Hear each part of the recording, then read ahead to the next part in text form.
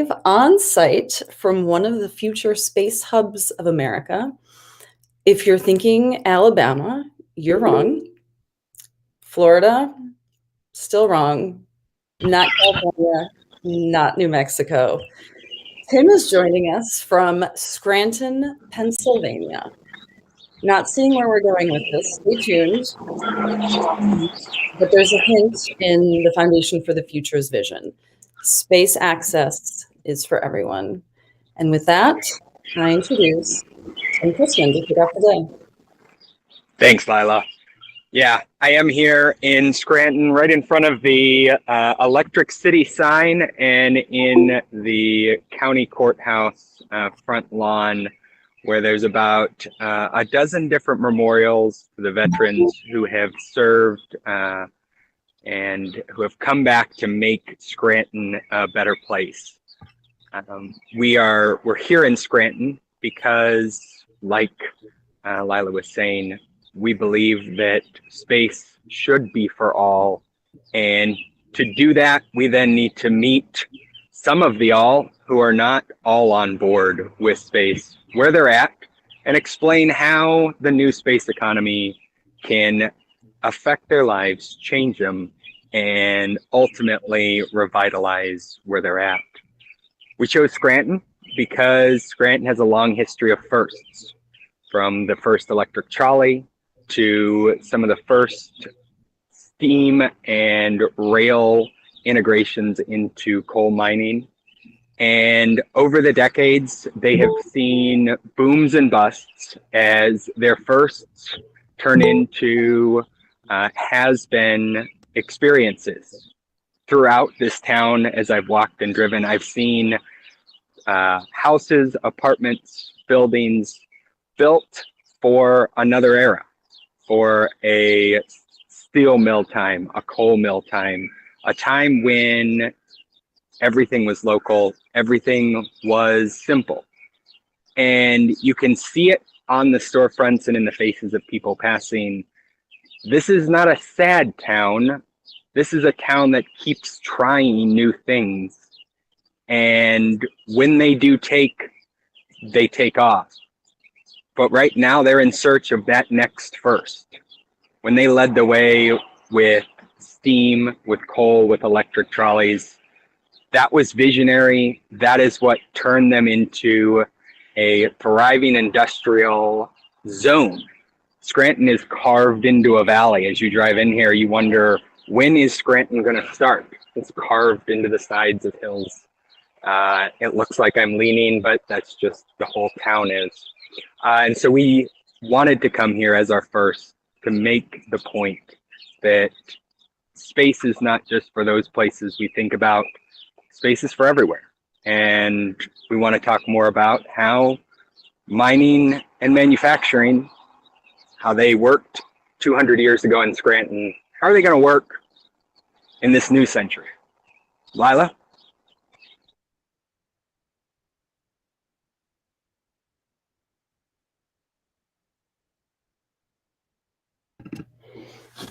Thanks, Tim. That's incredible. I love the sound of the birds. It's just a wonderful sign of spring. So I'm excited to share a couple of changes that we're going to be making to the format of Blue Marble Week. We'll start the day with a group of very engaging and dynamic speakers. We'll do 30-minute segments with plenty of time for questions and answers. So please feel free to raise your hands, drop your questions in the chat. If you're in the call with us, or if you're joining via live stream, you can ask the questions in the event chat, or you can do it via Twitter as well. So that's F4, the number 4, F space. So from 2 to 3, this is also something a little different. We'll enjoy a panel discussion with some of our key speakers. Justin Kugler, Gary Kalnin, Michael Lewis, and Rob Hoyt will discuss the topic today, mining and manufacturing. And in space. And then at 3:15, we will bring the idea of community and connection to life through conversations about the future. We'll be doing breakout groups where we'll have the opportunity, I think, not only to network, but to really dig deep and discuss some big topics.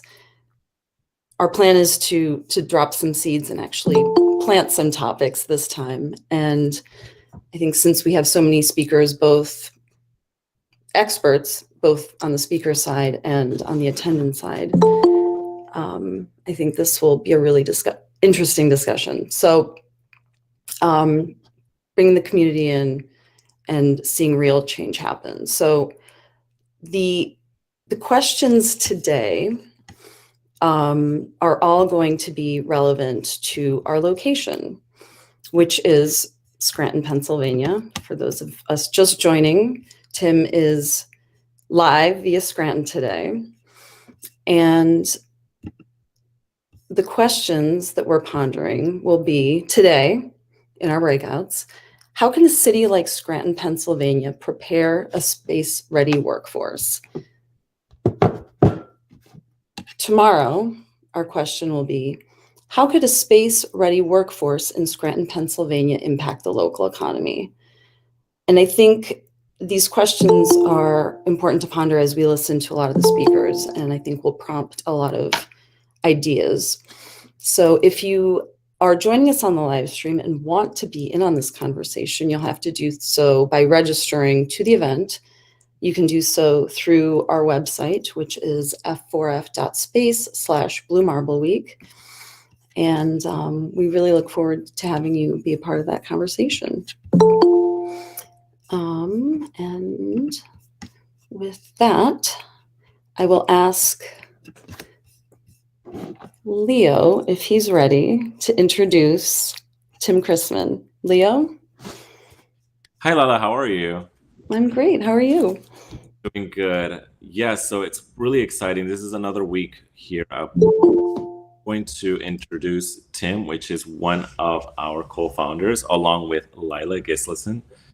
Tim is a former CIA intelligence officer who supported the National Space Council. He is a retired Army intelligence officer, former intelligence advisor, staff at the Pentagon. He holds 2 master's degrees, one in intelligence studies and one in international relations and affairs from American University. Mr. Chrisman is the author of the book Humanity in Space and of various articles about the expanse of our civilization in space. Tim's next challenge and mission is to make space accessible, survivable, and ultimately boring enough to be routine. Tim Chrisman, the screen is yours. Thanks, Leo. And after that location change and costume change, I am back. And this is fun. I understand the appeal of show business now, when you can make it look like you're in 2 completely different places. It's a lot of fun. So today I wanted to talk, as I was briefly previewing earlier, the gap between the reality of the space industry and where many of us on this call know the potential to be, and the rest of the country. And then give an update and overview of what we at the foundation are doing as part of our advocacy work, and hopefully close it out with some questions about where we're going, what we're doing, and how to get there. So any good pitch deck, any good explanation of a solution needs to orient us to the problem where we're at. So for the majority of the country, NASA is space. Just like Hollywood is movies, NASA does space stuff. But ultimately, NASA's meant to explore. They're not meant to develop subdivisions in low Earth orbit. Space Force is the new shiny toy for the government in a emerging domain that we see peer competitors talking about and cooperating in. But who is making what they're defending? Who are they defending? Why? And we see time and again, the commercial space industry demonstrates why the private sector truly is the innovation engine of America, as time and again, new impossible things are realized. But who sets the stage for their success? Who makes that possible? As Jeff Bezos said, he didn't build Amazon on his own. There was existing roads and postal services. Who's setting that up in space? So, as I promised, I'm going to continue to orient you on the map of where we're at. As an Army officer, I was told, be very precise where you point, don't use your finger, use a pen. And so I used handy little arrows here to show you where on these graphs we as the space economy are. And if you know or have read much about marketing theory and how mainstream products get adopted, you'll know one of these two analogies where we're either, as a community, about to hit this trough of disillusionment, or the chasm between the early adopters and the early majority. In either case, space is cool. There's a lot of hype, there's a lot of buildup, there's a lot of flash. But what we're about to run into is a point where the excitement and anticipation, just like after Apollo, is going to run into the reality of customers, of VCs needing their money, of towns and communities wondering, is this working for us? And that's that gap, that's that trough, where we realize this is cool, but it's a lot of work too, not very much fun. Kind of like what we all went through after we left high school and thought college was going to be great, and then had to pay for it.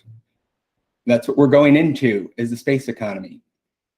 And so how do we bridge that? How do we fix that? Because as I just talked about, NASA, Space Force, and the private sector all have their own goals, mandates, and missions. So what now? Are we doomed to reliving the post-Apollo sort of trough? Or is there something we can do different? Before we get into that, I wanted to first lay out, because to me, this was actually a surprise as I went through. I want to lay out the missions and the visions of the US government's two main space organizations.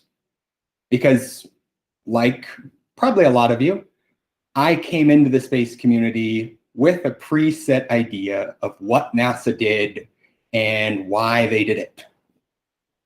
In my head, they were the Swiss Army knife of space for the government. If the government needed something that didn't involve a giant laser in space, it's probably NASA. And even then, it might be NASA.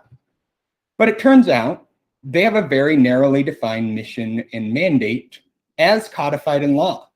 They are to push the bounds of the possible, to make hard things look easy, much as they did with their landing on Mars just a month ago. I will be honest, I was bored by the landing. And when I reflect on that, I realize that's a hard thing to say when you're in the space community. There's a new rover landing on Mars, and you, as someone leading an organization ostensibly with a goal towards making space more mainstream and exciting, was bored. And I realized that what I was bored with was how easy NASA made it look. Millions of miles of travel, multiple minutes of lag in commands between here and the rover. And NASA burns in a landing, no stop, They do a Fast and the Furious drag race in, stick the landing, and now we've got a helicopter on Mars.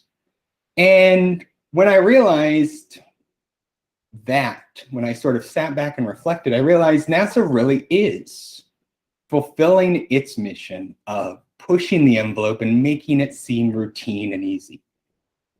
But at the same time, is it too much to expect them to do the rest of space things?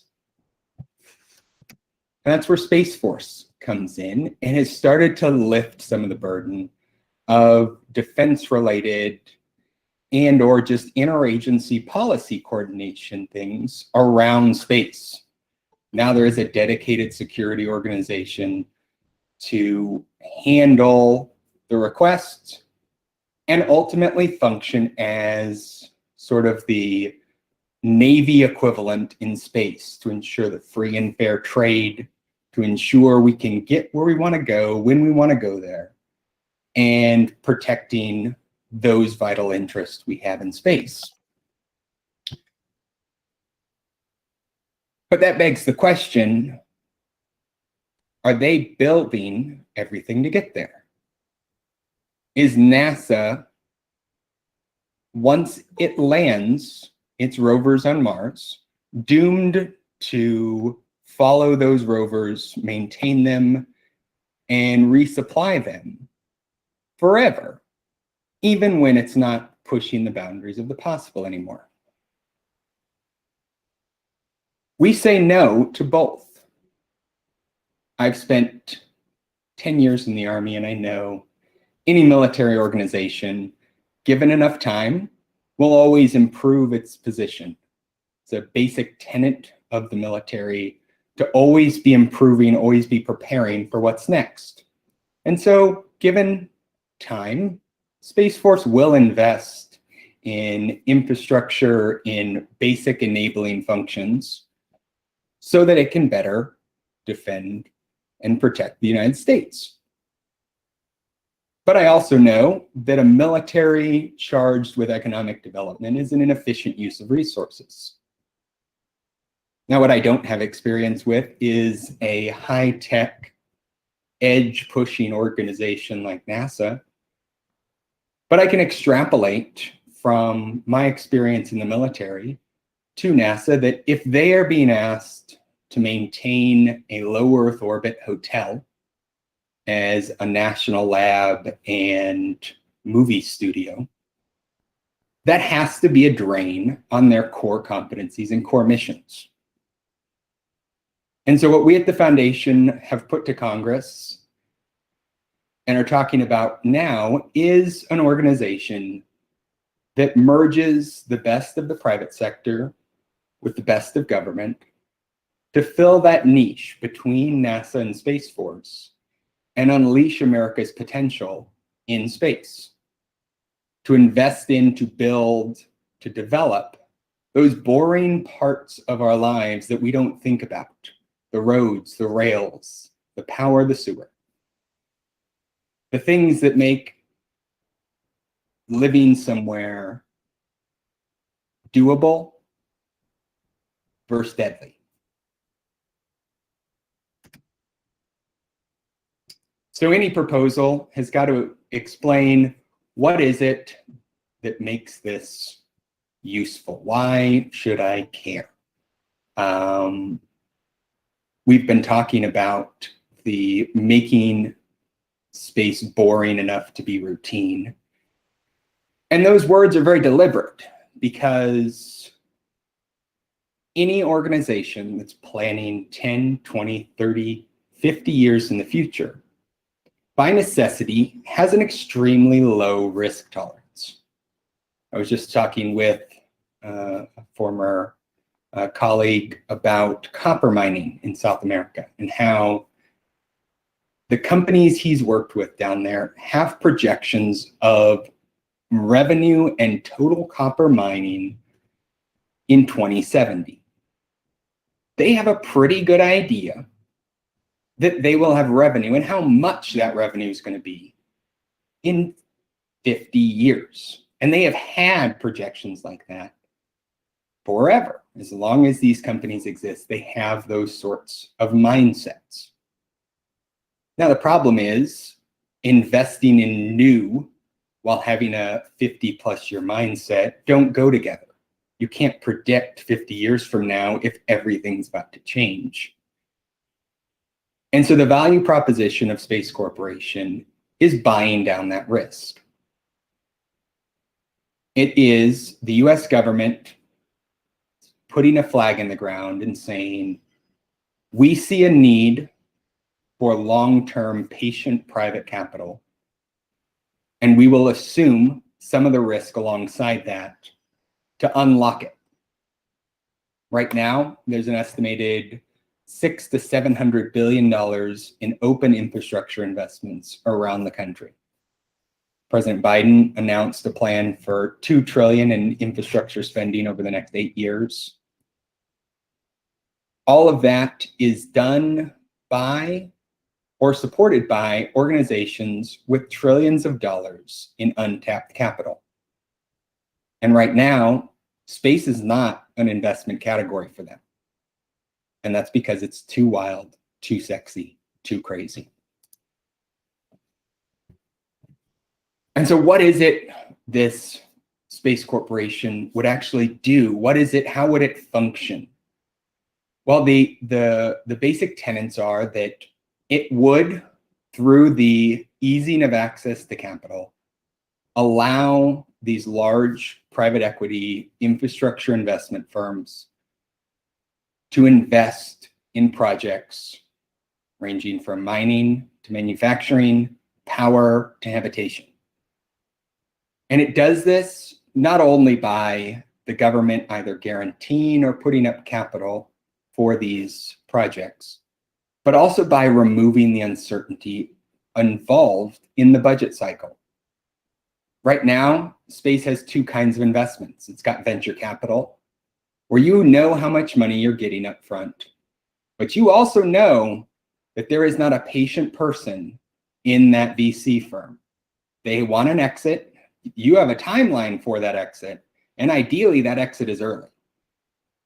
And the other is government, where you're not actually sure how much money you're going to get over the life of that project because it could get canceled the next Congress. But you know, in general, the government's going to be patient, allow for extensions so long as there is money flowing. And so we've got a gap in patient certain capital. And that's what this Space Corporation seeks to fill. If you follow any of the political news right now, there is a surprising amount of debate about what is infrastructure, why infrastructure.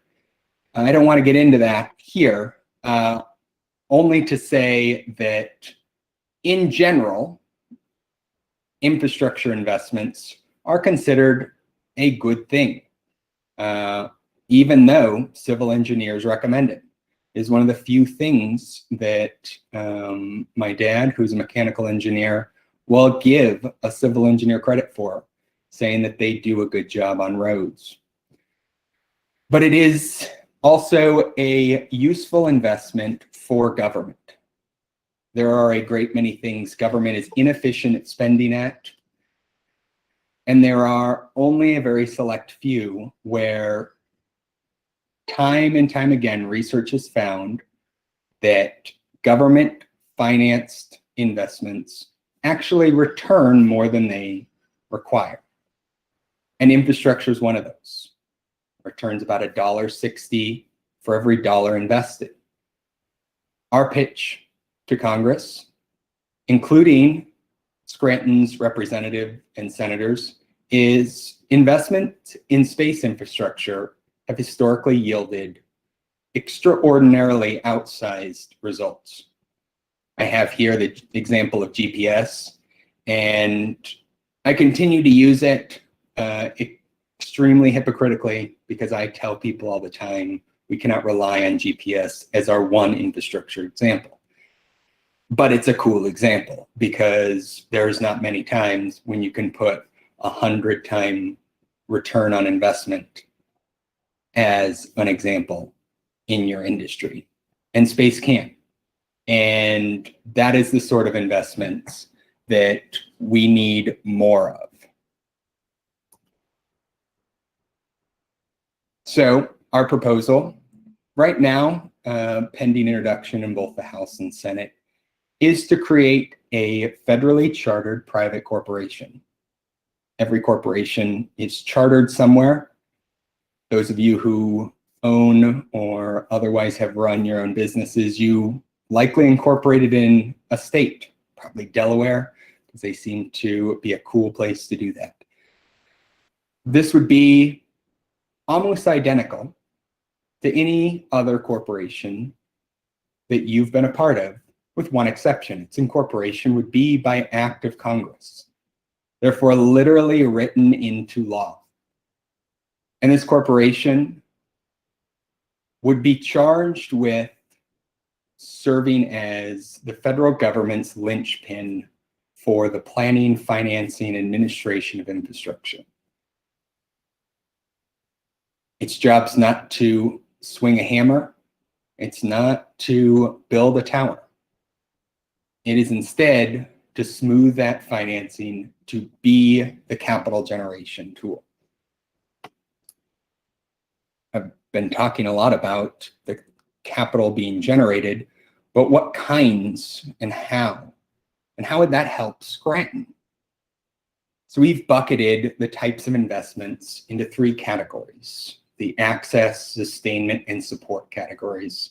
And I'll go into each of these more. Access really is just that: getting to, getting from, and getting through space. And these investments are largely geared around things not currently being done. It's not about picking a launch provider winner. It's instead about commoditizing the launch through what was done with airlines 50 or 60 years ago with the Civil Reserve Air Fleet, where the US government essentially pays rent to airlines to have one of their aircraft on standby, or multiple aircraft on standby, in case of a national emergency. Doing this allows for a ready access of capital for companies and ensures the US government has emergency access whenever it needs. Space sustainment, this is keeping us alive. This is those things that are required to live and work in space, whether it's manufacturing hubs, whether it is fuel or material reserves in orbit or on the moon.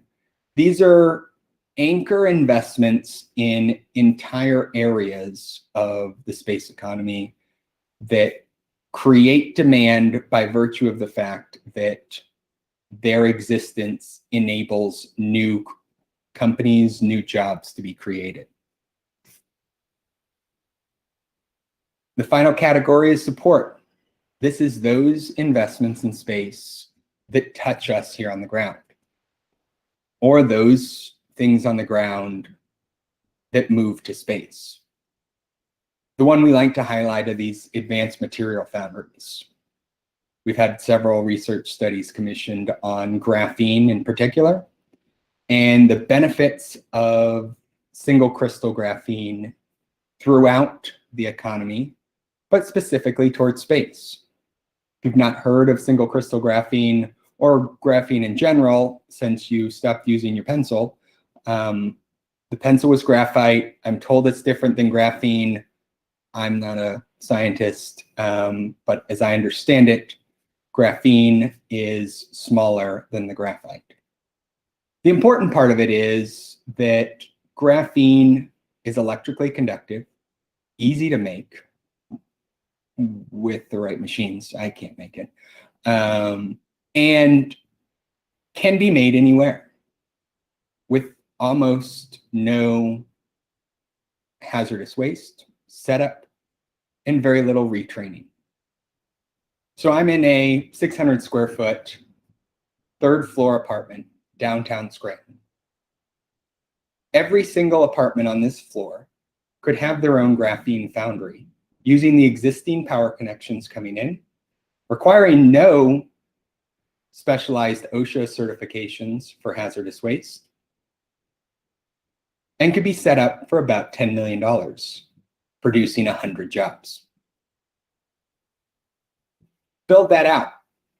There's an old iron foundry, quarter-mile away, used to employ thousands of workers in essentially a warehouse-sized furnace blast smelting place, hooked right up to the rail yard.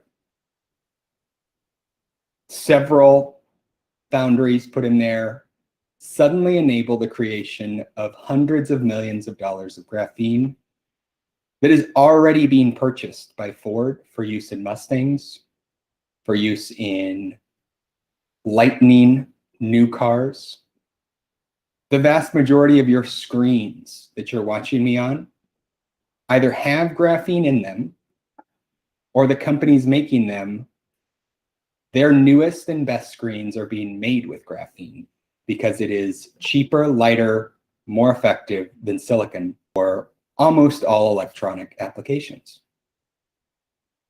That changes the game for communities like Scranton, who have a history of making, of building, and who don't see a hope in the space economy because that's a coastal thing. That's somewhere else. Instead of telling them, move to Florida and get a job at the Cape, move to California and work in Silicon Valley,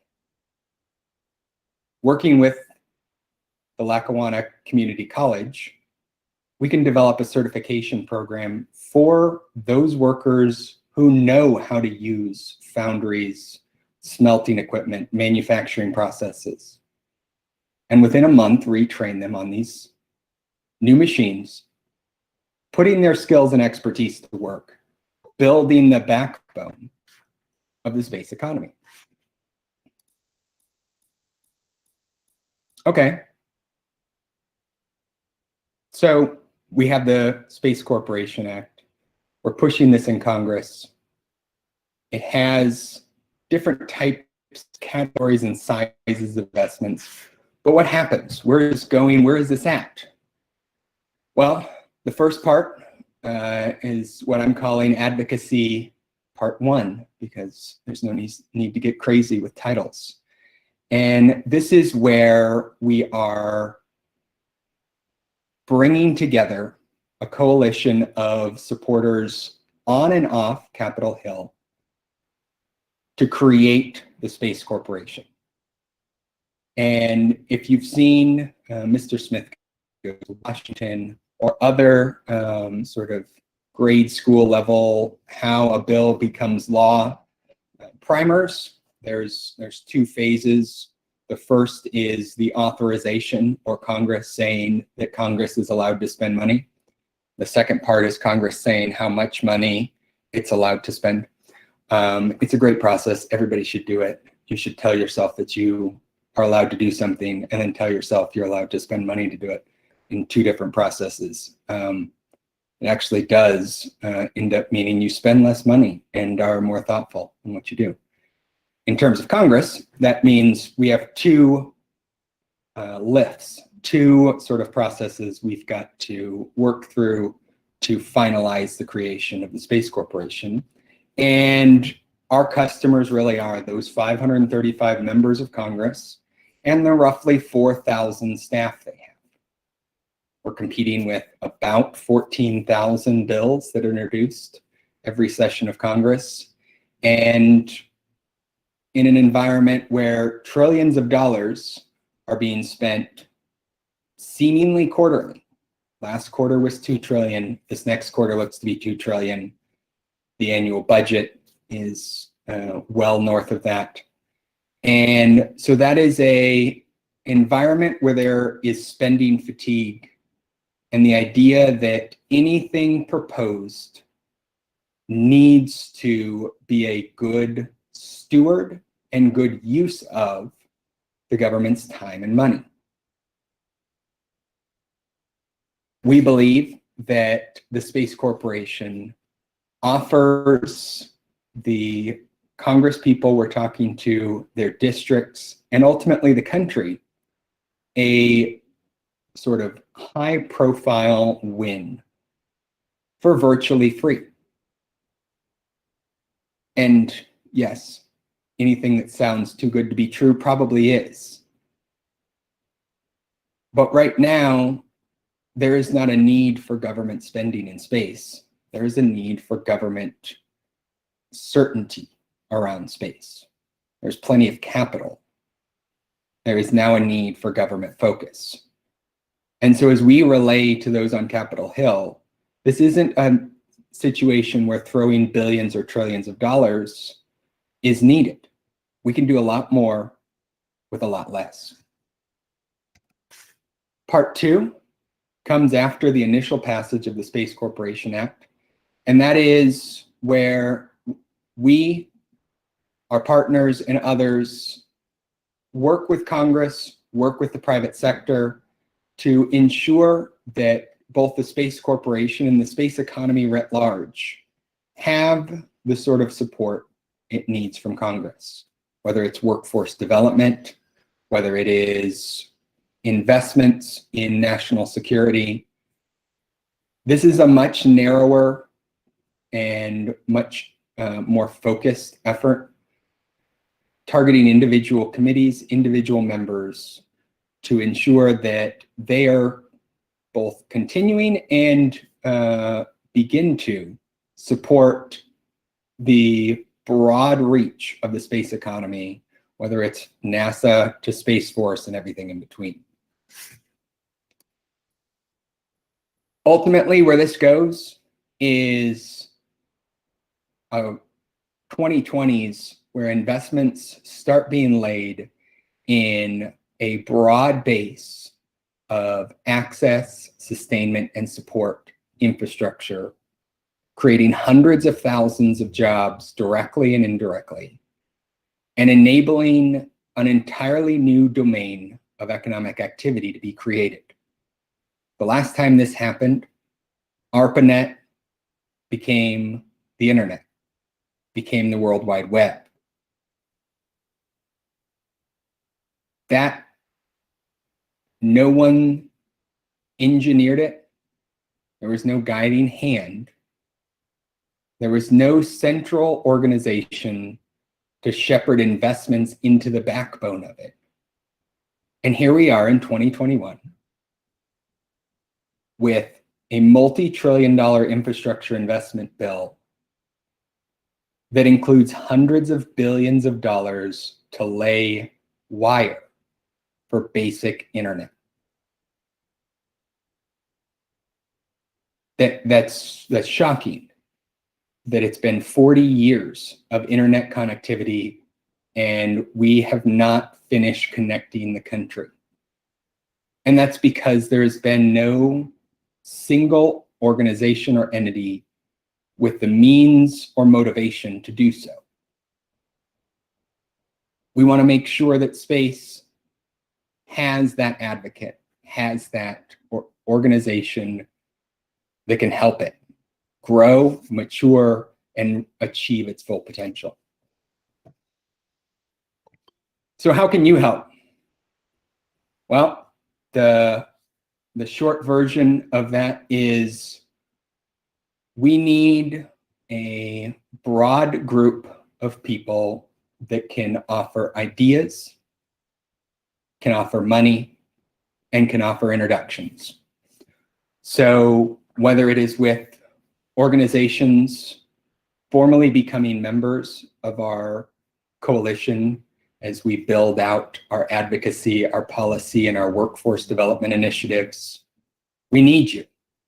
And these organizations that we're talking to that have either signed on or preparing to sign on range from large space holding companies to cyber providers to companies that are retooling manufacturing processes in North Carolina and the manufacturing belt in the South. that runs the gamut. We need ideas. We need ideas from people like you here, from educational institutions that we're inviting to join our Workforce for the Future initiative, which seeks to replicate the success of both ROTC and the NASA Space Grant Program by providing a blue-collar workforce development and a kindergarten to orbit pipeline, where every state has the ability to tap the resources and curriculum of the entire network and enable a space-focused education and workforce development at a fraction of the cost of going it alone. And we need people. If this was PBS, I would say viewers like you, not only for your contributions, but also we need your help advocating to your congresspeople. I have a call here in a few minutes with a number of people from the Scranton Chamber of Commerce and local schools to talk about how their members and how them personally can help us in our push to revitalize communities like Scranton who have been left behind because they're not the shiny object. And their workers and their people are being told, move somewhere else, find something else, do something else, and then you'll be cool, good, or useful. We as a country have spent decades telling places like this, we care, we want to bring jobs back. What have we done? We need your help to change that. I'll stop it here for questions. Yeah, Lila? Actually, Tim, we have a question from somebody who is actually here on the call. Darnell Clayton asked, or more so, he made a comment, Space Force makes me wonder if we will fight wars on the moon and Mars. The Space Corporation would inspire the masses towards space, but in a non-violent kind of way. So, more so, would you say that this is a positive incentive in helping to accommodate uncertainty around the future of space? Yeah, so there's been a lot of academic work that has gone into the idea that interconnected economies have a lot more to lose in conflicts. It's not that that prevents war outright, but it definitely smooths over what would otherwise be aggressive fighting. We've seen that with the European Union in Europe, where they went from hundreds of years of war to somehow they all are just happy and frolicking, as near as I can tell. If anybody on the calls from the EU, please let me know if that's wrong. I actually don't want to know. It's a good example, so I'm going to keep using it. But no, I think that having been in the military, spent years in Afghanistan and Iraq, where we were told, build, develop, win hearts and minds, that's a hard mindset for organizations who are built for security, for lethal force. Everything returns to that baseline. And it's no fault of theirs. We would prefer our militaries to be good at their job like we would prefer firefighters to be good at their job. We don't ask firefighters to arrest people for a reason. And so with the Space Corporation, the idea is to have an infrastructure-minded organization that can do the civil engineering, construction, financing that Space Force may need, that NASA may want, but that neither will do efficiently.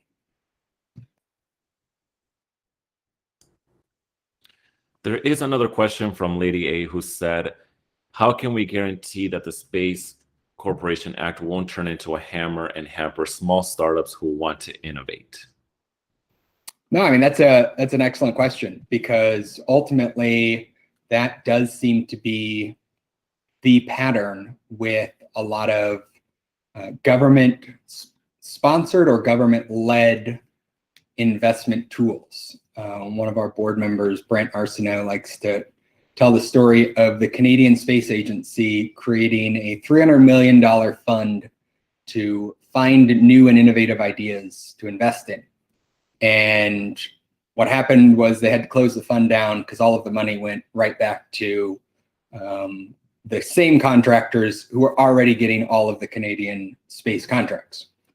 And we see that time and again in both the defense industry and elsewhere with government investments, where there is a push to invest in small businesses like SBIRs, the Small Business Innovation Research grants and programs throughout the government, but that the big primes continue to grow and seem to suck up all the oxygen.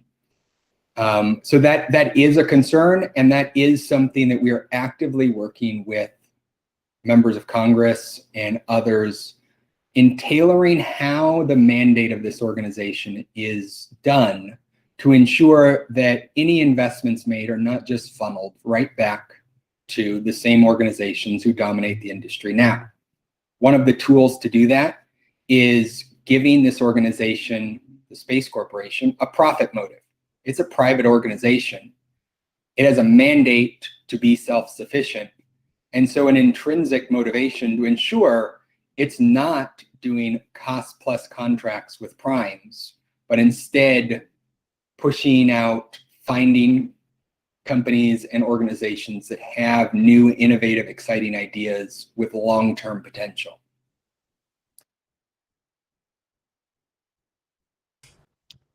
Very interesting. One other person asked, actually, he's currently writing out the, Lady A actually said, how can we get involved in working with congressmen to help steer this corporation in the right direction? It's a solid question. So the main thing we say to people is reach out to me or John. You can reach me at tim@f4f.space. And I will bring in John Chwat, our Director of Government Relations, and craft a plan. It varies greatly depending on where you're at, who you are. The letter I'm going to write to a congressperson is different than what Leo's going to do, and that's different than what Lila's going to do. And so we want to work with you to figure out how best to do that, how to tailor the approach. But ultimately, it can be as simple as sending a letter to your congressperson and their staff and letting them know that you are excited about, interested in, and want to support the creation of this sort of organization. Perfect. We have just a couple more minutes before 10 o'clock. So one other person asked, the Outer Space Treaty forbids ownership of property in space, which we did cover that last month in that week's Blue Marble. How would that barrier convince citizens and businesses to invest in space and potentially build factories, buildings, etc., without fear of losing it due to the lack of ownership of the space? Pun not intended, which, by the way, came from Darnell Clayton. Thank you so much, Darnell. Yeah, no, I will admit right up front, property rights is something that I do not appreciate like it should be. I have a friend, Wayne White, who recently sent me a draft of a bill he's writing for property rights in space. And the level of detail required to get that right is more than my chipmunk attention span can handle. But you have a solid point, Darnell, that the bedrock of private investment in space is knowing you're going to own what comes out the other end. And there's a couple ways I can take this. The first is the treaty binds the signatories, which are countries. And so private citizens like you and I are more or less by that treaty free to do whatever we want. And so there is someone selling land from planets all over the solar system, making millions of dollars, and it's a fun joke. But that does bind the hands of the US government through vehicles like NASA and DoD in investing in or taking a stake in those sorts of companies, mines, etc. On the flip side, because property rights is so complicated and such a big problem, it doesn't ever get solved until the last minute, until there's actually property at risk. And so part of our rationale is there aren't any voters in space. Until there are, they're not going to care and phone home about the property rights. And since it's rude to move people to space forcibly or suddenly in order to create a constituency, we're trying to do that with money. Because the more investments there are in space, the more people and companies have a stake in the success of that endeavor and who care about those details that I don't have the patience for, but that are needed, like property rights, like long-term, whether it's homesteading credit or other projects like that. Did that answer your question? And that's true, Sean. We did pass legislation that say we're America, we can do what we want, and that is true. Yeah. Really profound question. Thank you so much, Darnell. One other one. Aaron Pagel asked, the internet and GPS are things that had direct terrestrial impacts with lots of complements and low marginal cost. How do you convince Congress and the public that they should invest in something that doesn't have a clear application to terrestrial concerns, at least for a couple decades? It's by focusing on how everything in space works for us. We have this conception in our head that all 6 of the robots currently colonizing Mars are fancy toys that some engineer made and shipped to Mars as a toy to play with.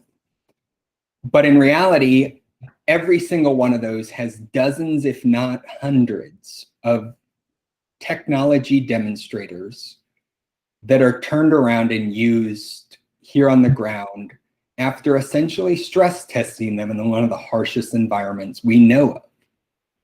And so yes, there are very few parts of any Mars rover that are going to be used here on the ground or that directly benefit any of us. But the work and the tools that they're testing directly do help us, whether it's through better foam for our firefighters, from the graphene I mentioned earlier, the solar panels being talked about as key investments, to just how to better filter water. Turns out that's a big deal when you're on a space station and there's not an outside source of water. And so you figure out where all the water is coming from to get filtered. That matters a lot when you're also in a small community in a third world country without a lot of access to power, but now have the ability to use essentially a made in space water filter because of these technology demonstrators that are wildly expensive and hard to make the first time. But by the time they get put out into the world, they change our lives. Perfect. It's about that time. So Tim, thank you so much for speaking on the Space Corporation Act. Again, if you need any more information on that or to get involved, please visit Foundation for the Future's website at www.f4f.space. Tim will actually be speaking more on location at Scranton, Pennsylvania this afternoon. And if you have gone to the website, you may have noticed that Blue Marble Week will be shifting to Conversations for the Future. Conversations for the Future is actually shifting to this more conversational format. And the biggest reason for this is to engage the community. If you are here, that means that you are part of the biggest conversations in space topics. Before we move on to the next speaker, I want to introduce an amazing member of the Foundation for the Future, Emily Mishler. Emily specializes in business development, creative strategy, and fundraising. Emily Mishler launched her first company at the age of 22 and has since raised and distributed over $20 million of private investment for private clients, for profit entities, and NGOs. She runs a group of impact-driven companies called the Cultivated Group and is on a mission to ignite and empower individuals and organizations to be the change you wish to see in the world. Emily helps in our fundraising efforts here at Foundation for the Future, and today she is here to provide a quick announcement on the importance. Your help is to advance our efforts to continue to build the movement of Blue Marble Week, now shifting to Conversations for the Future, and the creation of a public-private space infrastructure partnership for Foundation for the Future. Hi, Emily. Hi, Leo. Well, it's a pleasure to meet you all and be here today. Leo, thank you so much for that generous introduction. As he mentioned, my name is Emily Mishler, and my background is in the intersection of corporate philanthropy and creative solutions for revolutionary ideas. Like he's mentioned, I've recently become affiliated with the Foundation for the Future, and from the nonprofit perspective, have become a partner in building the development arm of the operation. We're in the midst of growing an incredible organization that's changing the trajectory of our future, and we need your help. I'll now be playing a quick video to show you a little bit more about a few different avenues the Foundation for the Future has for you to get involved. And if there are any issues with the audio, please let me know.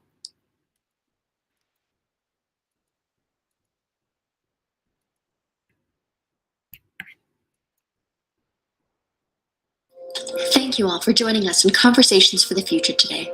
As these relationships continue to grow and progress continues to be made, it's becoming more important than ever before to have the infrastructure in place to support the Foundation for the Future's growth. So what does that mean? That means we are financially positioning the Foundation to be able to continue this important work for years, if not generations to come. From our conversations today, it's abundantly clear that our work is disruptive, necessary, and the time is now. And that means we need your help. We can all agree the comprehensive vision, expertise, dedication, and momentum of the speakers today, and the vision of the Foundation for the Future, the powering force behind Conversations for the Future, is more impressive and important than ever before. The future the Foundation is building is inspiring and worth investing in. This future, in space and beyond, is being built one relationship, conversation, and connection at a time. In order to continue this momentum in building and contributing to this caliber of event, conversation, and community, we need your help. We need you, our allies, attendees, partners, advocates, and friends, to spread the word about our important work through social media, invite like-minded and like-hearted peers to our events, and to help us connect with philanthropists and organizations who believe what we believe, that our future in space is ours for the building and the time is now. We are so excited to announce 3 different avenues to become involved if you're interested in financially supporting our work. On the corporate level, we have the opportunity to sponsor Blue Marble Week, or Conversations for the Future, and the Foundation at large on a monthly and annual basis to support our important work. On a personal level, if you, your friends, or family are inspired to support us, we welcome your contributions to support building space infrastructure and economy. The Foundation has also recently launched a corporate and individual membership program whose mission is to connect like-minded and passionate individuals who see the near-term potential in space. We're recruiting everyone from students to CEOs to join us in creating a dynamic ecosystem of young enthusiasts, investors, entrepreneurs, and larger industry partners inside or outside of the space industry. We welcome all who want to join and contribute to this urgent conversation which impacts us all. More information is available on the Foundation's website, f4f.space/membership. So our ask, help us in bringing space back home, because the time is now and the world can't wait. If you have any questions, please don't hesitate to reach out to Lila, Tim, or any affiliate of the Foundation for the Future. Our contact information and a link to donate is available on the website, f4f.space.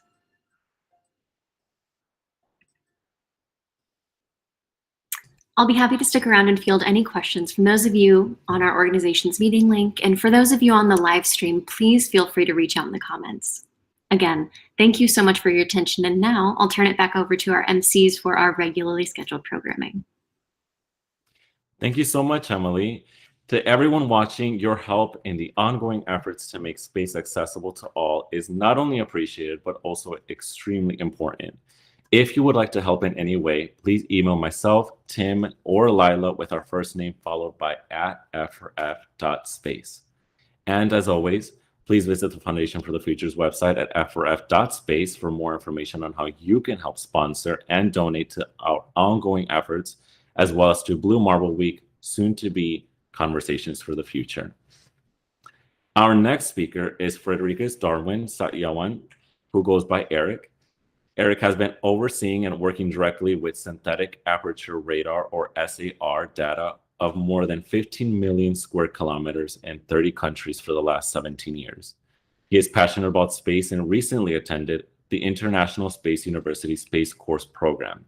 Eric is certified in remote sensing and imagery analysis from the United States Geospatial Intelligence Foundation.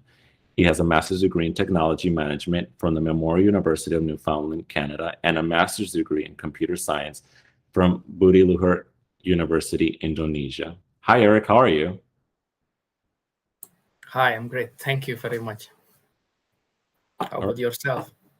Pretty good. The screen is yours, Eric, whenever you're ready to present. Thank you.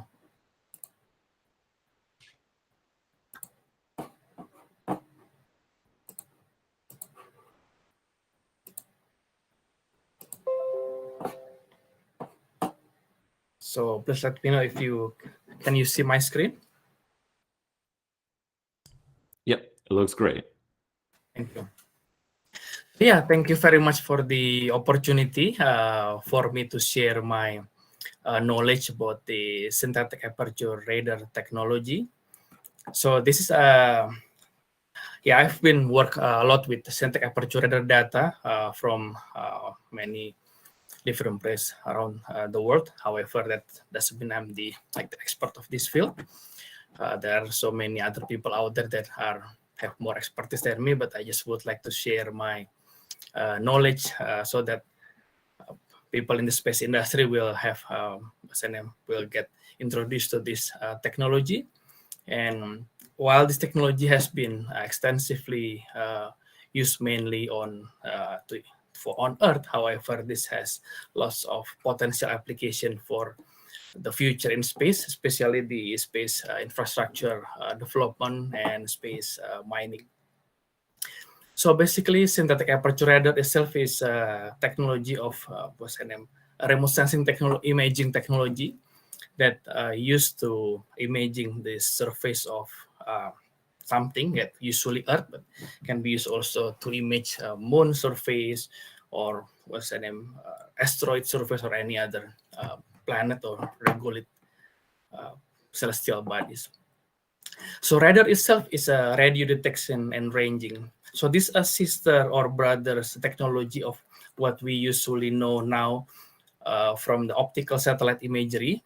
We have used like mapping application every day in our phone, but we know those applications use the the color optical imagery that it looks nice and clear, and we see what we see like from our eyes. But synthetic aperture itself is a different kind of technology. That's instead of using the optical wavelength, visible wavelength, it's using the radio wavelength. So this technology can be mounted on multiple platforms. The most of the platform now being used is spaceborne platform that this have relevant application for space, and also some can be mounted on the airborne platform and also on the terrestrial on land-based platform. So this SAR technology, it's work in the microwave wavelength. What we usually see in with our eyes or with our phone photos is using capturing or recording visible light. So that's what we are using with most of the satellite that we, the remote sensing satellite that we are seeing today. With the color image is a visible light. For SAR, it's using this microwave with a wavelength between few centimeters to a few meters. The advantage of this technology is this microwave can pass through cloud and pass through the atmospheric disturbance. That means when we want to image certain celestial bodies that covered by the atmospheric disturbance, the SAR technology is the suitable platform to do that. So, and also the second one, because it's using it's an active kind of remote sensing which transmitting and recording its own signal. So the SAR technology does not require any illumination to work on. So this is very useful if we want to image the dark side of the moon, where there is no sun illumination. This SAR technology will be very suitable for that. So these are the example of the image that recorded by this SAR technology.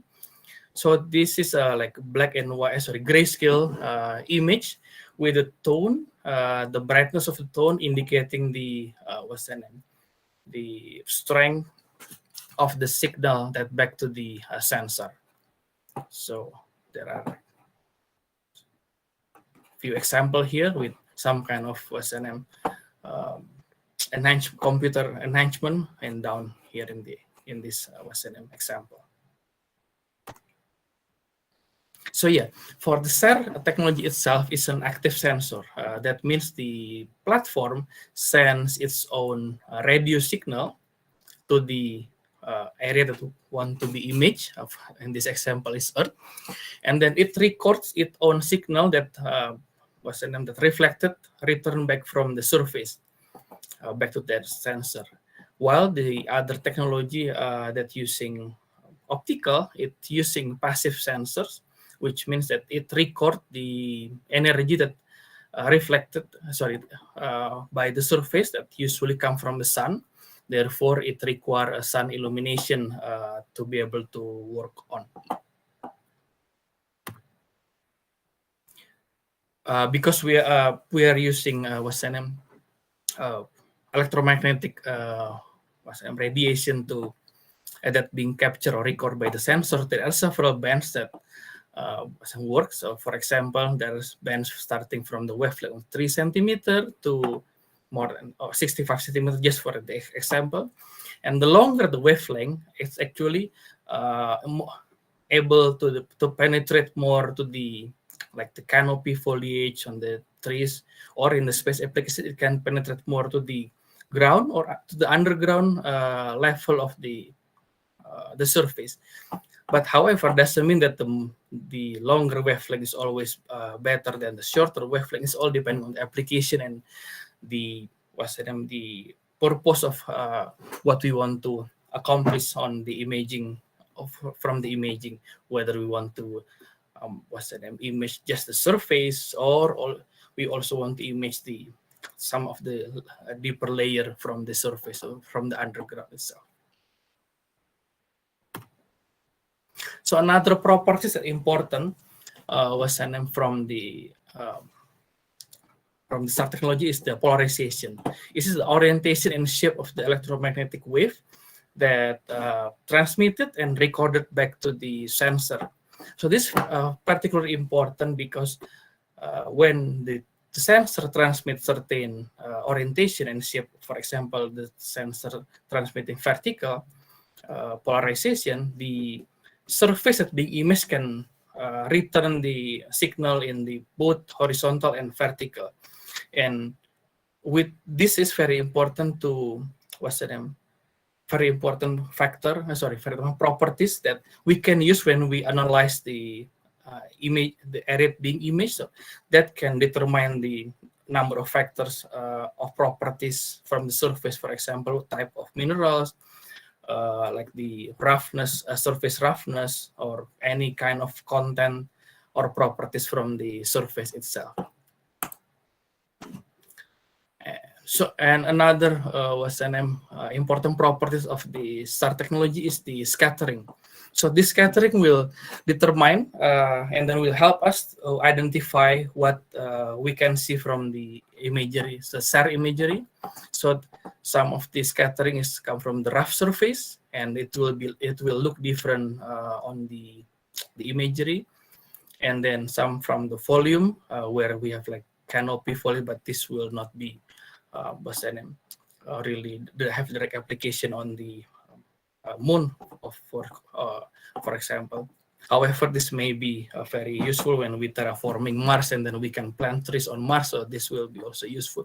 And also another one is the double bound. So this is very useful when we want to monitor infrastructure development in space. For example, we build like mining building on the dark side of the moon, or we want to track the vehicle activity on the moon surface. Maybe we have like all the heavy equipment on the moon surface at work for the mining that maybe fully automated, and we want to keep monitoring that. This will be very useful properties of the SAR technology to be able to help for that monitoring. And the resolution of the imagery from SAR technology is depending on a few things. So there are two types of resolution from SAR imagery. One is the cross-track resolution, which is the resolution perpendicular to the movement of the sensor. So for example, it's a spacecraft movement with a sensor. So the resolution that perpendicular is related to the the pulse length of the transmitted radio signal. However, the higher pulse length means it needs higher energy to transmit. It's depending on the power envelope of the spacecraft itself. And there is a mathematical formulation or technique that can help overcome that limitation of the using the longer pulse length, but to get the higher resolution. And the other resolution also is the along track resolution. So it's just the resolution that same like the direction of the movement of the sensor, and this is dependent on the length of the antenna. So in essence, the longer the antenna, the higher resolution that the SAR technology can capture for the along track resolution. However, as we all know that the very low antenna is of course not applicable for any platform, for spaceborne or even airborne. We would not be able to have like 1 kilometer length antenna. So therefore, the antenna length is synthesized, which means that it's like a virtual antenna. So the platform keep recording the signal from the same target along the movement of the sensor, as long as the target is still within the beam of the antenna itself. That's why the technology named synthetic aperture radar, because it's a radar that using synthetic antenna, it's not physical antenna. So if we see radar on airport, it's like rotating with huge antenna. That's a physical, real aperture radar antenna. But this technology is using the synthetic antenna. So the antenna can be very, very long without actually requiring the physical antenna. So with the mathematical formulation, we actually can generate very high resolution imagery that can mimic very long antenna length. So these are the output examples of the basic output example of the SAR technology. The first one and top right here is the SAR imagery itself. So we can see that we can see buildings here with higher return because of double boards that I mentioned before. So we can see some of the metal structure or features on the ground that return very, very high return signal because of the double bound. And we can see some of the like roads and the different kind of gray shade on the, depending on the surface roughness on the surface here. So this very so I mean, it's very useful because we can determine and then we can differentiate between one feature to another using the SAR, the SAR imagery. And another output example is with a technique called interferometric synthetic aperture radar. We actually can can get the height, the 3D feature from the surface itself that we can continue to monitor. For example, if we have the mining site on the moon, we want to keep capturing the 3D feature of the the terrain to see how deep we already excavate and all the changes that happen on the surface because of our activity. Or even for infrastructure development, because when we build road, sometimes we have to cut through the hills and fill through the valleys, and that will be also very useful for that kind of activity. So another useful application on Earth is for maritime monitoring. So because of the properties of the SAR signal itself, it bounce back signal when it meet the smooth surface. So water considered as a smooth surface and bounce back signal away from the sensor. And any surface, any feature or any things that float on the water will have a more stronger return and double bounce, so we can see easily all the ships or vessels that around this around this area. So the darker area is the water, and then the brighter area is the land. So we can see there is like port in here in this area. And this is an interesting thing that happened recently with the Ever Given ship stuck in the Suez Canal. And this, I'm taking a screenshot from the European Space Agency Twitter account. So this image on the right shows when the Ever Given ship stuck in here, and there are lots of ships accumulating, waiting to enter the canal. And when this Ever Given ship has freed out from the stuck, so we can see there are less of ships waiting because many of them has been able to pass through the canal. So this is very important. Very useful technology to monitor the area. And again, because this technology doesn't require illumination, so this can be imaged day and night, and also it doesn't affected by any atmospheric disturbance or cloud. And with those kind of radar SAR signal properties, we actually can perform an analysis on top of that. For example, we can combine all the polarization and combine them into like false red, green, blue layer to make a false color imagery. And this is very useful for the analysis of the surface material. For example, if we want to do mining in the lunar side, in the moon, so we can analyze what kind of rock and mineral that's available on the surface in order to be able to determine what kind of mineral or where we want to do we want to perform the mining activity. And another important application is called differential interferometric synthetic aperture radar. This is where the SAR technology can detect the millimeter movement of the surface or the terrain.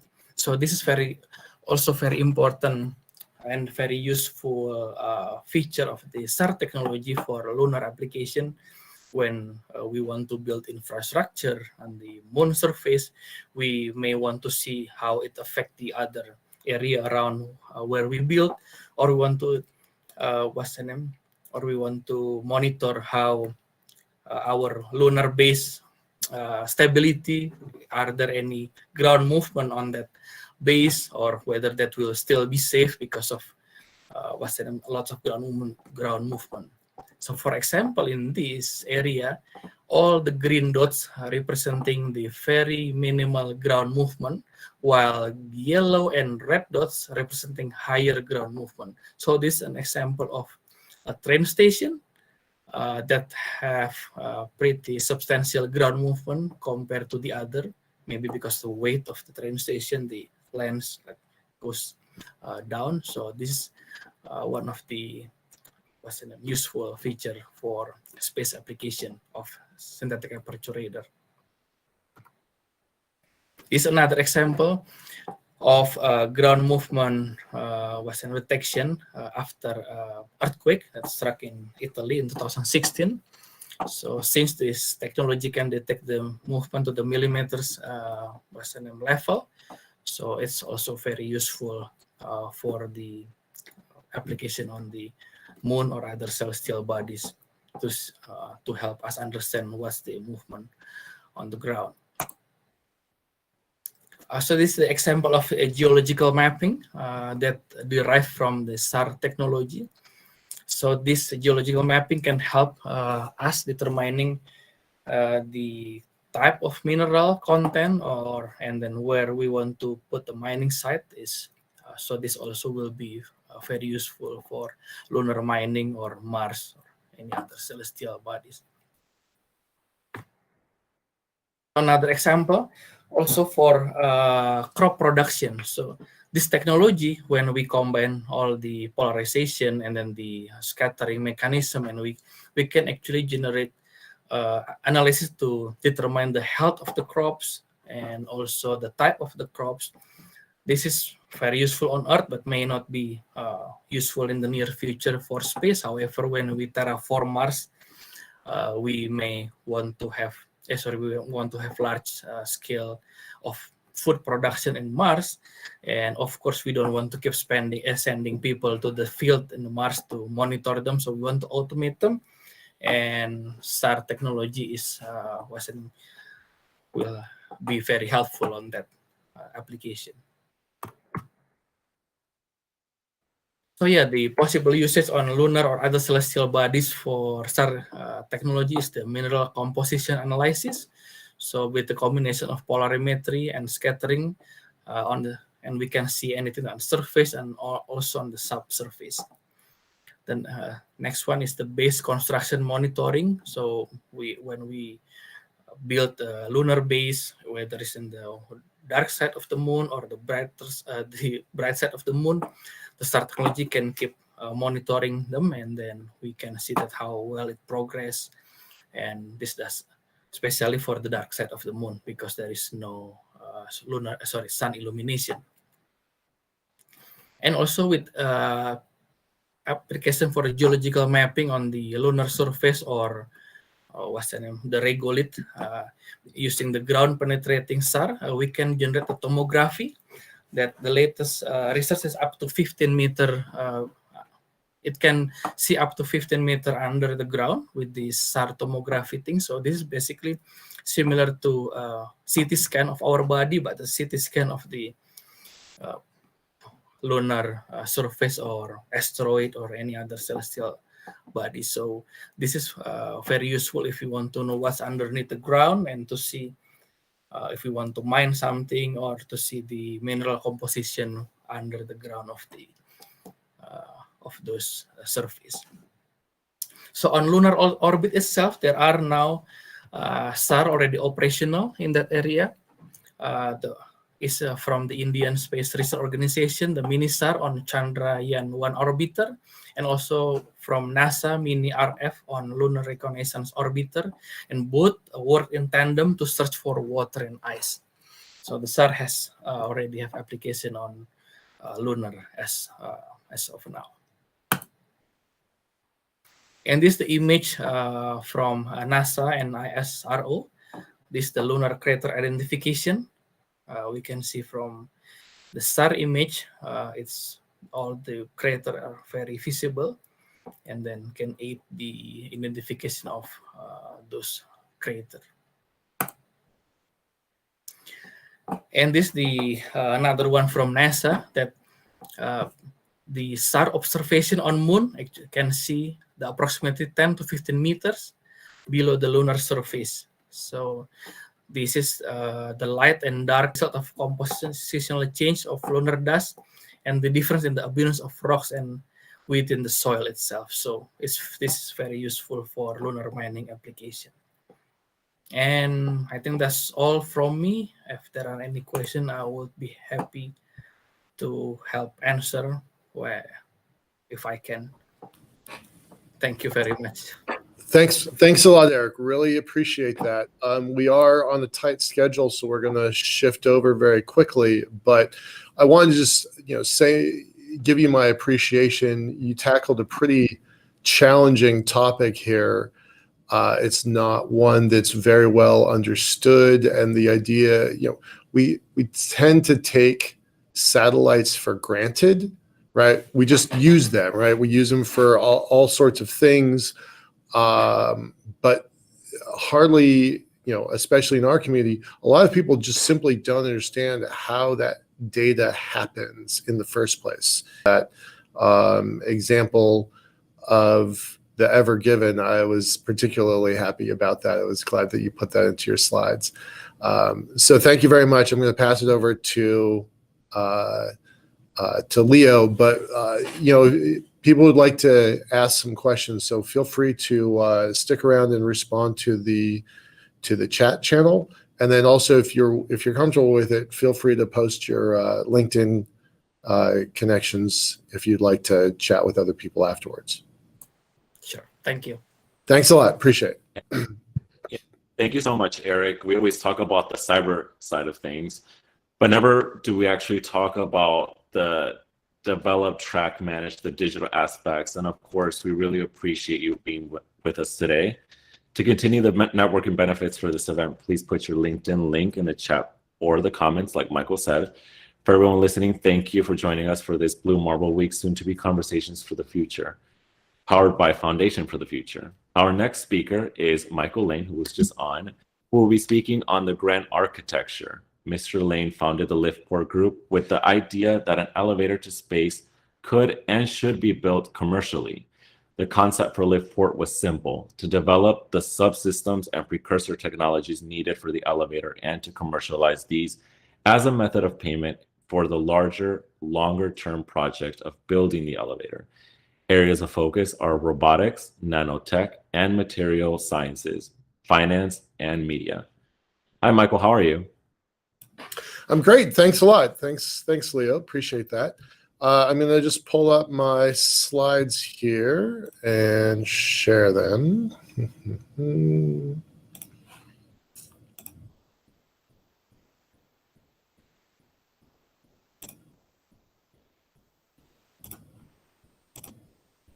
Everybody seeing that? It's I haven't enlarged it yet. Let me do that.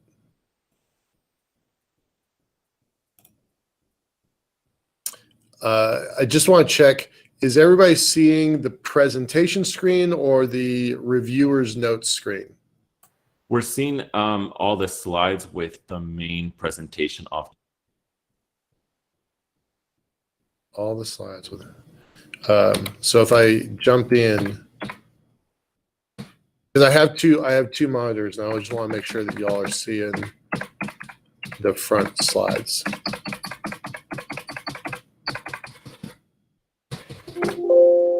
Okay, all right. I think you're seeing what I want you to see, just the main one screen, not the presenter notes slide.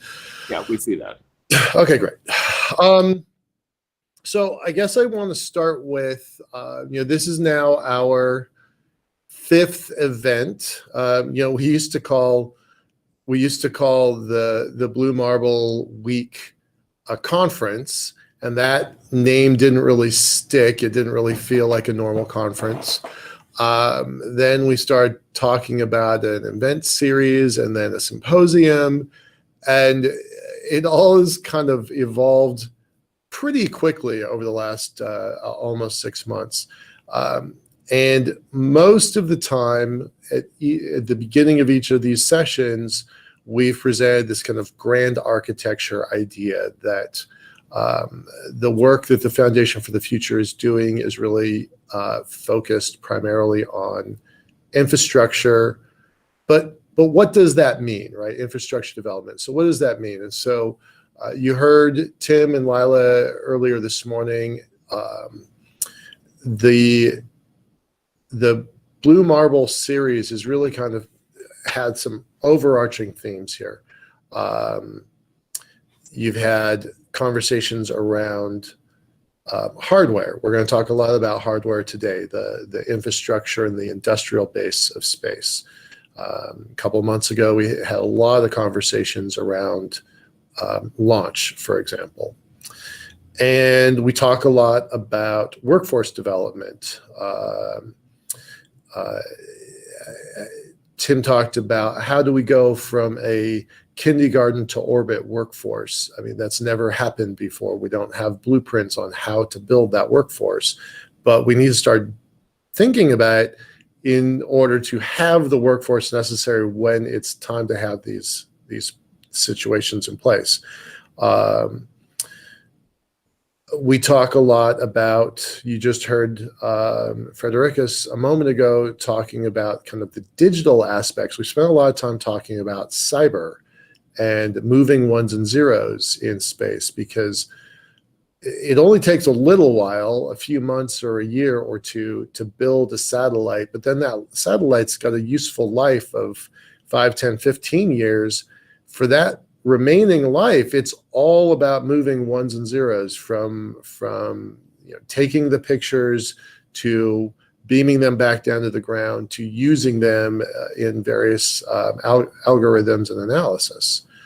And then the final piece is defense. We had a great conversation a couple months ago with several folks from Space Force, kind enough to bring in Lieutenant General, 3-star General Saltzman, and several folks from Space Force. So those are the big overarching ideas that we've been exploring with this Blue Marble Week programming. We're going to shift its title a little bit. Lila will talk about this more tomorrow.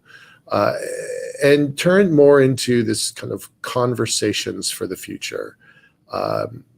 Because what we realize is we're using these events as a crowdsourcing tool to get ideas from the community on how to push forward this Space Act.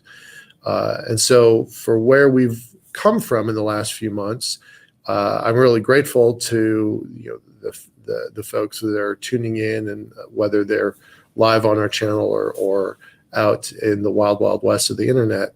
And then those are the large ideals, right? So workforce, cyber, defense, and industrial base and hardware. Within that, we spent a lot of time talking about this grand architecture. How are things going to move out into space? We're going to talk about that more in a minute, so I'm not going to spoil any of that. But we tried to be very methodical and process driven about how this is going to unfold, in our opinions, right? Certainly other people have other opinions. And each month we've picked a theme to really dive into. So when we talked about launch, we didn't talk about launch from the perspective of, one big shiny rocket or another big shiny rocket or another big shiny rocket. We talked about launch from the perspective of economics, right? Lots and lots of conferences show off cool shiny rockets. Lots of conferences do that. And that's great. Happy that they do that. We wanted to look at the down to earth, down on the ground implications of what does that rocketry, machinery, infrastructure, what does that mean to us down here on the ground? So we found ourselves in a spot where we're not a very stereotypical space conference, exactly where we wanted to be. We are not a very stereotypical space conference. And it's been fun to kind of watch that evolution happen. Now, the monthly topics that we've been kind of looking at, launch, I said, defense, I said, last month it was about space elevators. This month, it's really about orbital development, in as large of your imagination as you can get. Now, keeping true to our founding ideals, we're only talking about from now to 2035, so it's very boxed in time, and it's very boxed. I'm going to use the word geographically, but that's not the right word. From the ground of Earth to the lunar regolith. That's the zone that we're talking about. And we refer to that as either CisLunar space or the CisLunar Econosphere. And that's been really fun, right? How is this environment going to evolve? Sorry, I thought I was on a different page. I'm just kind of looking at the moon here. As this stuff evolves, there's probably a progression to it. There's probably a fairly natural step-by-step process here, and we're gonna kind of look into this a little bit. So, at the beginning of each of our Blue Marble events, we always kind of showcase this grand architecture for how we think the future is going to evolve. And again, we're not looking at CGI of Martian settlement, right? You know, those SpaceX images are cool, they're neat, they're fun, but they run counter to many of the goals of the Space Act, because what we've heard time and again from the politicians and the folks, the staffers at Capitol Hill, one is Mars isn't in my jurisdiction. It's not my constituent base. Two, it's too far away, right? It's too far away both in distance and in time. Right, it's not a problem they have to solve next week, next month, or even this congressional session. So that's why we boxed it about between time and space, and that's why we don't have a lot of kind of fantasy pictures of what space might someday become. Hey, Michael, really quick, Michael. I think your slides might be frozen. I was. Are they frozen? Which slide are you in right now, just to reference? I'm on, well, I just advanced it to a new era for deep space exploration and development. Yeah, I think they may be frozen. Can you unpresent and then present back in and see if Sure. that fixes the issue? Yeah. Okay.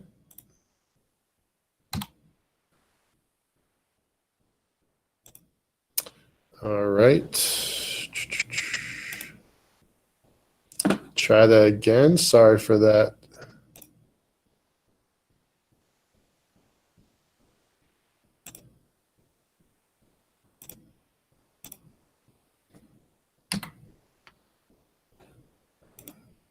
Yep, perfect. I can see commercialization of Leo, correct? Yep.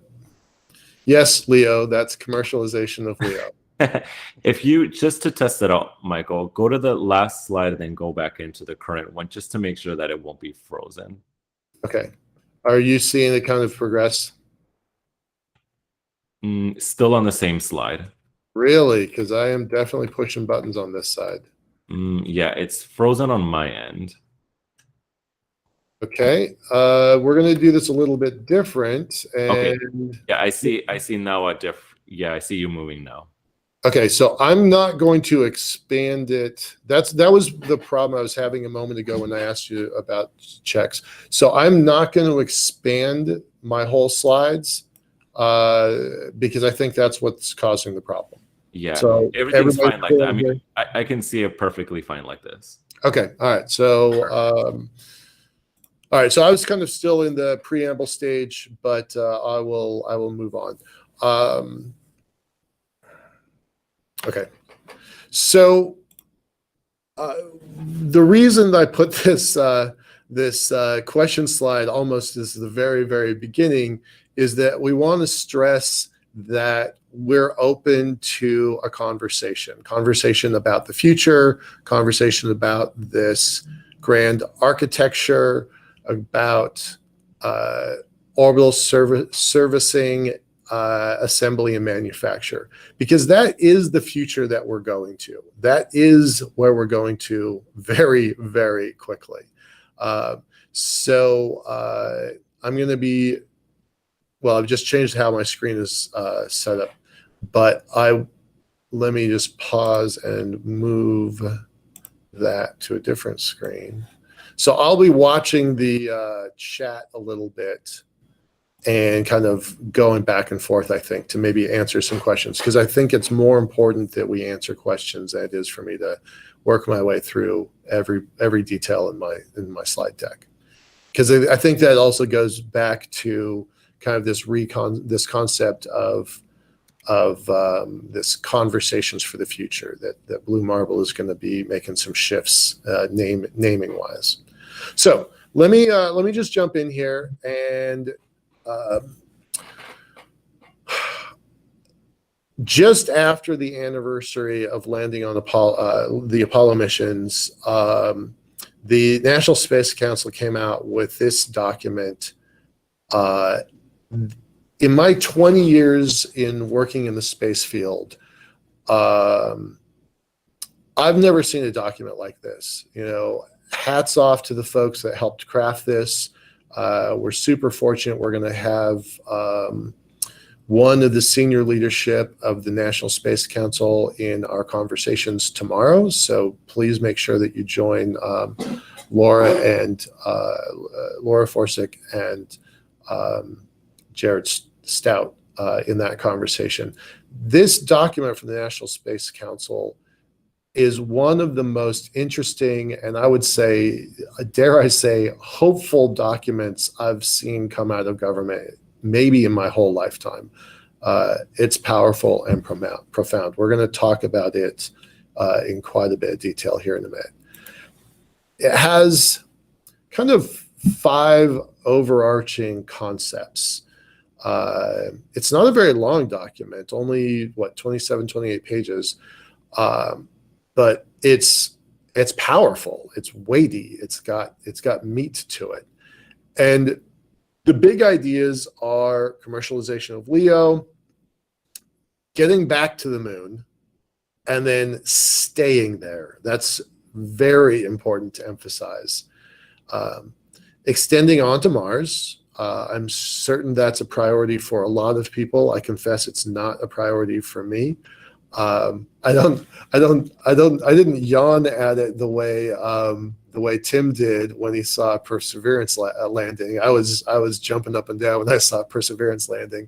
I'm excited about sending humans to Mars, but that is not my priority. The document brings up deep space science and, very critically, education workforce development. So those are the big ideas that came out of the National Space Council a little while ago. The areas I want us to pay attention to, because we're talking about orbital manufacturing, assembly, and servicing. I have the initials backwards. OSAM, orbital servicing, assembly, and manufacturing, tends to be in these 2 areas, right? We probably will manufacture probably oxygen, possibly fuels when we get out to Mars, but that's a long ways from now. We're not there yet. We're going to go back to the moon and figure out how to do the stuff we need on Mars first. So over the last 5 months of running these Blue Marble weeks and what's turning into the conversations for the future, now retired 3-star General Quast talked to our he joined our early Blue Marble Week events 2 different times, and he said that this is maybe the most important conversation in our nation's history. And I was fortunate enough to ask him some questions about that, and he really kind of doubled down that where we go as a nation into the future, is going to be determined by the decisions that we make in the next 1 year, 2 years, 5 years, 7 years. That was pretty profound. That was pretty powerful for him to say that to me. And then last month we had the chief scientist of U.S. Space Force at our event. So he was saying that, you know, innovation is the key to the future in a lot of different ways. A lot of different ways. He said innovation is the key to the future. He said that commercialization of space is pretty critical, paramount. And it kind of, when we start talking about this grand architecture, that there's a role of government. There are current programs and there are potential programs. So what we're going to talk about here is really some of this potential programs. I'm a big fan of the current programs, absolutely a big fan of the current programs. What drew me to the Foundation for the Future is their potential programs that they would like to get started as part of the roles of government. So we usually talk in terms of four overarching elements to all of this work: hardware, business, outreach, and framework. I refer to those as the 4 pillars of infrastructure development. When we spend the next 2 days, we're going to spend a lot of time talking about hardware this afternoon, but we're not going to neglect business, outreach, and framework. Most of that happens on day number 2. Usually when you go to a space event or a space conference, it's all hardware all the time, which I love, but we have to acknowledge that there are other elements here. And when we start talking about this grand architecture of the next 15 years, we need to acknowledge that, you know, the hardware doesn't happen in a vacuum. And I don't mean the vacuum of space. I mean, it doesn't happen magically by itself. You need the other elements in order to build a successful program. And then the other way we look at it is, who are the partners, right? Who are the people that are involved in this process? I'm 53 years old. One of the pivotal moments of my young life was an AC/DC concert that's only about 4 miles away from where I am right now. And I refer to these partners that are going to space as AC/DC: academic, civil, defense, and commercial. And that's one way of kind of looking at the players, right? These are stakeholders in this grand vision for going to space. So then what does this grand architecture look like? You know, in this, what are the steps of it? It's these 6: launch, in-space transport. I believe that lunar elevators are going to be constructed. That's going to be a part of the overarching systems. We'll have space stations that will lead to mining and manufacturing, and ultimately what my personal holy grail is focused on space-based solar power. So this is kind of how I think it's going to evolve. I think this is how the future is going to evolve. We're going to break these down a little bit at a time. I do see some questions in the chat.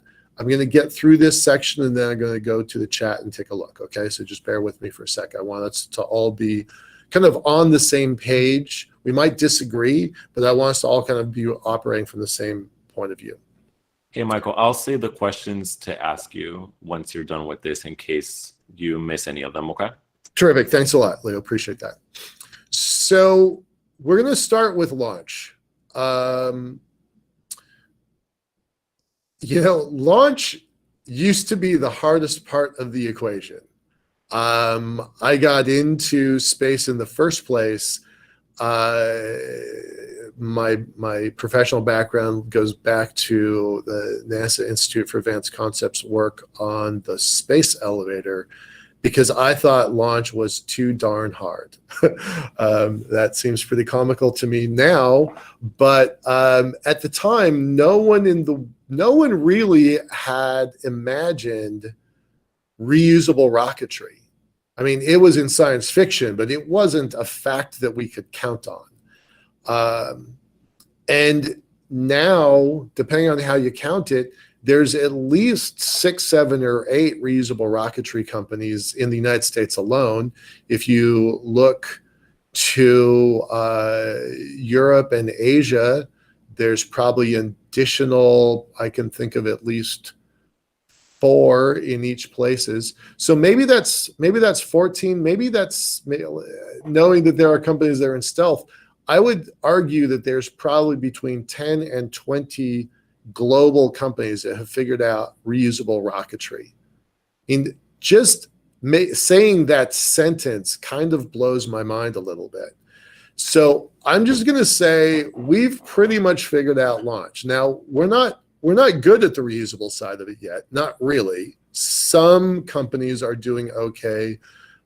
Most governmental programs are not reusable.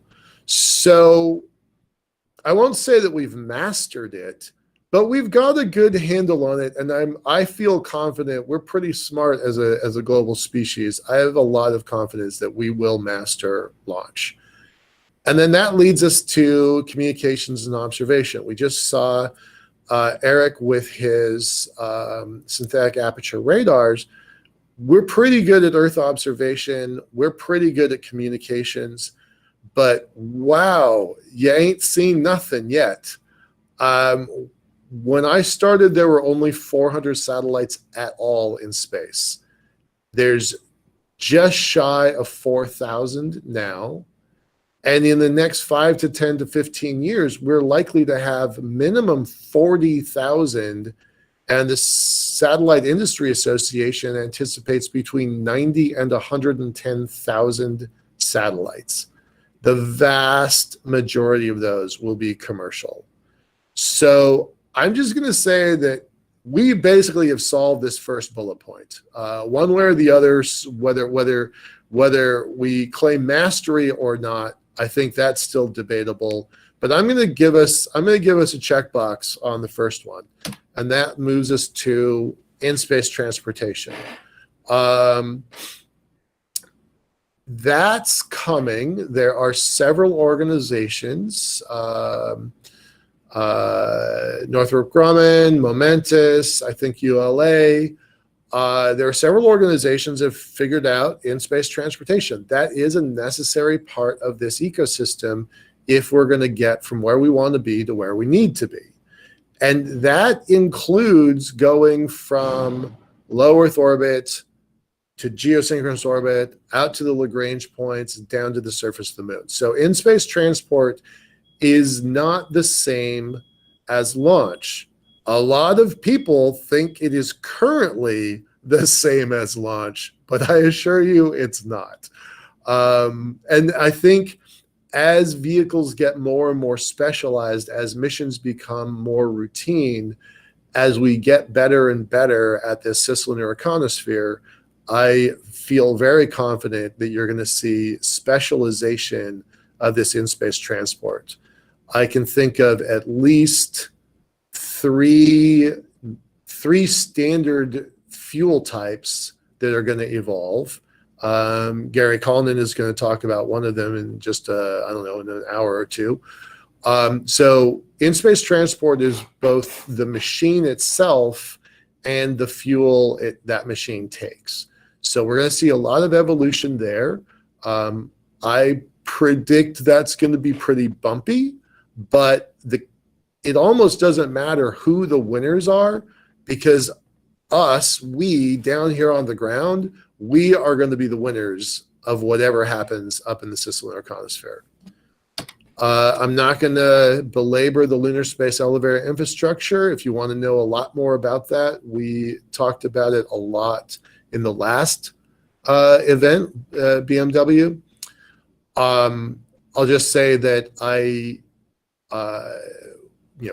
with 20 years of working on big wackadoo crazy projects like the Space Earth elevator and then the lunar elevator, I have a lot of confidence that this is going to happen.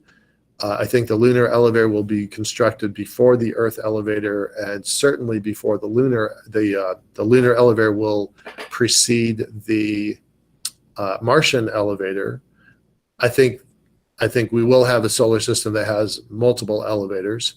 But the lunar one is buildable now with current technology, so I want to make sure that happens. But then, the rest of this conversation of today and tomorrow is really going to be around these next two elements, space stations and mining and manufacturing. Now, I think they go in this particular order because we have space stations and we don't have mining. We do have manufacturing. So in a way, these things kind of blur together a little bit. A couple months ago, we had Tom Murata on, and we kind of had an internal poll and asked the question of just how many folks are going to be living on orbit or visiting on orbit in 5 years. And the number was a lot higher than anybody expected. So that gives me a lot of hope and confidence for the near future. But we're going to start developing out new space stations, different kinds of space stations, and I think probably, if not specialized stations, specialized modules within stations. Currently, Axiom is going to have a luxury site attached to the workhorse of the International Space Station. I find that pretty startling, but I'm super enthusiastic for it. So I hope that they succeed there. And that, I think the stations enable manufacturing. We've only just recently, in the last 5 to 7 years, started experimenting with doing manufacturing in a commercial way. We're going to spend a lot of the rest of the day talking about that.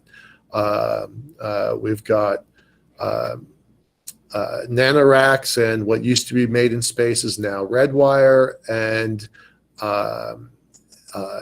Tethers Unlimited to talk about manufacturing on orbit and space stations later today. So I'm super excited about that. And then the mining component is still very raw. I think it's very raw, but I think it is an inevitable part of this grand architecture. And so to talk about that a little bit, not that we're at the moon mining, because we're still not there yet.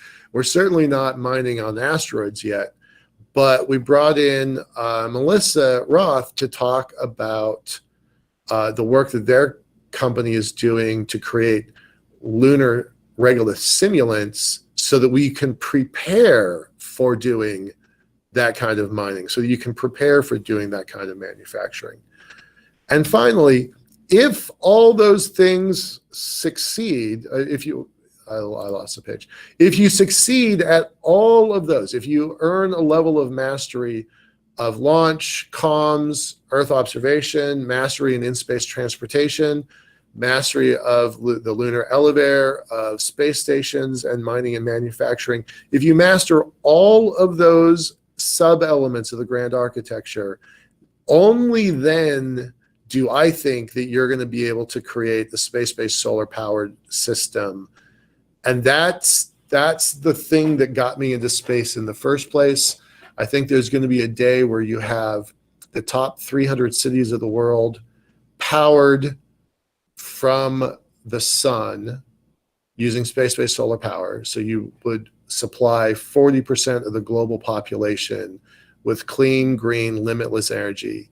And I think the best way to pull that off is to use lunar resources to build those solar panels and then ship them back towards Earth.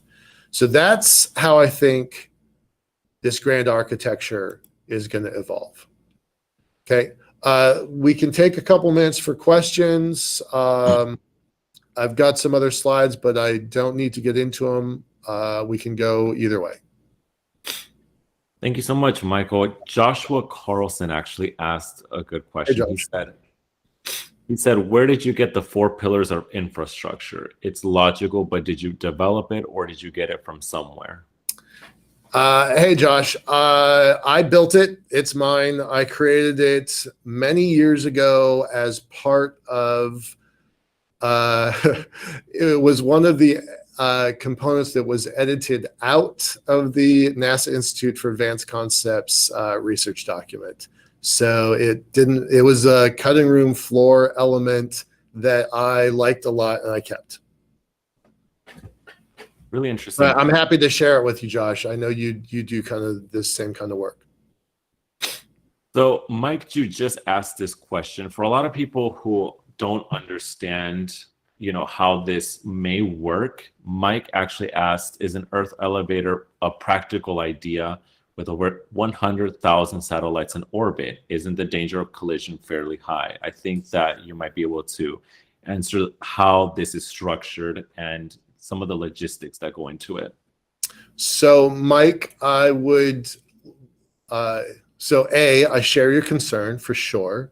I would like to point you towards the BMW event that we held last month. Fabio, if you can share the link to day number 1, that would be helpful. Dr. Pete Swan and his team took a hard look at the Earth elevator on day 1 and the lunar elevator. Our team tackled the lunar elevator on day 3. So hopefully that will answer some of your questions. I definitely share the same concerns. 100,000 satellites is really hard to dodge. So I'm very concerned about that, which is one of the reasons why we shifted away from the Earth system to focus on the lunar system.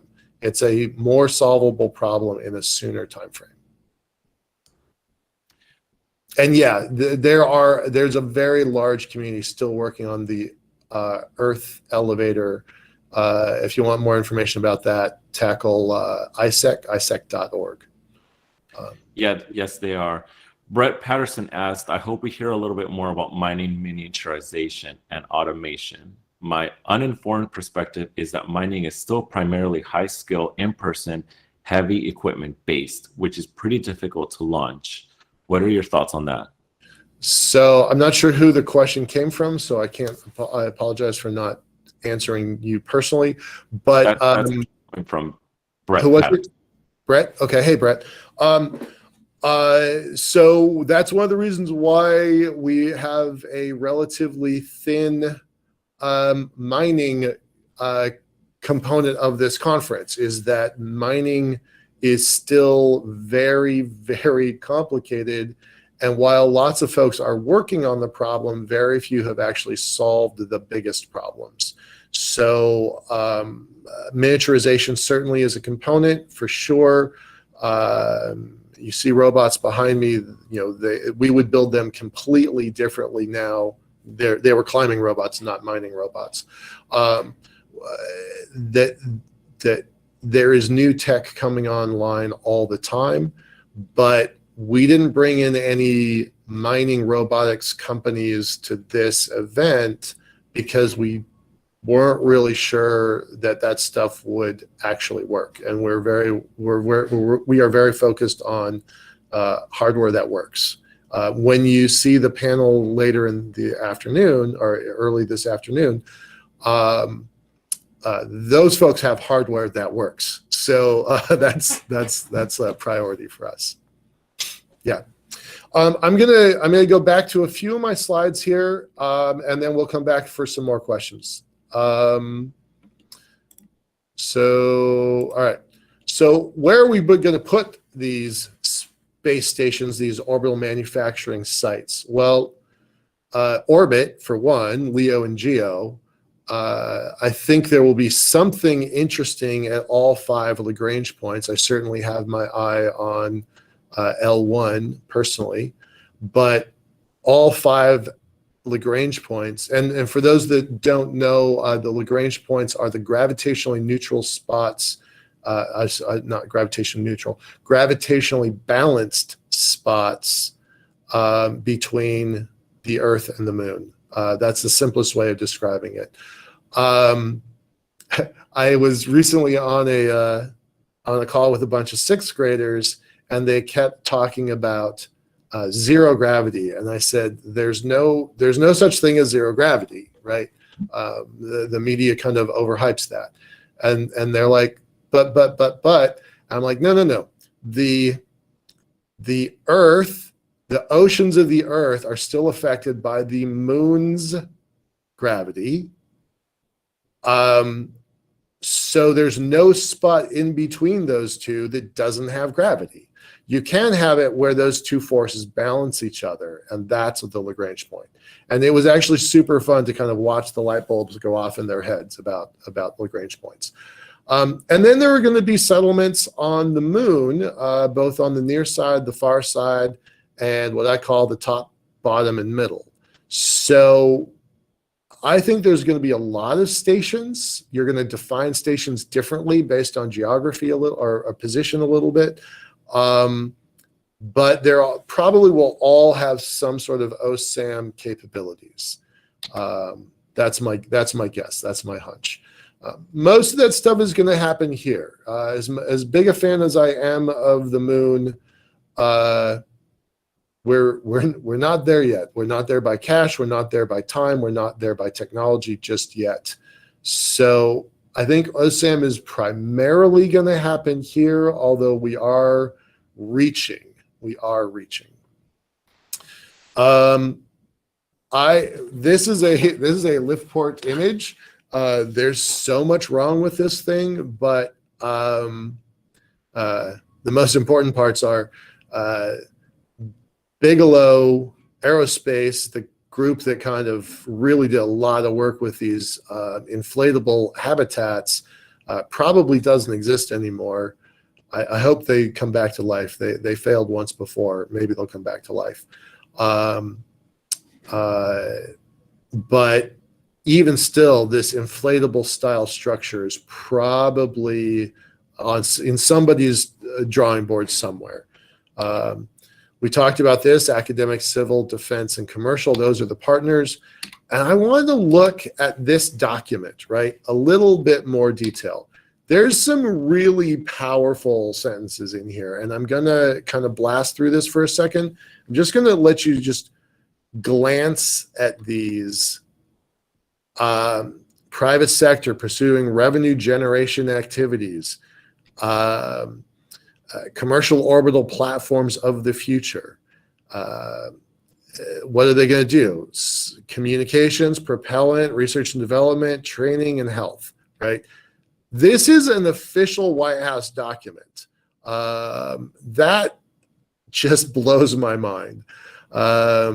Preparing for the next lunar explorers, long-lasting habitation, life support, power generation, all the things that we need to make this stuff work. This one's super important, and some folks are going to talk about this in a lot of detail tomorrow. The International Space Station has a finite lifespan. People don't want to talk about that, but it definitely does. And it's very unlikely that we're going to duplicate this multi-billion-dollar, multi-million-pound facility, right? I think the number I heard that may or may not be credible was $108 billion for the ISS. Nobody thinks we're going to build ISS-2. Nobody that I know of thinks we're going to build an ISS-2. So what happens when we deorbit or raise orbit for the ISS and we take it out of service, what happens when we don't have people living off Earth? Do we have replacement systems? And the United States will be a major customer or anchor tenant of these low Earth orbit stations. So all of this is super exciting to me. It kind of points to a future that I really am, I'm really hopeful for. So I'm going to switch it back to Leo. I think we're out of time, but we can, it's up to you. Are we doing questions or are we moving on? I don't think that we have any more questions, Michael. I think that's it. You're actually on time. Good. So, Okay, good. yes. Thank you so much, Michael, and we really appreciate that amazing presentation. For more information, please visit f4f.space and Liftport's website at liftport.com. To continue the networking benefits for this event, please put your LinkedIn link in the chat or comments. And for everyone listening, thank you for joining us for this Blue Marble Week, soon to be Conversations for the Future, powered by Foundation for the Future. Foundation for the Future, along with some of our phenomenal partners, created Blue Marble Week, primarily to accelerate near-term CisLunar space infrastructure development from Earth's ground to the moon's surface from now to 2035. Now shifting as Conversations for the Future, this event is designed as a monthly event series and is the first step in creating a safe and sustainable gateway to outer space. Before we move on to our next speaker, I will be presenting my next co-host, which will be presenting the afternoon speakers for this event, Lee Steinke. Lee is a geophysicist and business executive with a track record of delivering hundreds of millions in value through leadership of science strategy and operations. Her career spans Fortune 100 to a small nonprofit organizations, and she was most recently on the executive leadership team of $1 billion PE-backed energy company. Lee chairs the advisory board for the Rocky Mountain Association of Geologists and volunteers at Space Foundation on a program for the United Nations Office of Outer Space Affairs. She holds a bachelor's degree from UNC Chapel Hill, a master's from Yale, and an MBA from Wharton. Hi, Lee. Hi, Leo. Thank you so much for that nice introduction. Dr. Egbert Edelbroek is the CEO of Spaceborne United, a biotechnology company that researches and enables the conditions for human reproduction in space. His interest in helping humans become a multiplanetary species accelerated shortly after he decided to become a sperm donor in 2010. Learning about assisted reproductive technology, or ART, inspired him to explore how to re-engineer existing IVF technology for application in space, which could allow for the first human babies to be conceived and born in space. Dr. Egbert earned his PhD in courage development in organizations, and he just may have applied that courage to his choice of career. Dr. Egbert, you have the screen. Thank you so much, Lee, for the warm introduction. Can everybody see and hear me? You look great. Perfect.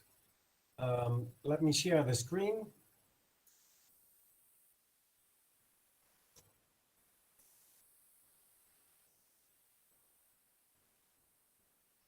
Just a second.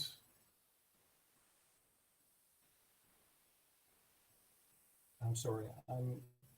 Oh.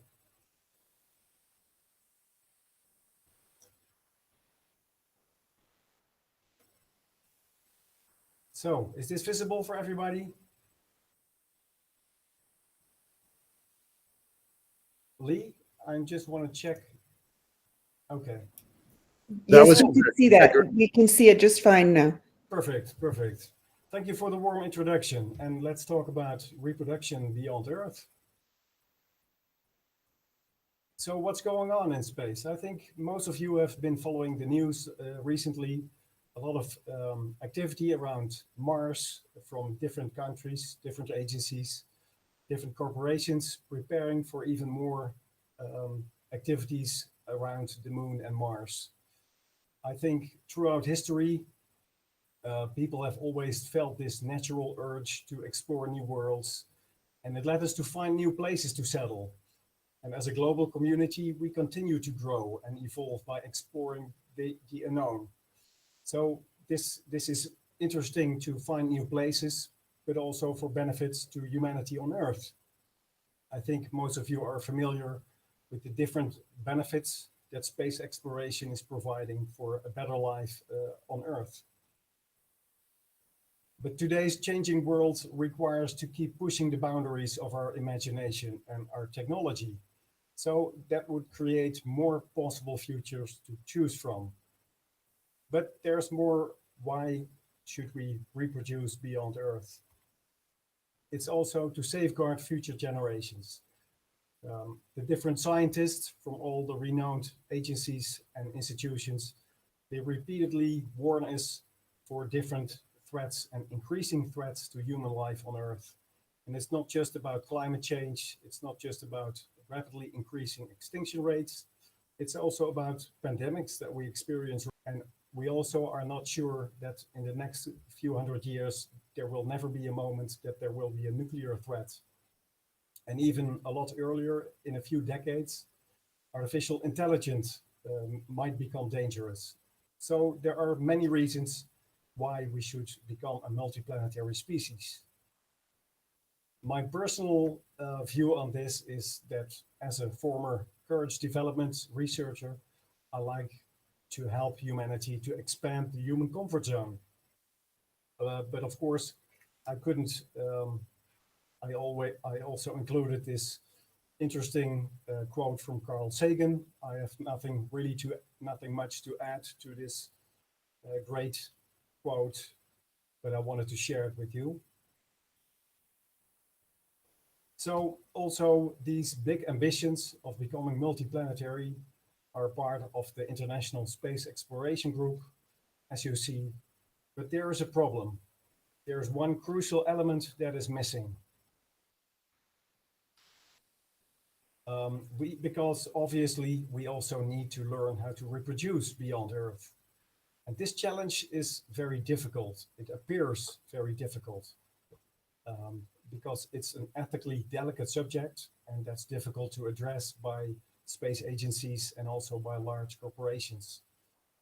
Mainly because spending taxpayer money on these delicate matters is a real challenge. It doesn't work. The alternating political focus is not helping also. This is a very long-term project. It takes a few decades to really learn how to reproduce in space in all the stages of reproduction. So it's not working if Obama is focusing on Mars and then Trump is focusing on the moon, or vice versa, etc. So it doesn't work to focus on the short-term goals, what politicians need to do. Fortunately, agencies like NASA explicitly encourage focused companies like ourselves to address this challenge. So we, as a life science research and biotech company, are positioned well to address this challenge. So what do? We do three things. Oh, by the way, this beautiful building that you're looking at, this UFO-shaped office building, is a place where we rent some of our offices to coordinate our research in the city of Eindhoven in the Netherlands. So we do three things. We research the conditions for human reproduction in space. We translate the outcomes into mission architecture, and we're also working on this with execution partners. And the third thing is we translate the outcomes into designs for our biomedical equipment that is required for these missions. Let me go really quickly through the different research areas that this implies. Of course, we have to deal with biomedical challenges and with space technology matters. And of course, this is an ethically delicate subject, so we also deal with ethical and legal challenges. So reproduction is not just one thing. It consists of different stages. And our research and our mission designs focus on the very first and very last stage of reproduction. So the first is conception in low Earth orbit. Conception actually also the first 5 days of embryo development. But our name, Spaceborne United, is also, of course, referring to the last stage, childbirth in space. There are many other stages of reproduction, and we also monitor relevant trends that can eventually help us to design additional mission designs. We're mainly focusing on monitoring the developments around artificial wombs and cryogenic solutions to protect reproductive organs during the long travel to, for example, Mars. But our main focus, I think 80% of our focus is around conception and early embryo development. So how does that work? We did not invent everything ourselves, of course. There's a lot of valuable work that has already been done by many renowned research institutions like NASA, ESA, of course, JAXA, many others. These are just a few examples. I'm not going in all the details here, but you can imagine a lot of valuable work has been done the last few decades. So what we do is focusing on IVF in space, or in other words, assisted reproductive technologies. And we are dealing with several challenges in a mission like this. So of course, embryos are designed to function in Earth gravity. And we want to learn what happens to embryos and their development if we adjust the gravity levels, for example, to the Mars level or the Moon level. We have to deal with radiation protection because embryos are used to a protective atmosphere on Earth, etc. In this mission, we also have to deal with logistical challenges because the freshly harvested female reproduction cells, they will only remain fertile for about 7 to 8 hours. So within this time, we need to harvest them and we need to make sure they get on board our satellites and go into low Earth orbit, all within 7 to 8 hours. So that requires, for example, very late access to the payload, which is unusual, of course. And we are working with a recoverable biosatellite, so we also need to recover the payloads, the cell samples. And we are remotely controlling a life support system, which comes with challenges of itself. So we are working with existing IVF technology, and we re-engineer this for application in low Earth orbit. You can imagine in a normal IVF clinic, these devices like the embryo incubator, which is our focus, these devices are never designed to be optimized for volume or mass or energy consumption and so on. So that's what we do. And we also add a few crucial functionalities. So as I was talking about artificial gravity, we want to learn what is the minimum required gravity level for healthy embryo development. So we need to enable this by making adjustable artificial gravity possible. We also protect the cell samples for the re-entry to Earth. All the vibrations and the gravity peaks are not very healthy for young embryos. So we pause the development by cryogenic technology to protect them against these hazards. So our key technologies are based on IVF on a chip and microfluidic technology to make all of the existing IVF applications a lot smaller. We use micro 3D printed biocassettes that I will show you in a few seconds. And we, as I mentioned, we use cryopreservation to protect them. So here you get an initial design where the actual conception in space will happen. You can see a disk and the size of the disks, which have the different containers and the different fluids that are part of the embryology process, part of the conception process. And it's all made very small to fit in these discs. And we stack several discs on top of each other in the actual mission, put them in our artificial gravity generator and the rest of our medical device. To get it on board, for example, the Launcher 1, the Virgin Orbit launch system. And if you look at the mission, I will not go into all the details, but you can imagine how a mission with the Cosmic Girl and the Launcher 1 will work during the launch phase, the operational phase, which is about 5 days. And then after the embryos are frozen in cryo stage, they return back to be recovered and to be examined in IVF clinics. So this is the same actually with all the details. I think I should leave it at this, looking at the time.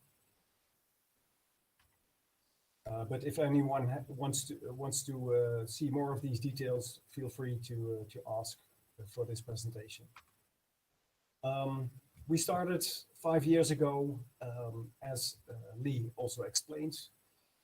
Initially, it started with my curiosity being a donor for an IVF clinic. And then all the experts joined to find solutions for reproduction in space. Let me skip the details of this slide. Of course, I'm not doing this just by myself. We have a lot of experts on the different domains. We have a core team that covers most of these areas, and we have a lot of experts in our network that are supporting us on all these different areas. Including people who did their PhD research on reproduction in space, and world experts in cryopreservation. But let's not go in all the details. So our execution consortium that we are forming, you see a few examples that take care of the pre-launch segments and the medical examinations afterwards, to take care of all the research and the mission architecture from all the different areas. So Spaceborne United, I mentioned before, we're also looking at a mission of childbirth in space. Many people think we mean by this that we also take care of pregnancy in space, but that's absolutely not the case. Humanity is not ready for that yet, from a biomedical perspective. So this is just an artist impression of how it might look like in 15 to 20 years, depending on many developments. But our experts believe that it is feasible, and we're actually also looking at, for example, mission designs with parabolic flights, where we can also study these challenges in microgravity. We're looking at spacecraft with comfortable G profiles. So the G peaks will always stay under 2 Gs or even under 1.5 Gs in this Dream Chaser. Now they have the cargo version, but they also have a personnel version.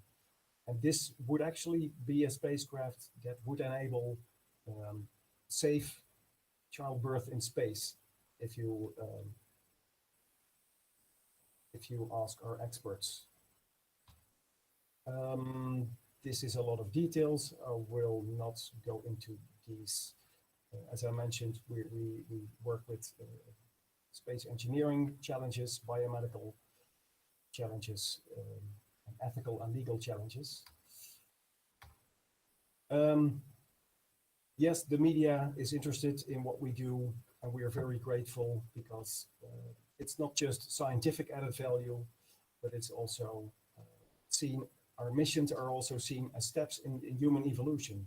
For the first time in history, human babies will be conceived and born in space, and the media is really interested in everything that's happening for us, and we're grateful to have podia like this. And this is expensive, and we are still looking for additional funding on the long term.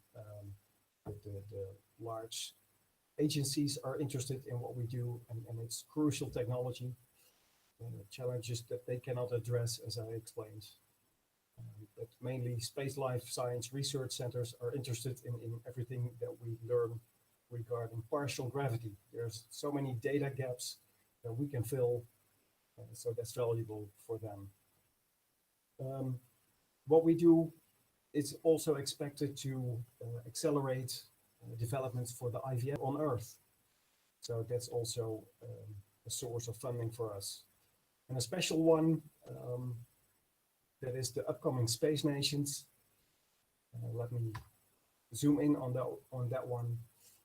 We've been receiving requests from different upcoming Space Nations that try to be able to claim this unique achievement in space. Some nations would like the first woman on the moon. Others want to put, of course, the first people on Mars. But there are also countries that show serious interest in being able to say, we enabled the first conception in space or the first childbirth in space.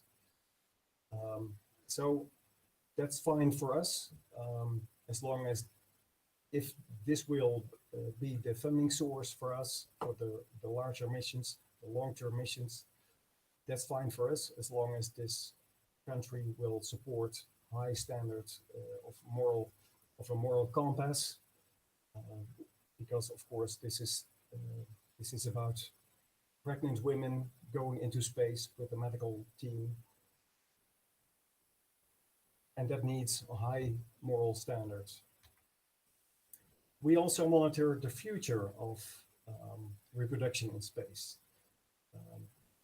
There are different interesting trends that help us to design additional missions. This one is not the most interesting. I think many of you have seen this image of a lamb in an artificial womb. We are working with a partner in the Netherlands, with Professor Oei, who's working on the human version of this artificial womb. Today, it's used to improve the lung development for premature infants that are born, well, a few weeks too early. But in the future, it might provide an interesting alternative for the radiation damaged organs during long space journeys. And the Next Nature network that is managed by Professor van Mensvoort with the Reprodutopia approach, they are actually looking way beyond what we are able to do today. They're even exploring options where animal wombs would allow human fetuses to develop, to name just an exotic example. Very relevant for us is very recent research results from Dr. Hanna in Israel. Until now, all biologists know that embryos can develop outside of the uterus only for 5 days. That's also the reason why our mission for conception in space is a 5 to 6 days mission. But with the outcomes of this research, we might be able to extend our mission and learn a lot more about embryo development in different gravity levels. So this is the Weizmann Institute, where Dr. Hanna is doing this with his group. Looking at the time, I think I should allow for time for questions. And as we look at it, this is a small step for a baby, but a giant baby step for mankind. So let me stop sharing the screen and see what questions I can answer. It's a really fascinating topic. We'll look for questions in the chat, but were you surprised when you first started out at the amount of buy-in that you were able to get from your advisors, from the various funding and support sources you mentioned in this topic at this time? Yeah, it is. This is definitely. I've been learning a lot, and a lot of the reasons why this research is so important. I was actually especially amazed by the different arguments for the IVF sector, for IVF clinics, and of course for the partial gravity research. But I didn't think about geopolitical space race motives, but this might very well be a great source of funding in a few months. Yeah. We have a question from Inara. What are the 3 largest roadblocks to your ongoing work? Yes, Inara, thank you. That's an interesting question. Finding the balance between organizations that are interested in providing funding and keeping so this is about this same geopolitical thing. The space race is, the upcoming space nations, they continue to push, and someone wants to be the first. Yeah.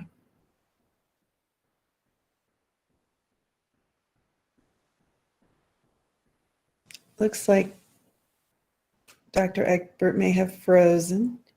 Oh, We lost you for back. just a minute. We lost you for just a I'm minute. You back? might want to start Okay. your Yeah. comment there. So it's difficult to find the right balance between accepting a nation or other wealthy funding partner that wants to be the first, because that pushes the moral standards that we want to work with. That's actually one of our main roadblocks. Other roadblocks, well, we have technical challenges. The logistics of embryo recovery, and the late access challenge. We are still fine-tuning the solutions. This is, you don't want to, again here, we want to treat the participants with all the respect and all the care that you would expect, but still you have to work with a very ambitious time slot.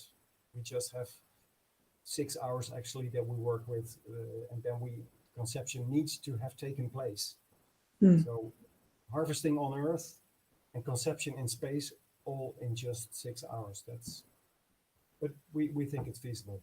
Let me keep it at these 2 main challenges, if that's all right, Inara. That's great. Robert Uplinger just made a comment. Immunological and antibody maternal communications are a huge stopper for mechanical fetal development. Do you have any comments on that? Well, to be honest, this is not my expertise.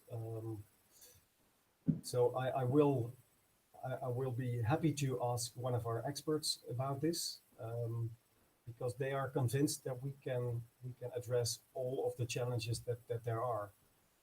It's more a matter of if the larger public is ready for what we want to do. Right. It seems like a very educated question, and I want to find the answer to it, but it's not my expertise to do so. But And one quick final question.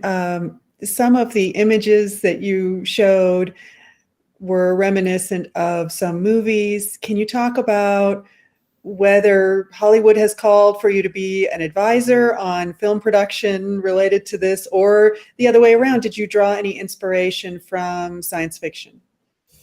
We didn't. Well, we have been approached by large Hollywood type organizations, because yes, this will be a media circus, especially when we're talking about childbirth in space.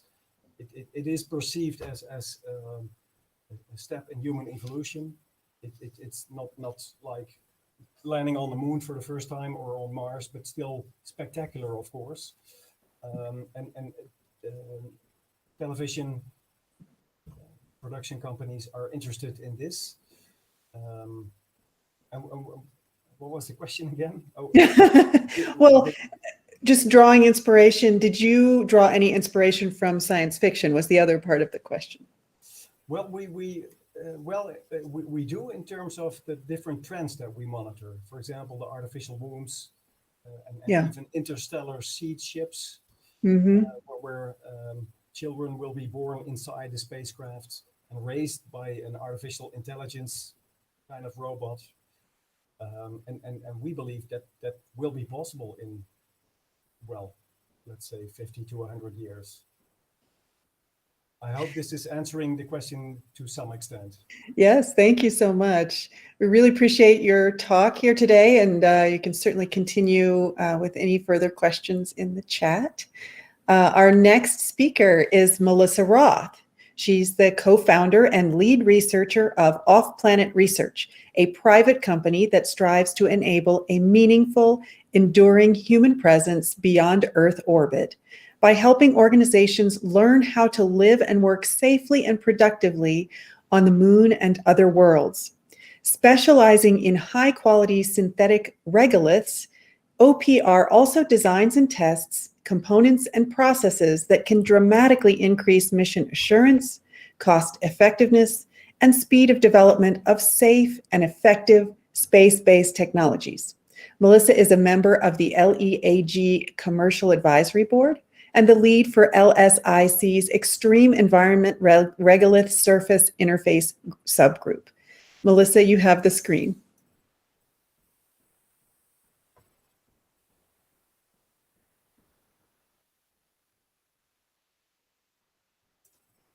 You are on mute.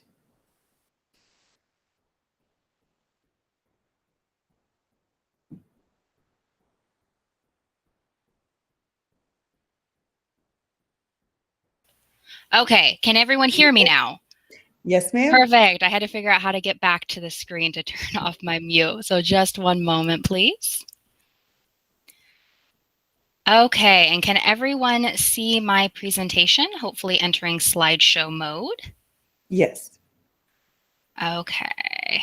Perfect. Okay. So again, thank you so much for the introduction. Again, my name is Melissa Roth, and I am one of the founders and lead researchers at Off-Planet Research, which is located in Washington State. I want to thank Blue Marble Week for having me today, and I will be speaking about lunar regolith, the challenges that it presents to human and robotic missions, and how lunar regolith and the resources within it can be leveraged to help sustain a long-term presence on the moon and in deeper space. Off-Planet Research simulates extraterrestrial environments for testing spacecraft and landed technology with a current focus on the lunar environment. As engineers, we know how testing and good testing materials are important for increasing mission assurance, cost effectiveness, and to speed the development of space-based technologies. OPR was founded in 2015, and we have spent several years developing our lunar regolith simulant production methods to mimic the natural formation processes on the moon. We have developed lunar icy regolith simulants that include the 9 L-cross components found in the L-cross plume and are expanding this work under a NSF SBIR grant. In addition to consulting on working with lunar regolith and conducting component testing, we are also developing our own technology such as self-cleaning, dust-proof fluid and gas connectors through a NASA SBIR. We are a small company expanding our capabilities as landed technology and processes are developed and need to undergo relevant and representative testing. After spending many years and millions or billions of dollars on development and launch, we want to help organizations to ensure that their technology performs as expected and is able to complete a successful mission or long-term operation.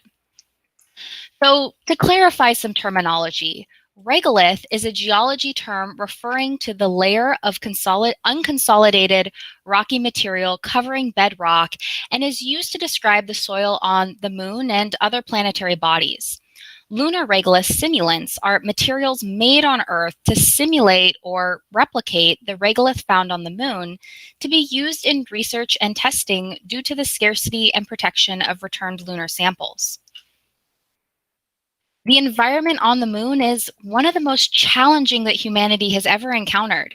In addition to the extreme temperatures of plus or minus 260 degrees Fahrenheit, one of the most challenging parts of this environment is the nature of the regolith on the moon.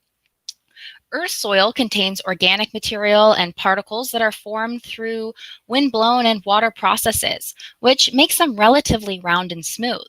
The regolith on airless bodies, such as the moon, have no organics, are not altered by moisture, and are entirely formed by impact and explosive processes.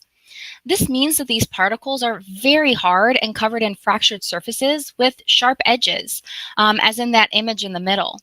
The regolith on the moon is very destructive and hazardous to both humans and technology.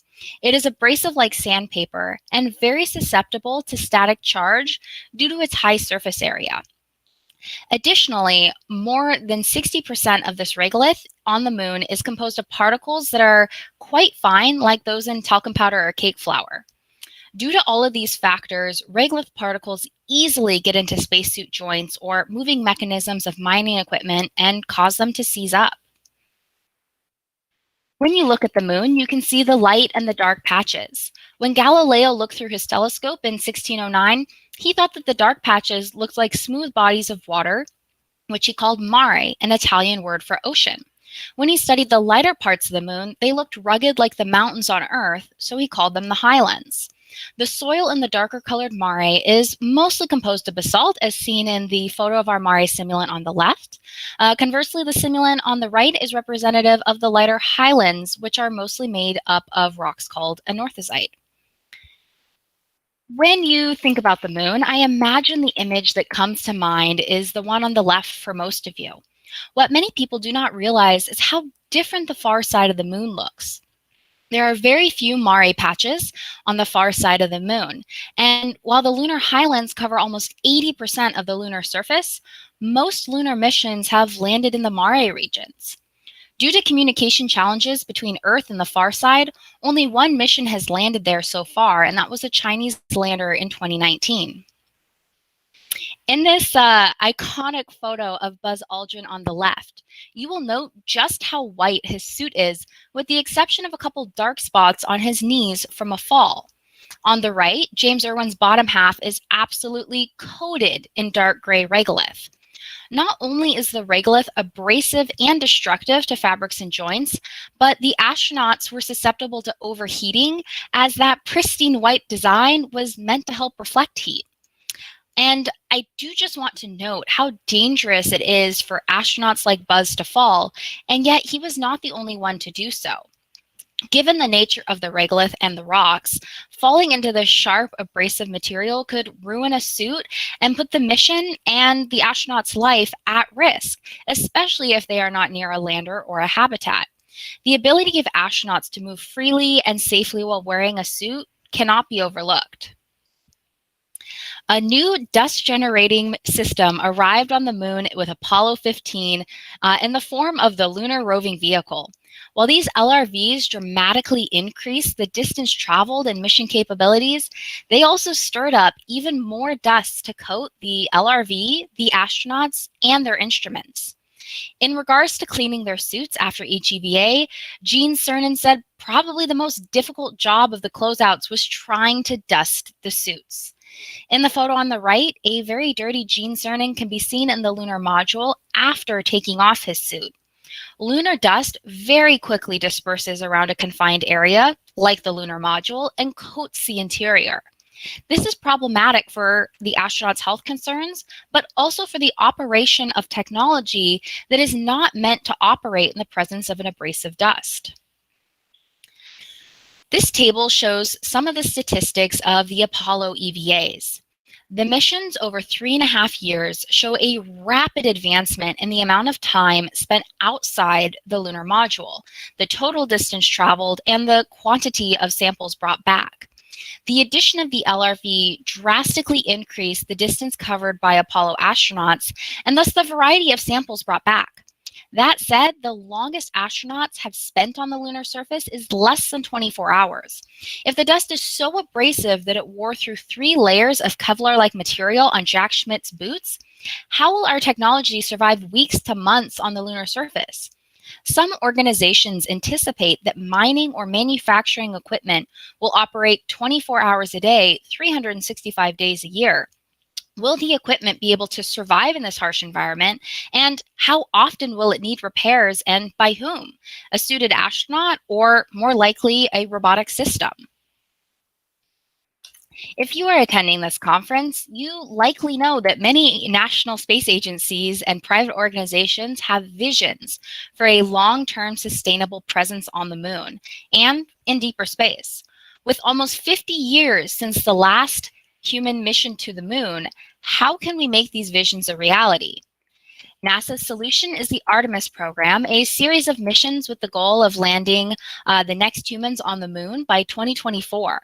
The first phase of this ambitious program will begin with smaller landed missions, transition to larger landers with deployable rovers, and culminate in a crewed mission to the lunar South Pole in 2024. The second phase will build upon the first to increase mission capabilities for Mars missions. So normally industry struggles with bridging the gap between technology and business. Well, while still applicable for the space industry, the bigger struggle is about bridging the gap between the technology designed for environments on Earth and technology designed for the moon and other worlds, of which we often have incomplete or little knowledge. These unknowns are called strategic knowledge gaps, or SKGs. These are questions that researchers and industry experts try to answer or plan to answer through a mission. One such knowledge gap is dust mitigation. As I mentioned earlier, Apollo-era technology had many issues operating in dusty environments on the lunar surface, and they kind of just had to live with it. Well, for that vision of humans and mining equipment inhabiting the moon, you can't just live with the dust. We need to either prevent dust from collecting on surfaces in the first place, or we need to create new technology that is more durable for this harsh environment. In addition to procedural mitigation techniques, cleaning processes, and strict planning to avoid hazards, Apollo astronauts used dust brushes, dust covers, and rover fenders to reduce or remove dust. Now, the problem with a brush is that it often creates static. With particles that are very fine and susceptible to static charge, these brushes were only marginally effective, as we saw earlier. So, what happens when a vital component breaks on the moon and the closest hardware store is 239,000 miles away? Well, there were several instances of life and mission-threatening breaks during the Apollo missions, but one almost prevented the final two roving EVAs of the Apollo era. At the end of the first Apollo 17 EVA, Gene Cernan's hammer caught on the edge of a fender and popped it off. Without the fender extension protecting them from the dust, driving the LRV was a serious hazard. Due to the 1/6 gravity, any lofted dust goes much further than it would on Earth. And the astronauts described riding without the fender extension causing massive rooster tails. This lofted dust spread all over their instruments and their suits. And as the dust is darker than the equipment or the astronauts' bright white suits, that dust would be absorbing heat from the sun and could cause overheating. While the astronauts slept, the team in Houston had to create a replacement fender with only the materials that the astronauts had with them on the moon. Their solution of maps and clamps can be seen in that middle photo. This is an amazing story that illustrates the importance of thinking on your feet, adapting technology, and learning from experience how to mitigate dust. Without this fix, the only geologist to set foot on the moon might not have had the opportunity to discover orange glassy regolith on the edge of Shorty Crater during the second EVA. With missions launching soon, both nationally and internationally, new dust mitigation techniques are needed. We need optical systems, advanced fabrics, thermal radiators and painted surfaces, dust-tolerant mechanisms, and new seals and soft goods. As I mentioned earlier, Off-Planet Research is one of the new SBIR awardees to help advance one of these areas. So, how are all of these technology advancements, research, and space missions relevant to the average citizen of planet Earth? The city we were asked to focus on was Scranton, Pennsylvania, historically a coal mining and textile manufacturing town in northeast Pennsylvania that also had a broad railroad network. As coal and railways declined in the middle of the last century, this city had the foresight to try to diversify the local economy with the Scranton Plan. Well, Scranton has the opportunity to diversify again, this time into the space industry. Scranton's historical experience with mining, manufacturing, and transportation are all needed as building blocks for the infrastructure for a long-term space settlement. These sectors, as well as their newer healthcare sector, can provide opportunities for companies to enter into the industry, utilizing and adapting their skills for a new environment. We like to say that there are a lot of space companies out there, but they just don't know it yet. So who knows? Maybe the Scranton of the future will become the city equipped with a space drive that flies away from Earth as imagined in James Blish's novel, A Life for the Stars. So with that image in mind, let's go back to the vision of a lunar village. We've studied the environment, we've developed new dust mitigation technologies that work great, and we're launching new missions on a regular basis. Wonderful. Now we need to address the business case we set aside earlier. Science and mission goals can only fund so many missions. Governments can only fund so many missions. It would be hard to make the case for a lunar or Martian village without being able to show the financials of why we need to go and not just why we want to go. This is where lunar resources come into play. We need to be able to use the resources on the moon, Mars, and asteroids to literally propel ourselves into deeper space. This all starts with the idea of in situ resource utilization, or ISRU. ISRU is the idea of living off the land and using the resources around you. And there are many resources that can be extracted from the regolith and used on the lunar surface. Lunar regolith is at least 40% oxygen by mass, and silicate minerals make up over 90% of the moon. There are a variety of metals and creep components, that's potassium, rare earth elements, and phosphorus in the regolith as well. Volatiles refers to the frozen components that have been discovered in lunar ice. In the 2009 LCROSS mission, NASA crashed a satellite into the South Pole and discovered water, carbon dioxide, ammonia, and methane, to name a few, in that ejectoplume. With one data point of ground truth, there are many unknowns for volatiles, but they have really revolutionized how lunar resources can be used. Oxygen and hydrogen can be used in rocket fuel, breathable air, drinking water, and in agriculture. The rare earth elements in their unrefined state on the moon can be exported back to Earth to be used in many applications like electronics. Raw or processed lunar regolith can be used in sintering or 3D printing applications to make tools and construct buildings, protective thermal and impact shields, and roads. Earlier, I mentioned that there are a lot of unknowns about the volatiles in the lunar polar regions. The largest supply of volatiles that is most easily accessible from the surface is expected to be in the permanently shadowed regions where the sunlight never hits. These regions at the North and South Pole are often in or at the edge of craters and are ultra cold at minus 260 degrees Fahrenheit or even colder in certain craters. Early missions to the polar regions will be sending prospecting instruments and rovers like NASA's Viper rover to head into these extreme access areas and categorize and map the distribution of volatiles in preparation for future excavation and extraction missions. Later missions can utilize these resources to help create a robust infrastructure on the lunar surface. So, the moon is the stepping stone to the rest of the universe. However, it should not be overlooked for the science and resources it offers in its own right. By developing lunar resources, colonizing space becomes more profitable and desirable. Regolith, which is one of the biggest nuisances and hazards of the moon, might just be the very reason that humanity can envision a thriving economy in space. Ultimately, the reason for becoming a multi-planet civilization is to better the lives of everyone and ensure the survival of humanity. As we begin the next stage of space development, we do need to ensure that we work to make this vision a reality while not repeating the errors of our past. And learning to survive and thrive on the moon is the first step towards this new existence. In the future, there will be thousands of people working and living with space, so this is just the beginning of the next great human adventure. Thank you so much for your time, and I welcome any questions.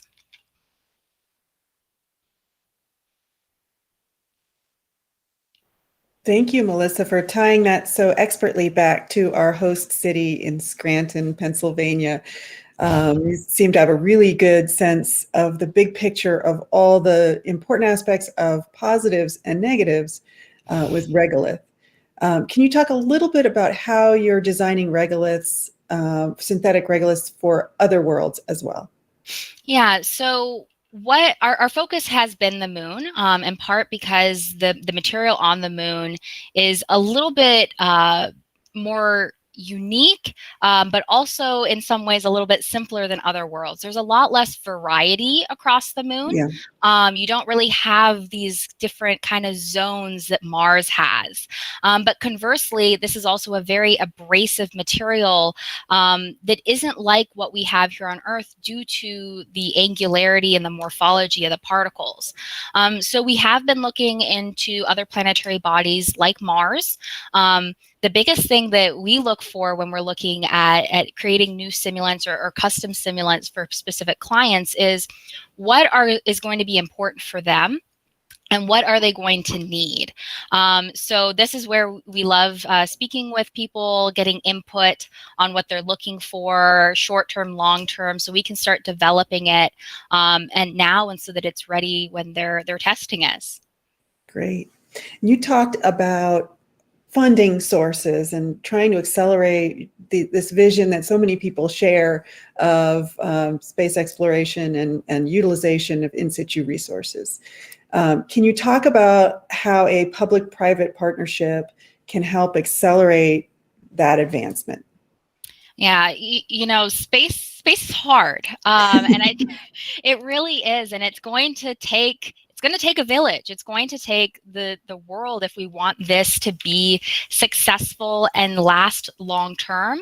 And so you really do need the joining of so many different organizations to do this. You need the expertise, you need the funding, you need the drive, the long-term drive that I think has prevented a lot of missions from actually going ahead. And so that's, I think, where the benefit of specifically partnerships with private organizations that can maybe sustain that vision long term and see the broader picture is very important.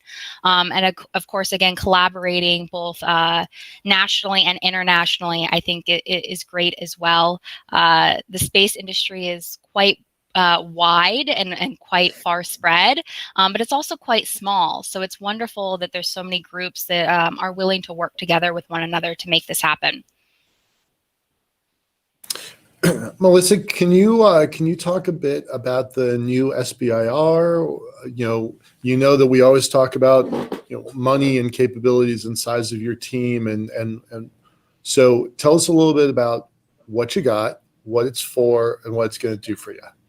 Yeah, so we have 2 SBIRs going on right now. Wait. SBIR, Small Business Innovative Research. It's a NASA grant, right? Yes, one of them is NASA and one of them is actually NSF, the National Science Foundation. They do have a kind of a space sector of their grant process. So I do highly recommend if people have not applied to the National Science Foundation, that is a great one. And it's actually a little bit bigger and a little bit longer than NASA's SBIR program. So the grant for National Science Foundation is to expand our work with icy regolith simulants. So these are simulants that involve a lot of very interesting chemicals that need to be kept ultra cold, colder than liquid nitrogen, which is great when we're making it in small batches and the client can come to our labs, but we recognize that not everyone can do so. And so we want to be able to expand not only our volume of these type of simulants, but also our capabilities to create them on site for clients whose equipment can't travel. Conversely, our other SBIR is kind of on the different side of the spectrum. It's getting back to our roots as engineers, where we wanted to design our own technology, our own hardware for other worlds, and quickly realized, 5-6 years ago, that there weren't the robust testing materials and testing capabilities that our investors were looking for. And so in order to get funding, you need to be able to prove it's going to work, right? So instead, we decided to build the ground floor and the basement before we built that first level. And we really wanted to focus on creating test materials that not only would we want to use, but would be beneficial to helping others develop their technology or conduct their research as well. And so getting back to the grant, we are officially developing our first hardware. It is going to be fluid and gas connectors that can operate in dusty environments. We work every day in very dusty environments and have learned over the last almost 6 years, kind of some of the do's and don'ts. And so we're looking forward to incorporating that into that grant, where we need to hear about our phase 2. So we'll see how it goes. Fingers crossed. Certainly, I'm rooting for y'all. Thank you. You have one of the kind of critical, necessary infrastructure elements for all of these ideas to bear fruit in. Not that I think you're going to move to Scranton, but could you, like, you're a small team, there's a fair amount of specialized equipment, but you could pick up your team and move it to Scranton, or build a subsidiary in Scranton if you had an order that justified it, right? You know, we have actually looked at that. Or, for example, in Europe, could we have a secondary base somewhere that would be beneficial, creating a testing hub there with our materials? And would that make it easier for clients? Now we're a little ways away from Europe, but Scranton could be another option. Yep. Is there a secondary location that would be easier for clients to get to, or make it more feasible for this testing to occur? That is something we're always looking at. But right now we're trying to grow here in Washington. It's a beautiful location, especially when the sun's out like today. And so please join us. Yeah, right on. Okay. And I know you joined us a couple months ago. How has this grant changed your company in just a relatively short time? It's Yeah. grants. And how much was it? Do you mind sharing? It's public record. Yeah, it's public knowledge. The question is, can I remember? I believe the NASA grant, phase 1 is $125K. Right. And the NSF is $225. We Yeah. Unfortunately submitted right as they were increasing at another $25K. So Yeah, because I was about to say it's 256 now. yeah, I think Yeah. they did increase it. When we got it, it was $225. I think one of the most valuable things about these SBIR programs is some of the additional kind of features that they have with them. So we participated in what they call their innovation core and boot camp programs. Oh, yeah. I've probably interviewed a few people on this call. If not, let me know if you want to be questioned about your needs and capabilities moving forward. And really what it's meant to do is help get small companies used to speaking with different organizations, researchers, subject matter experts about what's going to be important, so that they can refine their technology early in the grant, rather than produce a product, bring it to market, and then realize if you had tweaked it a little bit, it would have been a lot more applicable to the industry. And so we went through that program with both of our grants. I highly, highly recommend it. It's not optional for NSF, or at least part of it isn't. And then there's another opt-in part, and we did both of those. And then for NASA, we opted in. And I do recommend. It is very intense, very challenging, especially if you are not a business person with that background. But it was great. We met a lot of contacts that also helped other aspects of our business, and kind of having awareness that we're here and, this is kind of what we do. Terrific. Certainly wish you the very best. I've got a technical question from Charles Radley. Quote, are you aware of the volatile content in Maria ilmenite deposits? That's hard for me to say. Ilmenite deposits. Maria ilmenite deposits. Yeah, so we actually do have a Mari ilmenite simulant. It's going to be more applicable for certain applications than others. So I guess it would depend on what volatiles he's specifically referring to. First, before you answer that, yes. Tell everybody else what that question means. Oh, so volatiles are kind of like different commodities, I guess you could say, or chemical components that are embedded into the soil. And so I mentioned earlier, you know, it depends on if you're going to consider things like oxygen that's in the regolith but isn't frozen. Are you considering that a volatile? So that would be my question back to Charles. Is he talking about frozen components or just the kind of more innate chemical makeup of the simulant itself? Yeah, not frozen, he says. Okay. Yeah. So, I mean, there's great commodities that can be harvested, whether you're in a permanently shattered region where there's ice or not. And I think that's the great thing about the lunar surface is just the variety of resources that are available. Some of them, again, sitting right there, that just need to be processed. So we do need to switch to the next topic, Charles. So I apologize. I didn't see your question until just at the very end. But I encourage y'all, I think y'all know each other, or I think I've introduced y'all before. Okay. So just definitely put your contact, all of y'all if you're comfortable with it, put your contact information in the chat, and I'm going to turn it over to Lee. Thanks a lot, Melissa. Appreciate you being here. Thank you. Thanks. Sounds like if this group on this call were in charge, we'd have offices in Scranton, the UK, and Portugal. Thank you so much, Melissa. Before I introduce our next speaker, I'm going to share my screen briefly. And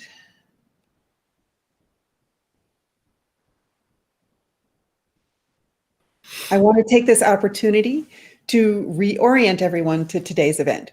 We're so grateful you've all joined us for Blue Marble Week, now Conversations for the Future. This event, which is powered by Foundation for the Future and some of its partners, is a nonpartisan conversation about near-Earth space infrastructure from now to 2035. Foundation for the Future is dedicated to the creation of a public-private partnership for space infrastructure development. To support this cause or to sponsor Conversations for the Future, please visit our website at f4f.space. That's the number 4. We are grateful for the support of our corporate and individual partners. And now, without further ado, I will unshare and announce our next speaker. Justin Kugler is an aerospace systems engineer with degrees from Texas A&M and Rice University, and experience as a NASA intern, a CIA intelligence analyst, and a modeler for the Constellation program. Justin helped stand up the ISS National Laboratory Office and created the industrial R&D portfolio for the Center for the Advancement of Science in Space. He led Made in Space's business development efforts for advanced projects, including Archinaut and microgravity payloads, and now with Redwire focuses on putting space to work for humanity through the integration of orbital manufacturing, low-cost space systems, and digital engineering. Justin, you have the screen. Thank you for the warm introduction, Lee, and thank you for inviting me to speak with everyone today, Michael. So I'm going to pull up my slides, and what I'm going to try to do is try to illustrate the path towards this fantastic future that we're all trying to build together by showing how the work that we're doing today with NASA, DoD, and other customers is actually building up that critical infrastructure that we need to accomplish these grand visions that we have in space. So let me pull that up. Okay.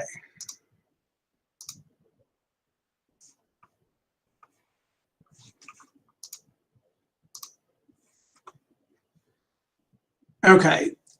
So as Lee said, I'm Justin Kugler, Vice President of Civil and Commercial Space for Redwire. You see my contact information on the slide. But to start off with, Redwire is still a relatively young company, despite all the progress that you may have seen in the press over the past year. And really, the reason why Redwire was created was specifically to create a mid-tier company focused on generating solutions in space infrastructure to advance humanity's use of space beyond just generating and transmitting ones and zeros. And we're doing that by combining the pioneering work that Made in Space has been doing on orbital servicing, assembly, and manufacturing technologies with the heritage space systems from the other Redwire business units, so that we can offer those end-to-end space solutions for private industry, government customers, and beyond. What I'm going to talk to you today about is what's going on with space industrialization and why that's so important to this future that we're trying to create. When I talk about space industrialization, what I mean is that we are moving the means of production off-world to generate new value. So perhaps the penultimate example of that Michael referenced earlier is space-based solar power. So taking advantage of the fact that the sun never sets if you're in the right orbit to generate an endless supply of effectively free energy. But to get to that place, to get to that end state, you have to create the infrastructure to harness that power and transmit it to a useful location in an economical fashion. And to do that, you've got to have the construction equipment, the transportation equipment, and the component technologies that are necessary to make that end-to-end system work. The same is true whether we're talking about commercial space stations, microgravity production of materials for terrestrial use, as well as the next generation of satellites. Where this started for us at Made in Space is in what we call exploration manufacturing. So it's moving the means of production to the point of use to make it easier, safer, and more sustainable for humans to live and work in space, to go back to the moon, to go on to Mars, and eventually wherever else in the solar system our fancy may take us. It started with the first polymer manufacturing machine flown to the space station in 2014, which was followed up only 2 years later with our commercial additive manufacturing facility. You can see in the picture here one of the Cobalt branded tools that we printed on board the ISS. This is important evolution, not just from a technological perspective, but from a business perspective as well, in that NASA does not own or operate our manufacturing equipment on board the space station. Rather, we've co-developed those fundamental capabilities through cooperative NASA grants like the SBIR program, so that NASA is confident that we can deliver the capabilities they're looking for, but then we return that value back to them in terms of manufacturing services and on-orbit operations, so that we can move at the speed of need and NASA doesn't have to carry all of that overhead on their own internal programs. And you can see that evolution happen throughout the space industry today, whether we're talking about commercial crew and commercial cargo or commercial lunar payload services. And even now with the NASA Human Landing System, again, we're moving towards this model where NASA focuses on the things where there's only a government market or government interest in performing those missions, and then relies more and more on commercial service providers to provide that sustaining engineering and sustaining transportation, so that we can bring down the cost of those operations and bring down the cost of those services over time, and thus create a virtuous cycle in which we can open up this capability to non-NASA users, whether we're talking about private industry focused on in-space utilization, or even terrestrial companies that want to take advantage of the microgravity environment in a way that they never have before. And so this work in exploration manufacturing continues to this day. We're continuing work with NASA on an advanced hybrid metal manufacturing system where we use a combination of additive manufacturing and self-contained subtractive manufacturing, so that you can create a near net shape, which means you get to like 95% of the part quality using additive, and then you use miniaturized CNC tools to do all of the surface finishing and fine features that flight critical metal parts required. We're also working with NASA right now on a first of its kind portable freezer facility to make a more resilient logistics chain. If you look at what's going on the space station right now, they're doing a ton of amazing biomedical, pharmaceutical, and biological research. But there's only a certain amount of freezer space on board the space station, and there's only a certain amount of powered locker space on the cargo vehicles that are going to and from the space station. So we're working with NASA to develop these portable freezers that don't require external power, but still hold temperature during those transit times between the Earth and orbit. And it's important to keep in mind that it's not just the actual flight time, between launch and docking. We also have to account for the fact that there are terrestrial logistics that are involved in this. So it could be as much as 3 to 4 days between when a sample is loaded in the freezer and when a scientist is retrieving their sample. And this all has to be soft stowable, and it can't be hard mounted. And we have to do it without batteries and without external power. And we're really excited to be working with NASA on this, because this helps solve even more logistics chains like the sample return problem that Melissa referenced in her talk. Some of these volatiles, you get them to room temperature and they're going to evaporate, they're gone. And so having this technology available so that you can affordably and sustainably return pristine samples back for testing in Earth labs is also very important and very critical. So with that fundamental knowledge of how to do manufacturing in microgravity under our belts, we've also moved into what we call space-enabled manufacturing. So this is actually using the low gravity environment currently on board the space station and eventually on future orbital platforms as a catalyst for new innovation and new products that are not possible on Earth. And this is really where I got my start in this industry, first at the ISS National Lab office in Houston, and then at CASIS, and now I've brought that knowledge into private industry. We are currently flying, building, and operating a wide variety of new facilities for the ISS to focus on high-grade industrial material development. This is not space for space. This is space for Earth. This is creating new products and new materials that can close a business case and actually return value back to everyone here on the ground. This started with our fiber optic material manufacturing facility, which we're now working on the second generation of automation and process development. But we also flew the first stereolithography machine for high-grade ceramics production this past fall, and we're getting ready to do the second flight of that facility in just a few months.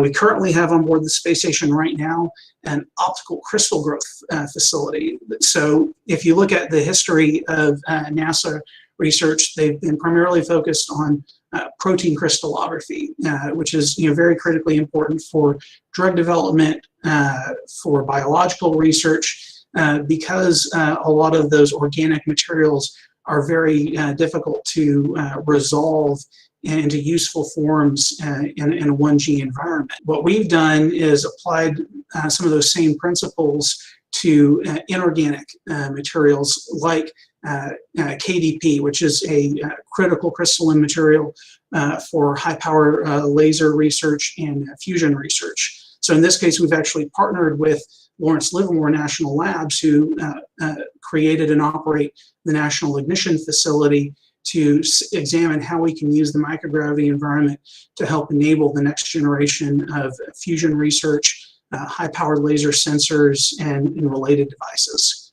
And then in just a couple of months, we're also going to be flying the first industrial-grade metal furnace to the space station.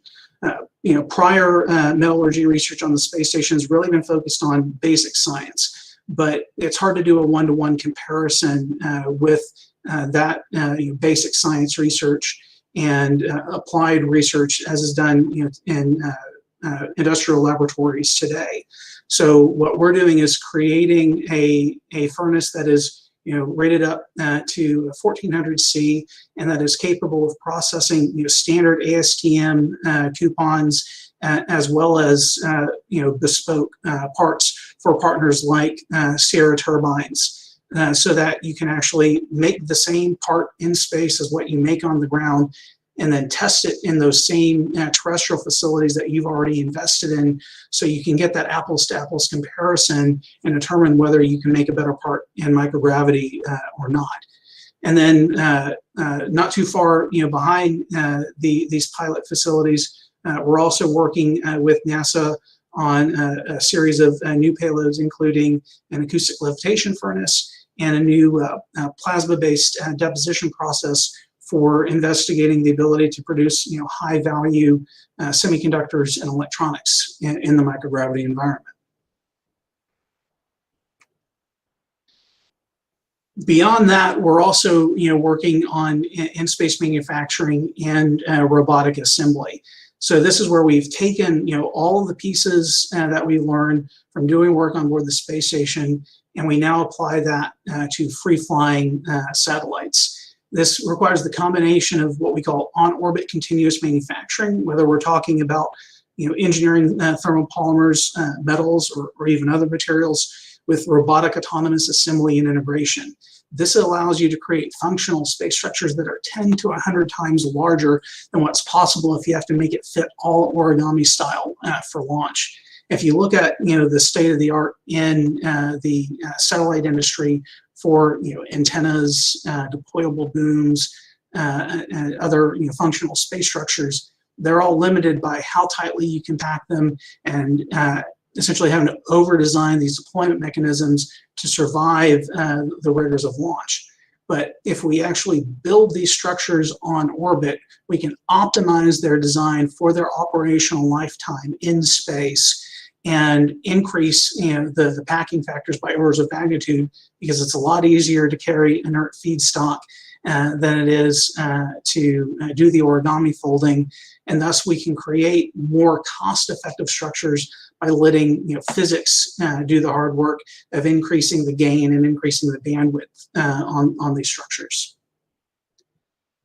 This is not science fiction, though. We have successfully demonstrated these core manufacturing and assembly technologies in a series of automated thermal vacuum tests with NASA, and we're now underway on the Argonaut 1 mission, which NASA calls OSAN-2, to build, launch, and fly the first satellite that will manufacture and assemble its own structures. We recently passed PDR and are on track to CDR later this year, and we plan to launch this small satellite on a SpaceX rideshare mission to a 500-kilometer sun-sink orbit in early 2023.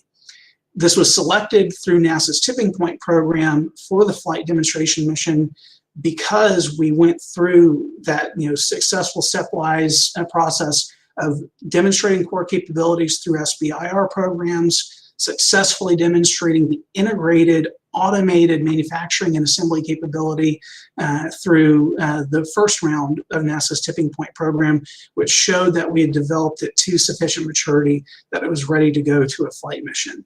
And so you can see from the pictures here that the real critical innovation is that we use the combination of a single robot arm and a single manufacturing device to create functional structures that are much larger than a satellite of this size could ever hope to carry by itself. And by essentially externalizing the deployment mechanisms into the manufacturing device and the robot arm, we can increase the customization of the structures themselves without having to build into it the complex and expensive and fragile deployment mechanisms that would typically be required for a functional structure of this size. And so I'm very excited to see this go up in about a year and a half. We also recently completed what we call the vertical test demonstration, where we built a flight-like version of this system and tested it in a test apparatus that we built out here in Cecil Field in Jacksonville. So I'm really, really excited to see this fly in the not too distant future. So I want to, shift gears a little bit now. I've talked a lot about the work that we've done and, what's gotten us to this point, but I think it's critically important to talk about why we're doing this. If you're a student of sociology, you're probably familiar with Joseph Tainer's work on the collapse of complex societies. Or if you're a rock fan like me and you love the band Muse, you know that their album, The Second Law, is a concept album that very deeply explores the questions of how do we continue to build human society in a closed system. The answer to all this is the fact that Earth is not a closed system because of the constant input that we receive from the sun. Earth is not a closed system because we have high value what we call rare earth metals because of asteroids that crashed into our surface and deposited those high value materials ages ago, because the ones that naturally exist on this planet were all too heavy and they already sunk down below the crust millions of years ago. To overcome the limits of a closed system, to overcome the limits that we impose on ourselves, we have to go to space to do that.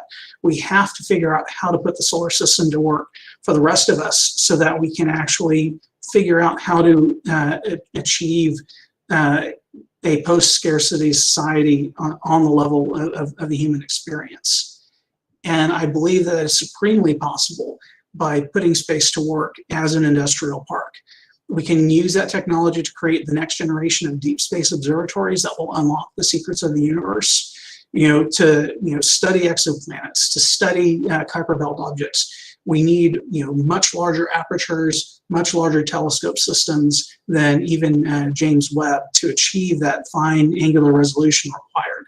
But we can't afford to do that with conventional approaches. We need in-space manufacturing and assembly to create those next great space observatories. And in doing so, that unlocks the next generation of space-based solar power. It creates the ability to produce on orbit and other deep space habitats that can use the local resources to make it habitable wherever we want to go. And that's what leads to energy resources and material resources that are effectively unlimited on individual scales of time. It allows us to build a human-wide industrial capacity without risk of continuing ecological disaster. And by solving those core problems, if you look at Maslow's hierarchy of needs, that's what leads to us being able to truly have self-determination for all, because we can answer those fundamental problems of material and energy scarcity and leave people free to pursue their bliss. Mine is human exploration. I want us to be able to go wherever we want to go, to expand the realm of human experience, whether that's going to Jupiter, which I'm a big fan of because I read every Arthur C. Clarke story that I could get my hands on when I was a kid. And in particular, his story, A Meeting with Medusa, has always captivated me and enthralled me. And I want to see the Great Red Spot with my own eyes before I die. And eventually, we're going to figure out how to build spaceships to go to other systems and other worlds. And eventually, we're going to want to build habitats and spacecraft that are big enough that they're effectively cities and civilizations under themselves. But to do that, we've got to have these technologies that can only be made in space.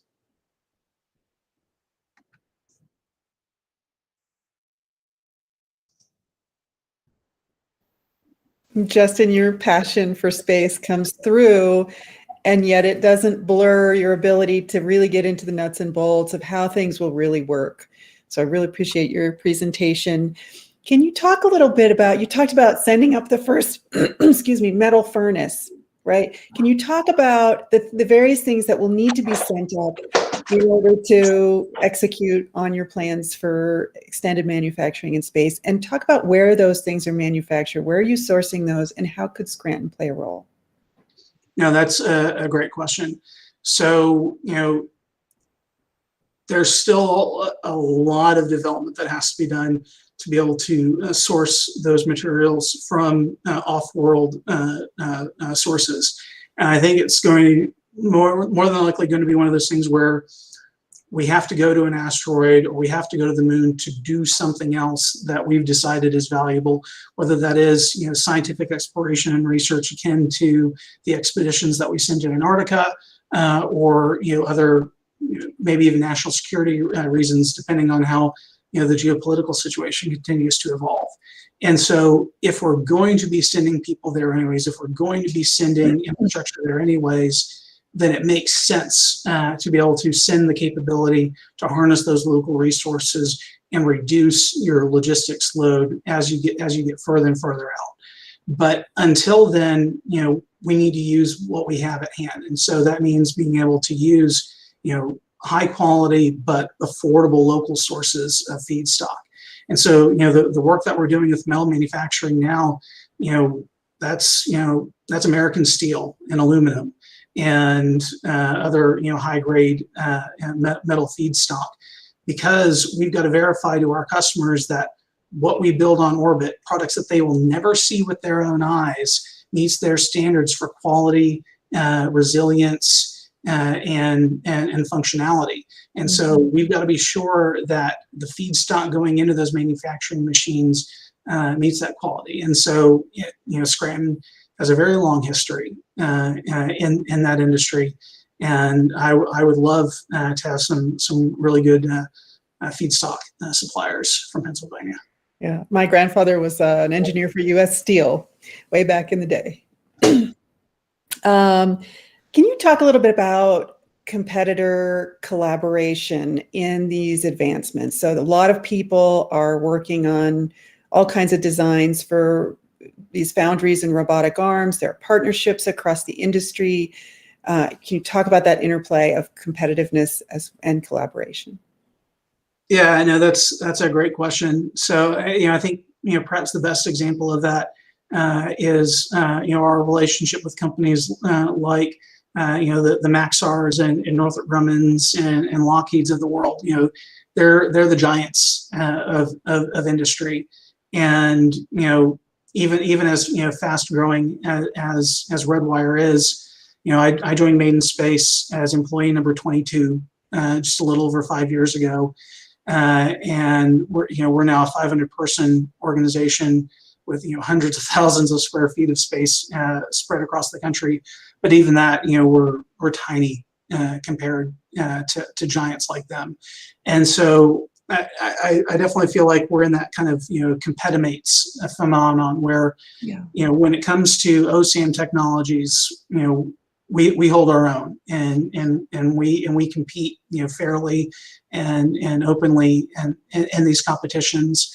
But we also recognize that for opportunities where there is a greater good, we collaborate and we team up to combine our services and our capabilities where it makes sense to do so. For example, we've worked together on LEO commercialization efforts for NASA. We're on many of the teams that are working on the Artemis program in various capacities, ranging all the way from the solar arrays for the Lunar Gateway to the vision and navigation systems for the Firefly Aerospace CLPS lander. So really, we see it as our job to provide the infrastructure that enables the wide variety of missions that everybody's trying to accomplish today. Thank you very much. We'll look forward. Sorry, Michael? Justin, we're about to kind of run out of time for your session, but you're sticking around for the panel, right? Absolutely. Okay, good, because you're not getting away without a question without the upcoming SPAC and Mike Gold joining your team. So just know that that's on my to-do list. Okay? All right. All right. Great. Thank you so much, Justin. All right, Gary Kalman is the co-founder and CEO of CisLunar Industries, a space technology startup focused on developing, building, and operating metal foundries in space. In this role, Gary is applying his diverse background in entrepreneurship, capital markets, and corporate finance to building a key component of the emerging CisLunar industrial economy. With a BA in economics from the University of Colorado and a charter from the CFA Institute, Gary took action with his lifelong passion for space by completing the ISU Space Studies program in 2017, and now strives to help lay the foundation for a sustainable human presence beyond Earth. Gary, it's my pleasure to hand the screen over to you. Thanks, Lee. Let me make sure this is working. Let's see here. So, if this doesn't work, I'll switch to a PDF version. But let's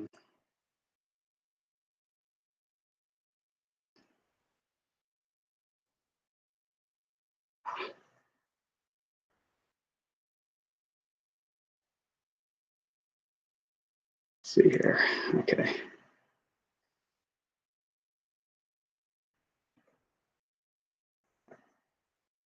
The too many screens problem. Sorry, guys. Let me try for the. Hold in there. Yeah. Gotta make sure I got the right screen in the right spot. We're going to be looking up on off to the right. It'll look weird. All right, let's see. Okay.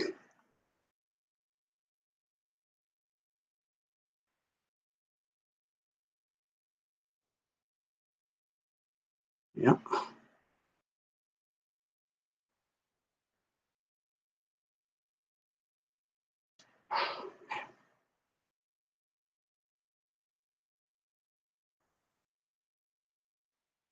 One more time.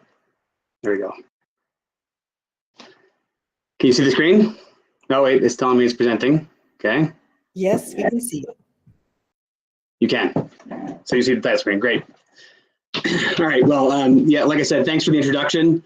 I think the way you did that was even better than the one that I had put together. So thank you. As you heard, I'm Gary Kalman. I'm the CEO and co-founder of CisLunar Industries, and we are building foundries in space. Yes, following Made in Space with their wide-ranging capabilities is sort of a tough act to follow, but I feel excited to tell you about the little bit that we're working on, and we see our piece of the puzzle is fitting in with all the stuff that Justin was talking about in many different ways. So, I really love this conversation that we've been having because, and the whole purpose of this organization, because, we really believe in trying to get humanity to move beyond Earth, and that the foundation of being able to do that is really building up an industrial ecosystem and infrastructure in CisLunar space, and we imagine that the way this unfolds is it'll be a robust economy that has many players and is diverse, and it has people who are competing sometimes and cooperating in other times. So it's important to have all those pieces happening, and we really think that it's actually starting to become real now. As Justin sort of mentioned with some of the technologies they're putting forward, this is not science fiction anymore, and we want to make an impact on this. So I'll show you where we see some of the pieces coming together before we dive into some of what we're doing. Okay. Yeah, so we see in this new industrial in-space economy that is actually now emerging, that metal processing will be critical. And there's sort of a conversation that's gone on over the past where how do we get from where we are now to this full robust economy? How do we bridge that gap? Like I know some of what Made in Space is doing is finding ways to serve customers on the ground, for example, and then that's one way to get there. We see our contribution with what we're developing as what we're calling the Microspace Foundry as a key potential component to bridging that gap. At a high level, the Microspace Foundry is a modular and scalable metal processing system that will be able to be added to any spacecraft of sufficient size to supply a wide range of applications from propulsion to in-space manufacturing. And it's that modularity and that scalability that we think is one of our key competitive advantages. But before we dive into that technology, this is sort of how we look at the ecosystem from our point of view. And this is why we think that now is really the time to be pursuing these technologies, that now is the time to actually make it real. And that's that there are so many different elements of it that are becoming real now as we speak. In looking around the different landscape that we have here, we've got propellant depots where we think we can sell our propellant rods at. We've got metal-based propulsion systems on one side that, from Newman Space and others that can utilize some of the materials we intend to make.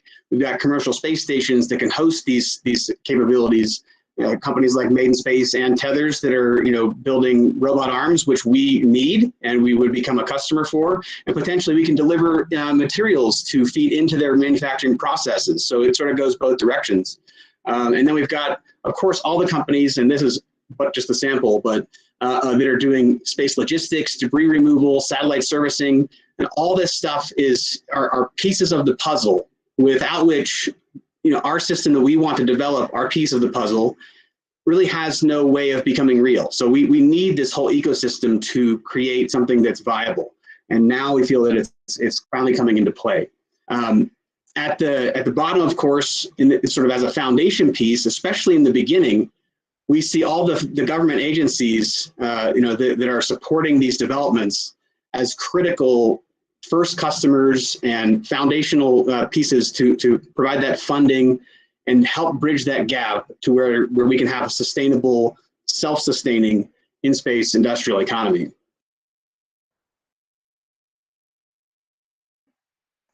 So the device that we're building, the Microspace Foundry, will show you a little bit of how this comes together in one application as kind of an example of how it works. As I said in the previous slide, we're building a self-contained, small-scale modular system. And the idea is that this can be added to any spacecraft. So in the example that I'm showing you here, this is an active debris removal spacecraft, which we see as one of the early potential value propositions for this idea. And you've got, sort of, you can look at, I don't know if my cursor is showing up on the screen, but on the left side of the screen, I'm showing a scenario where you have an active debris removal spacecraft or an ADR spacecraft that is, has maybe pursued all the missions it can pursue. Maybe it can't get to a propellant depot to refuel because the orbit that the debris removal is taking place in is too far away. And, it's basically out of gas. If it has reached that point, it has to deorbit with the last piece of debris that it's taking down. And you might be able to get, without refueling, you might be able to get 5, maybe 10, uses out of a typical system that I've seen anyway, demonstrated or written about. And then that spacecraft has fulfilled its mission. With this system, if you're in low Earth orbit, this spacecraft could actually harvest metal from the piece of debris that it's removing, and then that metal would be fed into a Microspace Foundry, which is added to the vehicle itself. So we're not creating the vehicle, but we're creating the key subsystem that enables this new capability. We're also not creating the robot arms and the cutting systems either. We're relying on partners to do that piece too. So this is another example of all the pieces fitting together. So the metal gets fed into the Space Foundry, and then that Space Foundry creates propellant rod, and the propellant rod can be used in a Newman thruster, again, another partner that we are relying on to make this become a reality. Newman Thruster is one company that's making a metal propulsion system, uses metal rods, any conductive material can be used. So that creates a diverse way of processing the metals you find on space debris into something that can be used for propulsion. There are other companies working on metal-based propellant systems, and this is just one of them. But this shows how with those steps at the end of the line, you essentially are able to refuel a spacecraft from the material that it's removing from orbit. And in the case where you're deorbiting things, you're able to, from our early calculations, you only need maybe 10, 20% of the mass that's being deorbited to be converted into fuel to be able to deorbit the whole object and get back to the next object. And that's based on like an 800-kilometer orbit down to say 200.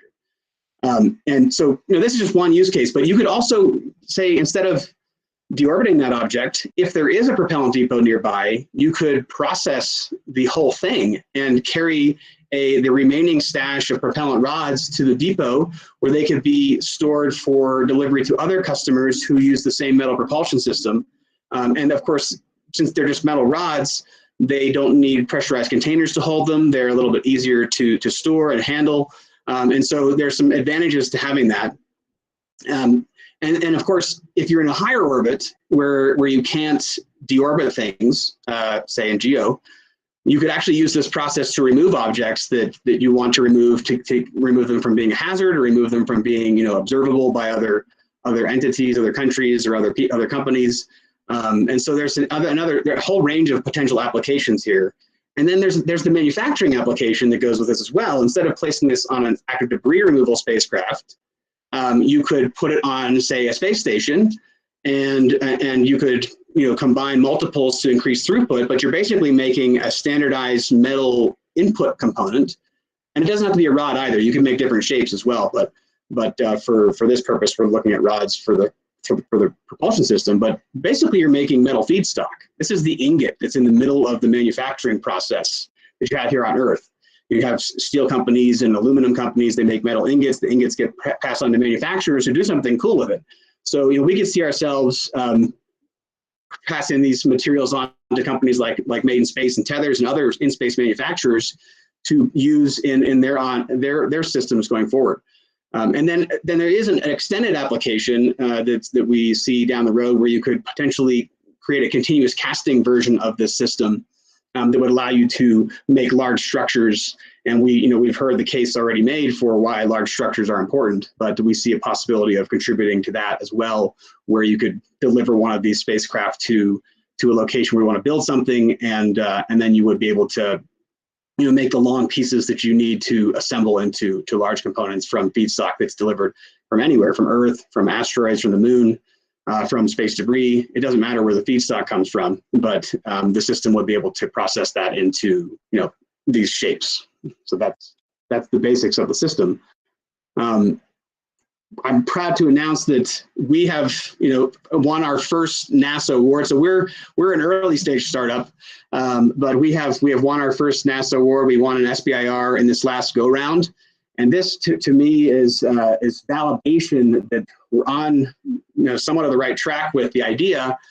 They've given us an award to pursue an in-space recycling system that uses we're using electromagnetic levitation and induction as key techniques to do the processing to make metal rods. Now, this is phase one, so we're not going to make metal rods with this. We're going to be focusing on, characterizing, simulating feedstock that you would remove from a space, from a piece of debris, combining mixed up pieces into a homogeneous melt, characterizing the process and how the metrics for how it works and how it degrades over time, and what sort of metal is deposited on the inside of the chamber and all this stuff. And the idea is to show that it could be, with the thrust of showing a system that could be used outside of a space station, outside in an extravehicular mode of operation in the vacuum of space.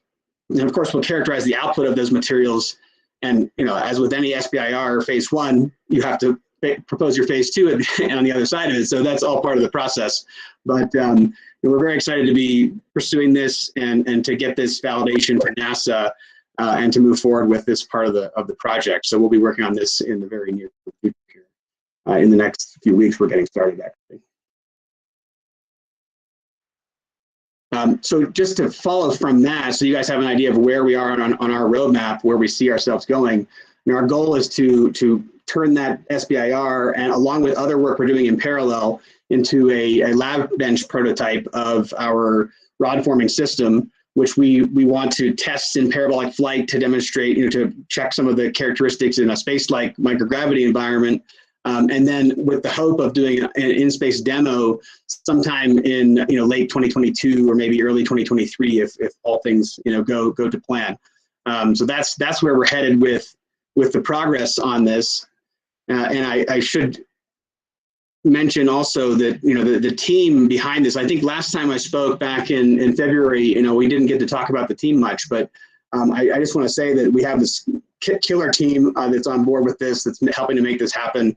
I am just the lowly numbers guy, finance background, entrepreneurship, but the real guys who are doing the meat of the work are Joe, Kai, and Walter. These guys are all inventors. They're all entrepreneurs too, as a matter of fact. So it's interesting, and they're engineers. Joe is a Tesla coil enthusiast, which makes him interestingly very applicable to what we're working on. So I know that these things don't happen in a vacuum, and we have a strong team to get this thing off the ground, and that's excited to have all these guys on. And of course, we can't do this with just the four of us. We will be growing the company with new engineers, of course, as we build this thing out. But we have some critical partnerships, especially at the Colorado School of Mines. Nanorax is also helping us with aspects of our SBIR project, and several contractors are working with us who are experts in their own areas of expertise. So we've developed a really great set of outsiders and insiders on this team to make this thing happen. And with that, I wanted to keep it short to leave room for questions. So there you go. On to the questions. All right, so I saw some questions in the chat from Brett Peterson. Is there interest that these rods would be deployed for weapon systems? Kinetic projectiles seem like a natural extension of this, though I'm not particularly advocating for the militarization of this technology. All right. I mean, we don't really. We're designing for production in space, for in-space manufacturing. So, I mean, anything in space could be used as a weapon by that logic, because you're talking about things moving at high speeds. So really, any object could be used as a weapon, but that's certainly not the purpose. But I suppose it's a possibility, just like like anything else that you can do stuff with in space. So. Satellite servicing spacecraft, for example, are I think duly classified for exactly that reason. Great. There was an earlier question that I don't have access to the name because I lost my internet connection, but it was about national security applications. Specifically, if you're deorbiting or reusing satellites, there's an opportunity to destroy any data associated with those. Mm-hmm. Comments about that? Well, I mean, as part of from a national security perspective, we do see an opportunity for removing these things from observation if there is sensitive data on there, to provide that service to destroy these objects. I mean, this, like I said, we're creating a subsystem, so this would be done in collaboration with other partners who are doing the debris removal, companies like Astroscale and Altia Space Machines and others, Northrop Grumman and others. We would add the system to that, but combined, it creates the possibility of removing, destroying, completely eliminating an object and turning it into a cache of materials that could be strategic and useful later. Great. And Inara asks, what concerns do you have regarding ownership of debris? No, it's an interesting question. We had looked at that a lot in the beginning when we were first starting out to understand, the legality of what we wanted to do. And from what there's no salvage law in space. So removing debris without someone's permission is absolutely not legal right now.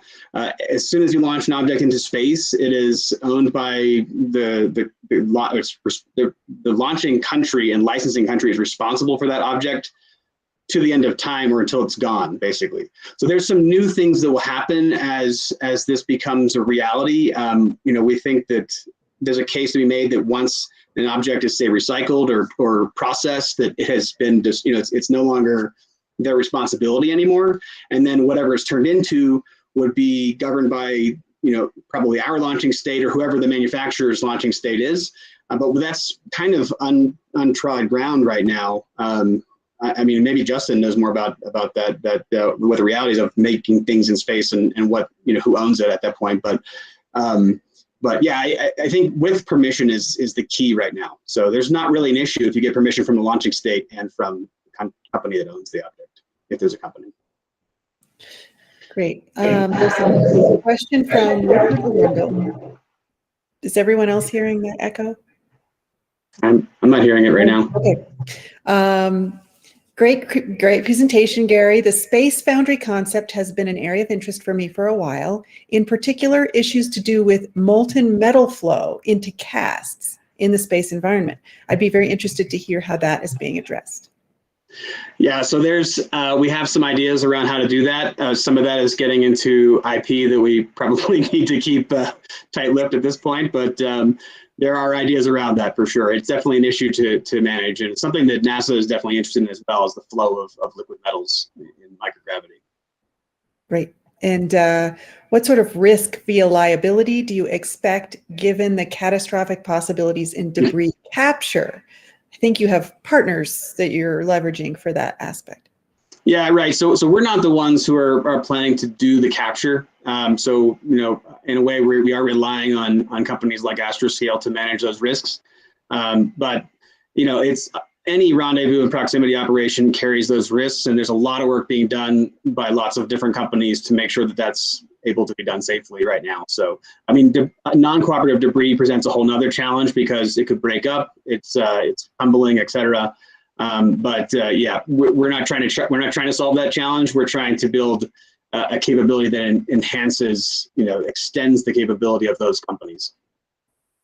Yeah, I think at an earlier conference, we've got an answer from Justin Kugler. There aren't really established salvage rights in space at this point.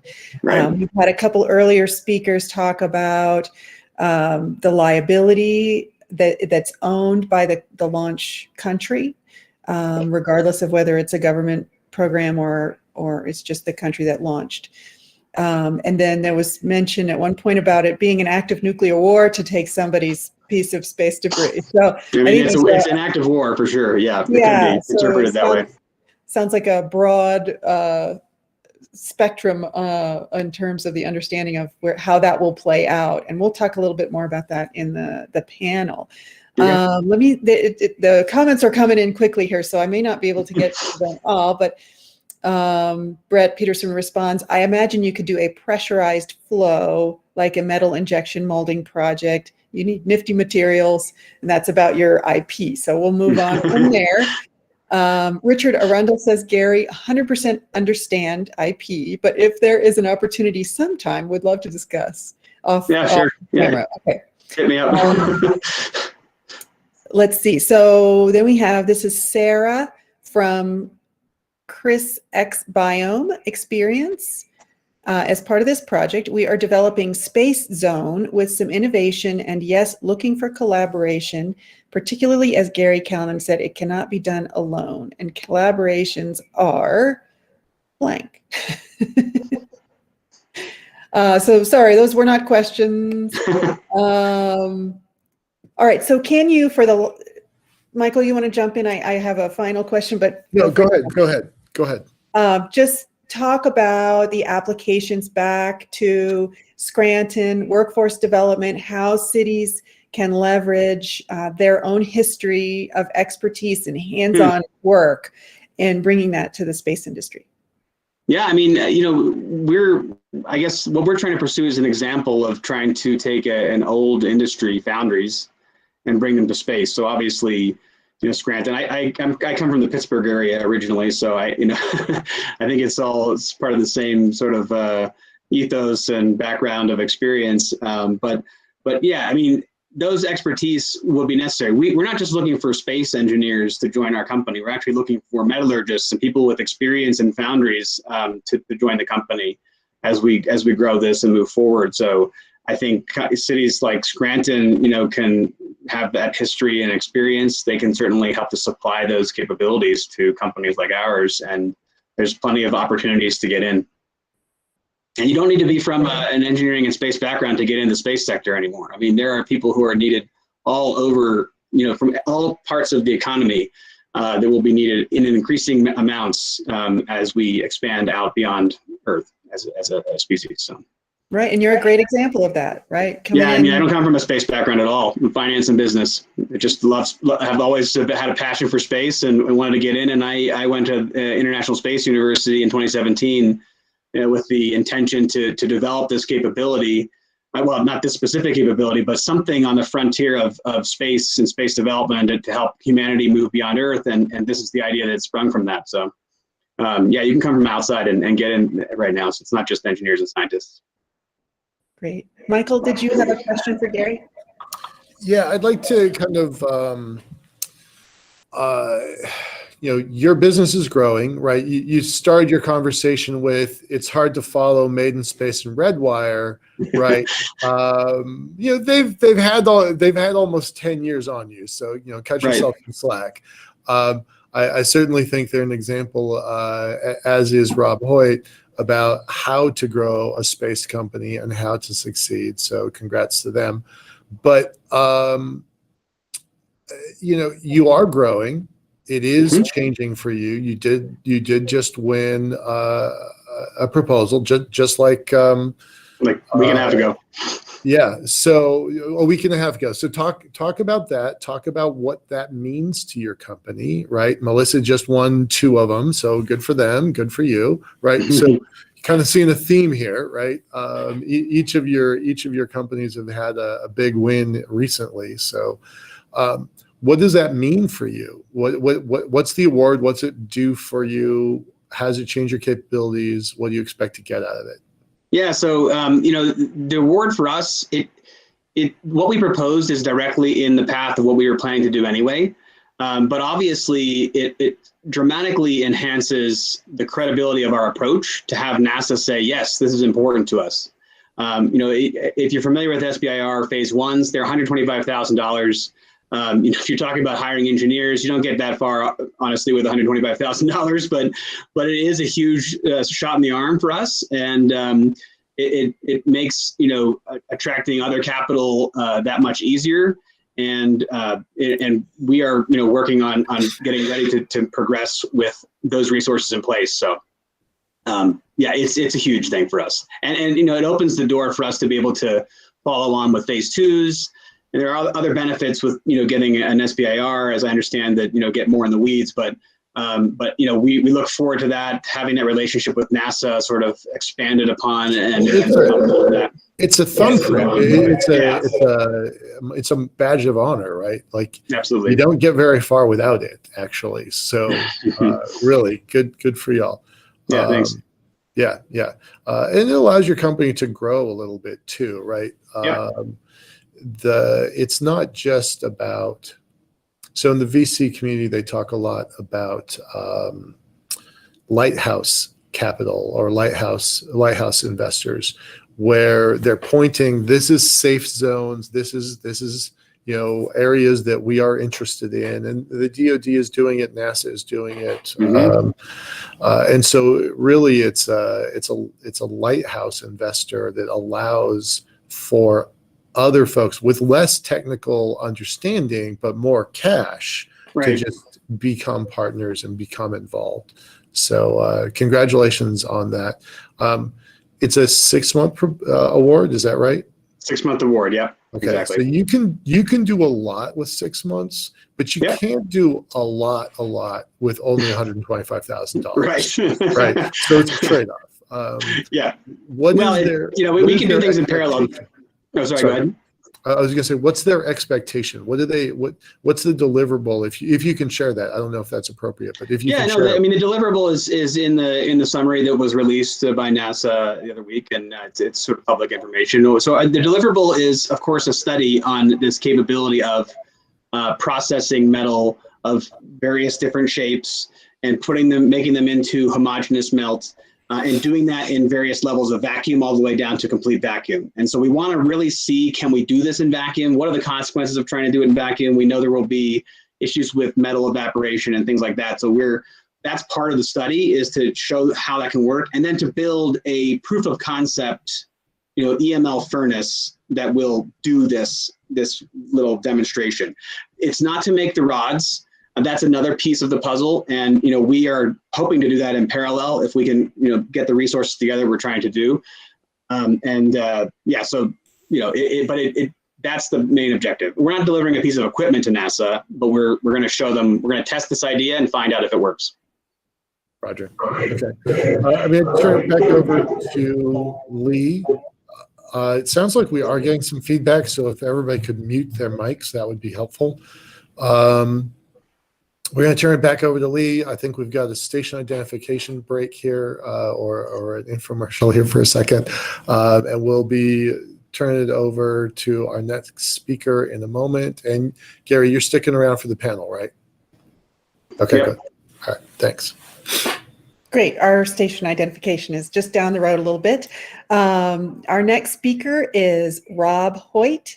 Dr. Rob is a relentlessly inventive technologist and executive with expertise in advanced space technologies, additive manufacturing, plasma physics, and scientific algorithms. He co-founded Tethers Unlimited, Inc. in 1994 and has built it into a multi-million-dollar space and defense R&D firm that is pioneering advances in small satellite technologies, as well as in-space manufacturing and robotic assembly capabilities. It is now owned by Emergent Technologies.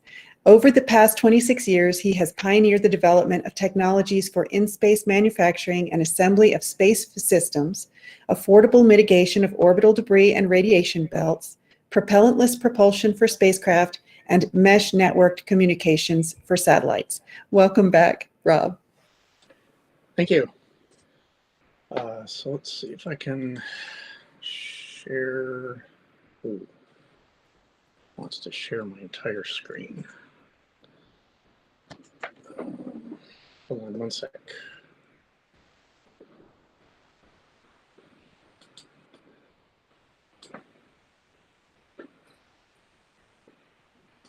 Sorry, I was expecting to be able to just share one screen.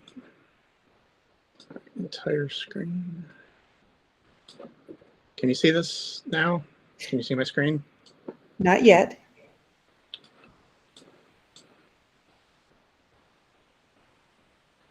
There we go. Okay. All right. Can you see that now? Yes. Okay. Thanks. So thanks for your patience. Okay. So yeah, I'm Rob Hoyt. I'm founder and president at Tethers Unlimited. We're up in the Seattle area, and we work in a couple of areas. We do a lot of work on high performance components for small satellites, such as software-defined radios, thrusters, gimbals, and deorbit devices. And we also work to develop new capabilities for in-space services, including robotic systems for in-space assembly, processes and tools for in-space manufacturing, and other capabilities for servicing of space systems. And that work is motivated by a desire to help catalyze the development of a robust and sustainable in-space economy. And if you look at the potential markets there are for in-space businesses, there are folks working on asteroid resources, there are folks working to develop propellant depots, there are folks working to manufacture new kinds of materials in space. But all of these individual markets by themselves aren't sufficient to create a functional economy in space. You need to be able to tie them together so that, say, one company can acquire resources and sell them to another company that can process them into things of value, and then that company can sell them to another entity that would use those things to provide services to customers in space and on the ground. And we see these in-space services, what collectively referred to as OSAM, or on-orbit servicing, assembly, and manufacturing, as kind of the keystone to be able to tie together these different markets and create an economy where $1 invested in one company can cycle around and around through this economy and turn into hundreds or thousands of dollars, and eventually enable us all to create a multi-billion or trillion-dollar economy in space. So we have been working to help create the technologies needed to provide these in-space services. And we've been working in three general areas there on robotic systems for in-space servicing to provide capabilities such as in-space refueling, recovery of satellites that might have run into a deployment problem, and repair and upgrade of spacecraft. And the net benefit of that for space systems is new capabilities such as persistent maneuvering, maneuvering without regret, and long-term sustainability of low Earth orbit operations, being able to deal with the space debris challenge and maintain system platforms and systems for long durations. We're also working on capabilities for in-space assembly of modular space platforms, as well as integration of upgrade payloads onto existing spacecraft that are designed to be upgraded. And the net benefit of that to the market is improved responsiveness of space systems to rapidly evolving market and mission demands, so that we're no longer stuck in the current paradigm where you launch a satellite into GEO and it has to be designed to operate for 15 years, and within 2 or 3 years the whole market on Earth has changed and your satellite might be obsolete. So we're trying to help address that challenge. And then we've also been working on capabilities for in-space manufacturing, looking at launching raw material into orbit in a compact and durable form, and then using robotics and additive manufacturing and other tools to fabricate support structures, apertures such as arrays, antennas, and even entire systems. And the net benefit of that, of in-space manufacturing, is getting to really significant increases in performance per dollar for a wide variety of space missions. So I'd like to run through a handful of the technologies and projects that we've been working on. And within the area of in-space servicing and assembly, a lot of the work we're doing is coming together now in a integrated robotics and sensing package that we call Gauntlet. And it's intended to be a very affordable, lightweight system that can enable small satellites class systems such as microsats and even nanosats to serve as for in-space servicing and assembly missions. So it's designed for roughly ESPA class satellites, and it integrates a number of high and mid TRL technologies that we've developed under DoD and NASA SBIRs and IR&D investments, such as our Kraken robotic arm, our Axon tool changers, our Axon tool for soft and hard docking with clients, and our Cylon software to enable multi-agent collaboration and control, as well as workspace sensing. And I'll talk about that each of those a little bit, but this kind of illustrates the Gauntlet robotic servicing payload. Again, it integrates a couple of robotic arms, and they fold up into a very compact stowed volume. We've got a novel tool changer called Axon, and then we've got some servicing tools to facilitate capture and servicing of spacecraft, and then the Cylon control software and sensing systems, all integrated into a compact and very affordable robotic servicing package.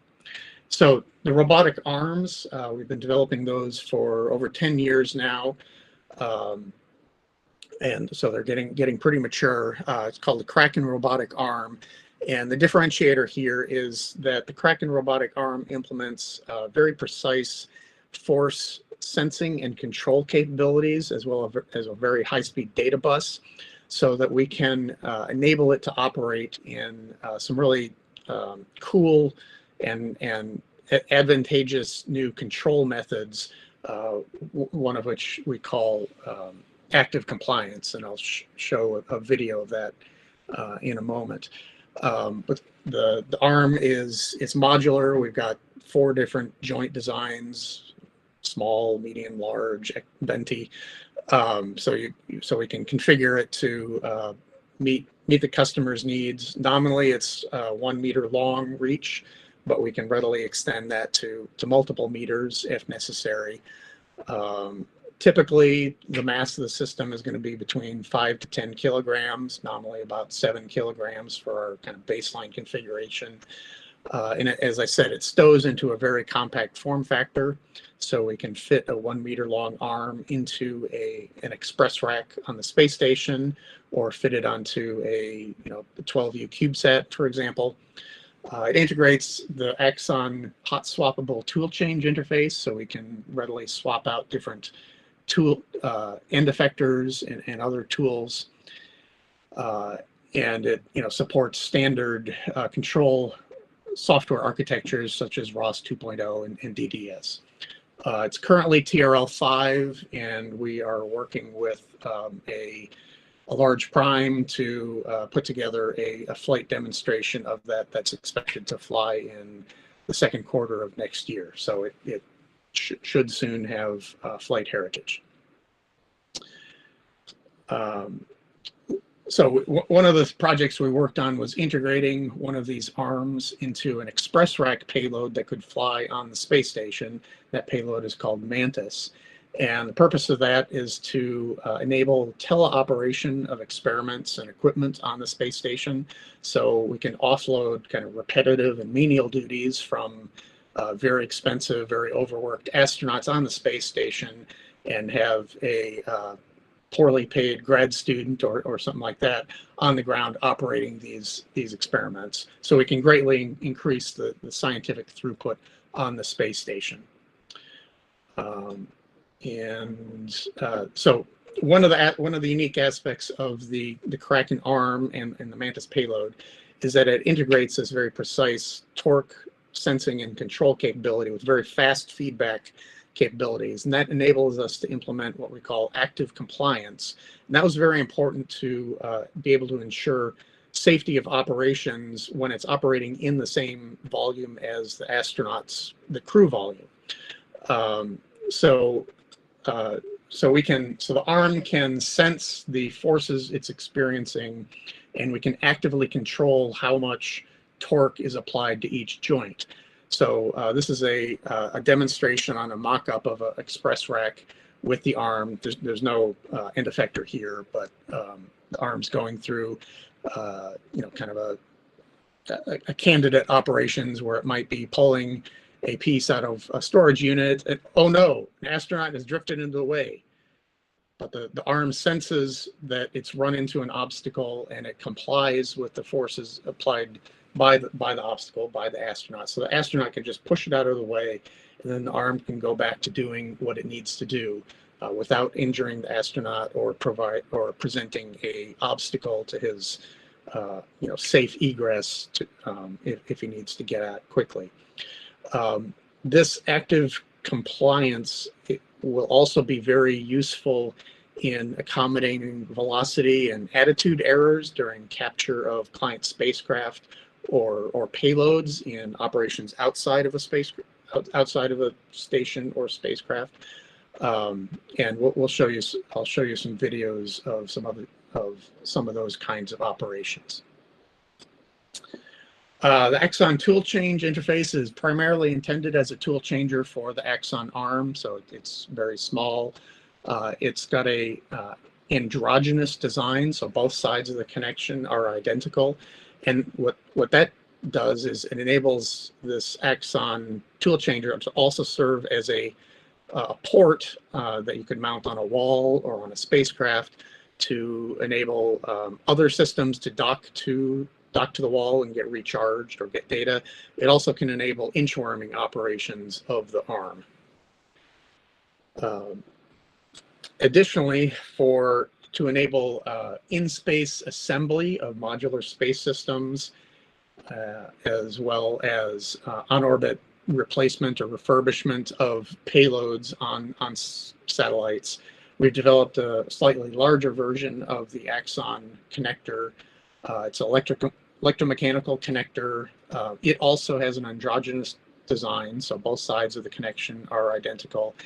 And an important aspect of the design is is that either side of the connection can connect or disconnect the connection so that if a module dies, you can still pull it off and replace it with a new payload. So these are some videos of the connector running through some just demonstrating how two of the devices can come together and they connect mechanically, and they sense the successful connection and then close the electrical circuit, and then either side of the system can release and disconnect the connection. It also integrates a kind of unique cover mechanism to protect any sensitive electrical connections or optics from the space environment when you don't have a module connected to the other side of it. We've also done some work under funding from DARPA, looking at architectures and the required technologies for in-space assembly of modular persistent space platforms. And we call that architecture the constructible platform. And it, of course, uses axon connectors and would rely upon a robotic system such as a spacecraft with Gauntlet or the RSGS or similar robotic systems to assemble microsat class modules together to create a large platform, large high capability platform. And a somewhat unique aspect of this architecture is we've integrated capabilities for distributed control and distributed resource sharing, so that each of the individual modules can be relatively small, maybe single string or limited redundancy. But by the way we connect them together and by the way we control it, this assembly of low redundancy modules can achieve a very high redundancy at the platform level, and thus provide long mean time between failure and high reliability services. We have also been working with AFRL to develop software to enable collaborative control of robotic systems with collaborative controls of multiple robotic arms and eventually multiple robotic agents or vehicles. So this is a simulation of an operation where the servicer on the bottom would, let's see, is this going to run? Sorry, the video is doesn't seem to be running. Hold on, let me do this in real time. Videos. Apologies, hopefully this will run. Okay, so this is a simulation in our Mosaic multi-body simulation environment where a servicer with two robotic arms captures a client spacecraft using a capture tool, and then it will. That's not. Is that, Rob? That's not showing. Are you showing a video? You're not seeing the video? You're not. Sorry. That's all right. That's all right. Just Okay, want to let you know. I think if I'll you move on. minimize your PowerPoint, we should be able to see it, because we can see your whole screen. Can you see the movie now? No. No. All right. Oh, sorry. I'll move on. No, right. It's on YouTube somewhere. Here's the link if you want to try to copy that down. But anyway, the Cylon control software works with the kinematic models of the arms and works collaboratively with the spacecraft's attitude control systems, so that you can be moving multiple arms at the same time, and even though the system reacts dynamically to it, and things will rotate as you move things around due to conservation of angular momentum, it still successfully maneuvers a payload to a docking port, and we can minimize the amount of reaction control needed to accomplish these complex maneuvers. So that's an ongoing effort with AFRL, and we're continuing to work on that and integrate some cool new capabilities into it in the future. And then, how am I doing on time? Am I running over? Got a few minutes left. You do have a few minutes left. Okay, so when you have these robotic systems that might be interacting with client spacecraft and payloads and interacting with other robotic servicers, you need to have a robust and resilient way of passing data between these systems to be able to coordinate their operations. So we have developed a mesh networking solution that uses our TRL9 Swift software-defined radios. It's called SwiftLink, and it's basically an app that runs on the radio and provides networking services. So that the radio can kind of act as an Ethernet port in space, and you can create essentially like a Wi-Fi network between multiple spacecraft, multiple payloads, and it makes it very easy to exchange data between these systems. Provides hopping from system to system so that data can get to where it needs to go. And we're currently working to implement Type 1 crypto solutions for it, as well as build in what we call zero trust blockchain, which is a distributed ledger-based solution that provides dynamic authentication services. You can do really cool stuff like have ephemeral keys and make sure that a node on the network is only able to access the services and data that it's authorized to get access to. And that's really key to ensuring security in a large multi-user modular space platform. So within the in-space manufacturing area, we've worked on a number of technologies and products. I'll go through just a few of them here. We just recently wrapped up an experiment on the space station called the Refabricator. Refabricator is a express rack payload that integrated a plastic recycling system with a 3D printer, and it was designed to demonstrate repeated cycles of printing and recycling and printing and recycling. And the idea there is when we send astronauts on a long duration mission to the moon or to Mars, we don't want to have to send them with every conceivable part and tool that they might ever possibly need to have, because that would be many shipping containers of stuff that they probably would never use. What we'd like to do is send them with the designs for the things that they might need and a few spools of plastic filament or other feedstock. And so they can make these tools and parts as needed, and then recycle the material and reuse it over and over, so we can greatly reduce the logistics challenges of long duration manned missions.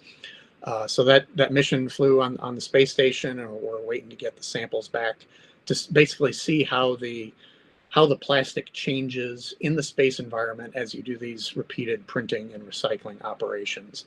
And then we worked on a couple of related SBIR projects.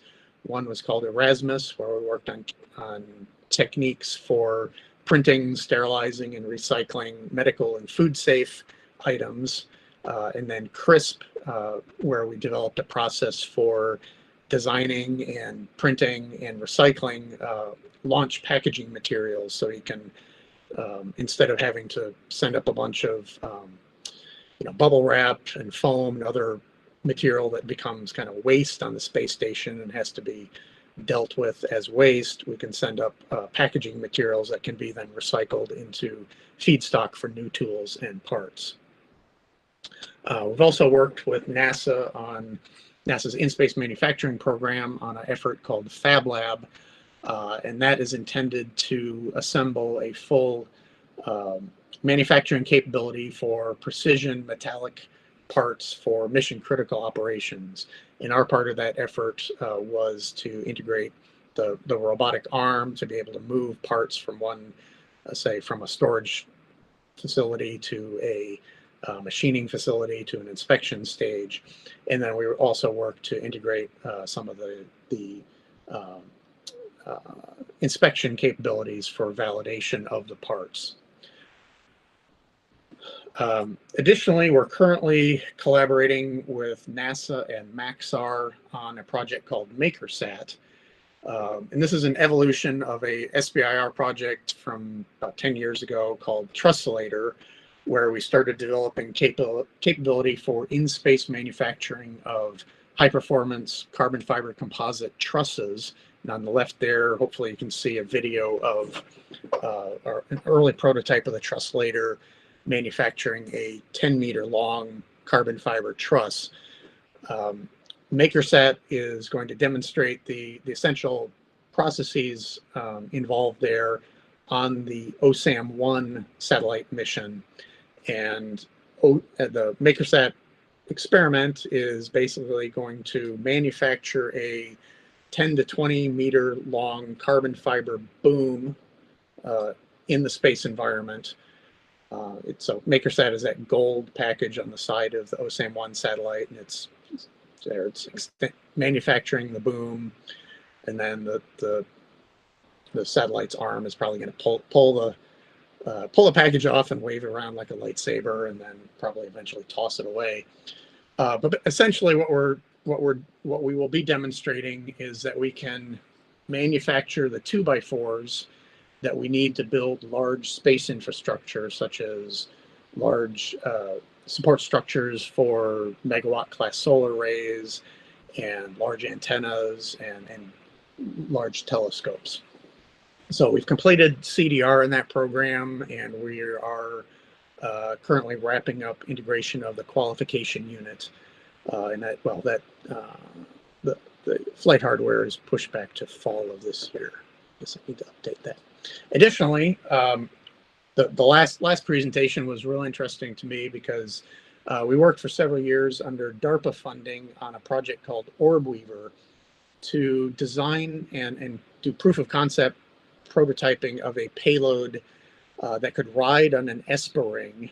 And then after the ESPA ring has done its job, this Orbweaver payload would chew up most of the ESPA ring and collect the aluminum material from it and process it in a induction furnace system, and then cast that aluminum to make hexagonal segments for a large antenna reflector. And the idea here is that the payload would ride up, process an ESPA ring, and then it could, the robotic systems could collect the pieces, and it could fly off and then go do it again at another ESPA ring or another target piece of space debris. And in this effort, we successfully did proof of concept demonstrations of all of the key processes involved here: the nibbling of the ESPA ring, the processing and casting of the aluminum into antenna segments, and the precision assembly process. So that's kind of a quick rundown of some of the projects we've been working on, and I'll be glad to take any questions that you have if we've got time left. We have just a couple of minutes. Brett Peterson asks, would you and your team be open to conversations around further developing this control?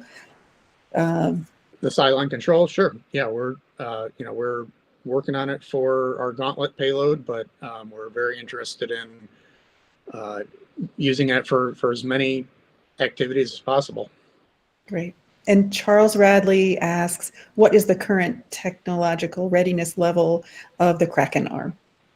So as I said, it's currently TRL 5, and we're currently working on a flight demonstration payload that, knock on wood, should get us to TRL 7 or 8 by middle of next year. Great. I have so many questions that I wrote down, but I'll just ask the one. You talked about hiring graduate students to run the robotic arms. Have you thought about other workers with robotic manufacturing operations experience, perhaps from Scranton, Pennsylvania, who might also fill those roles? Yeah, I mean, eventually we'd like these systems to be highly autonomous, but that's a long way away. Really developing and proving out those capabilities. So in the near term, these robotic operations are going to be teleoperated or man or woman person tended. And there's a lot of work to be done on the control software and other processes to get it there. So there's a lot of interesting work to be done that requires good robotics and software and validation experience. Great, thank you. And I think you win the award for the driest sense of humor today. All right, let's see. Our next speaker, Mike Lewis, is Chief Innovation Officer at NanoRacks, where he is responsible for overseeing the technical, scientific, and creative direction of the company. He has developed, built, and flown experiments and platforms to the ISS, and is the co-inventor of the Bishop Airlock, the first entirely commercial element of the ISS. He has also helped develop multiple satellite deployers that have deployed nearly 300 satellites. If those are all still active, then Mike's fingerprints are on over 10% of active satellites in orbit today. Mike, you have the screen. Well, thank you. Hopefully not my fingerprints. But no, thank you, Lee. And thank you, Michael, and everybody at Blue Marble. Really appreciate this. First, want to compliment Rob on the beard. Looking wonderful, Rob. And thanks for a great presentation. Yeah, really great group of presentations here, guys. Yeah, I know Justin, Gary, and Rob, obviously, and Melissa's was great as well. So hopefully I can contribute to this. I'm going to see if I can present. You guys able to see this? Not yet, but it will come up. Okay, we'll give it a sec. If you don't mind, Lee, tell me when it's on there. Will do.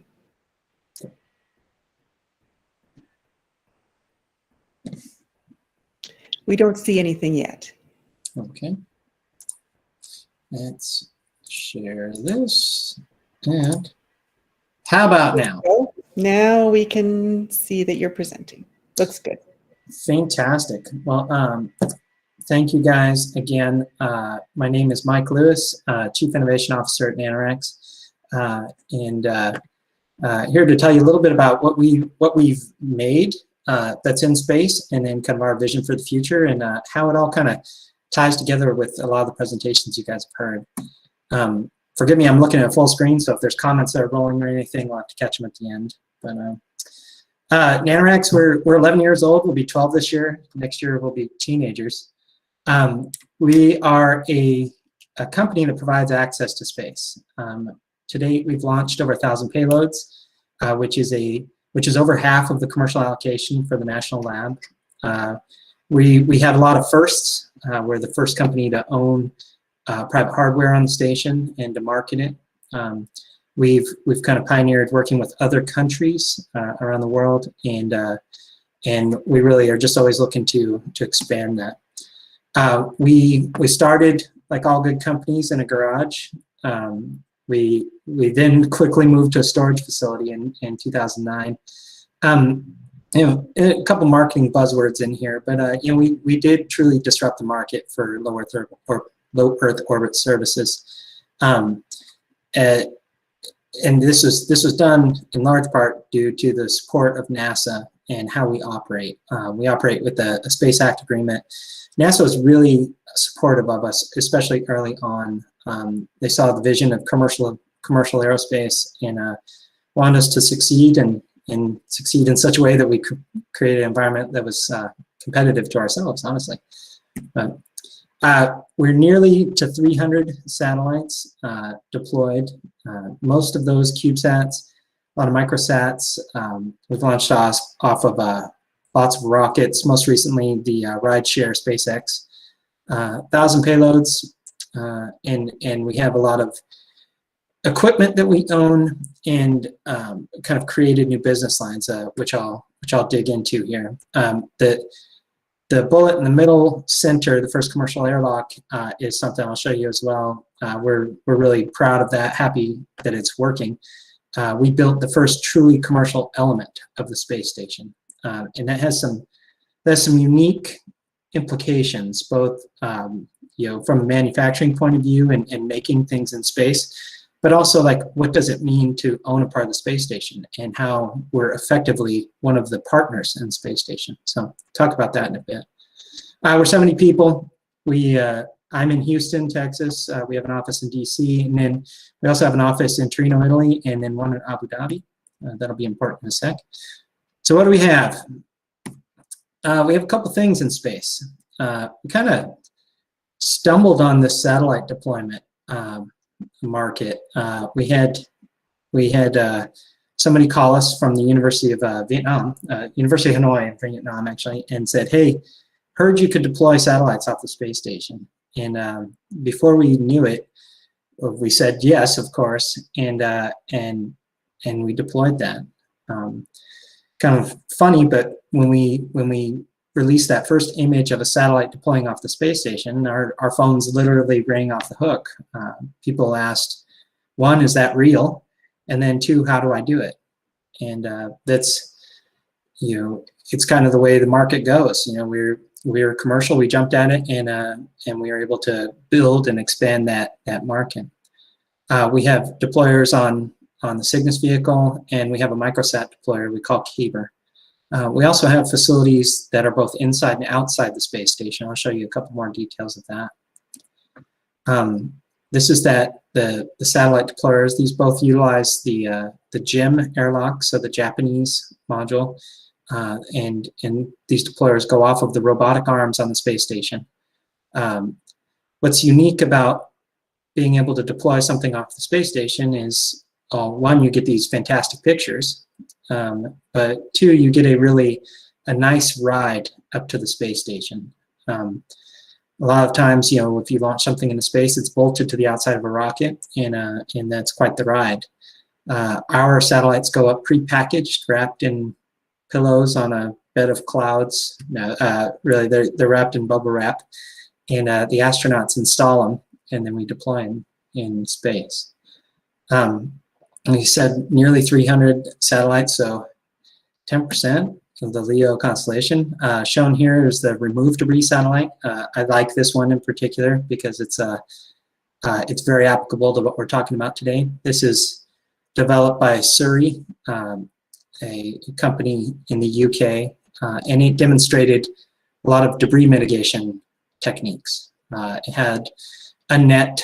It was able to use some advanced LiDAR, and then my favorite payload on here is it shot a harpoon out, which is awesome, but it's also a critical technology for taking out, potentially deorbiting things or capturing stuff in space, so you can do things like turn it into new components, like Rob talked about, turn it into fuel rods, like Gary talked about, build it into tools like Justin talked about. So, I got this little guy.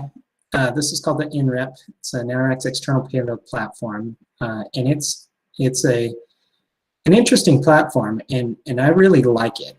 It provides power and data to things that are out in space. And so shown here, I don't know if you guys can see my cursor, but it's a small payload on the outside of the JIM exposed facility. We like to call this Lego land because there's a lot of things stuck to it like Legos. But this platform enables real space testing of components. If you have a sensor or an imager or something like that, it provides the power and data, and so you don't have to build a free-flying satellite. You get to take advantage of this magnificent ISS structure. Another benefit of that is that the payload gets returned to you. So we bring this whole thing inside and outside the space station, and the astronauts bolt new payloads on them, plug it in, and after it does a mission, about 15 weeks or so, comes back in, we package it up, and we send it home. So it's been a real good example of what you can do with kind of the innovative applications of the space station. We expanded our offerings here and working with, at the time it was Orbital, later Orbital ATK, now Northrop Grumman, to have a satellite deployer on the outside of their Cygnus vehicle. This is an example of utilizing things that are already going to space or are already in space. In this case, Northrop had additional capacity, so we put a satellite deployer on the outside.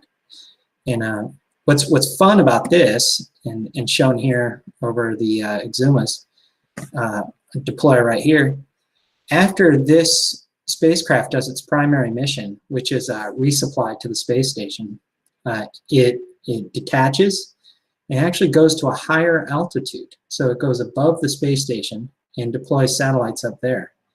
And that's really important in low Earth orbit because it provides a lot longer lifetime.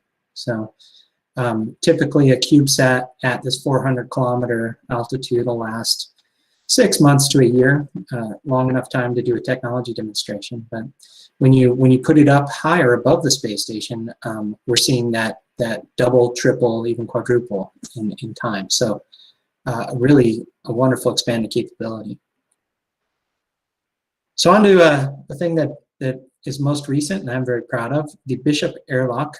It's a module that's attached to the space station currently.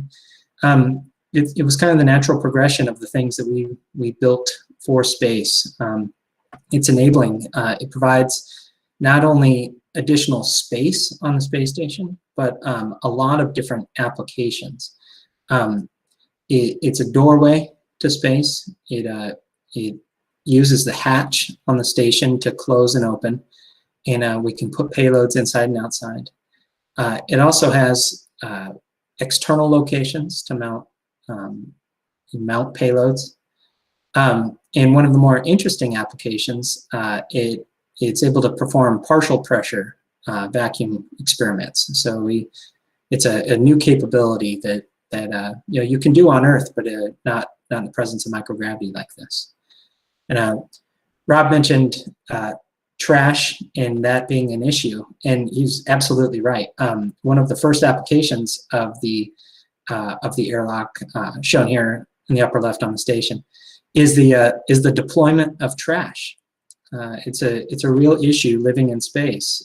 Astronauts produce about, it's 1 CTB, but basically a bag of trash a day per person.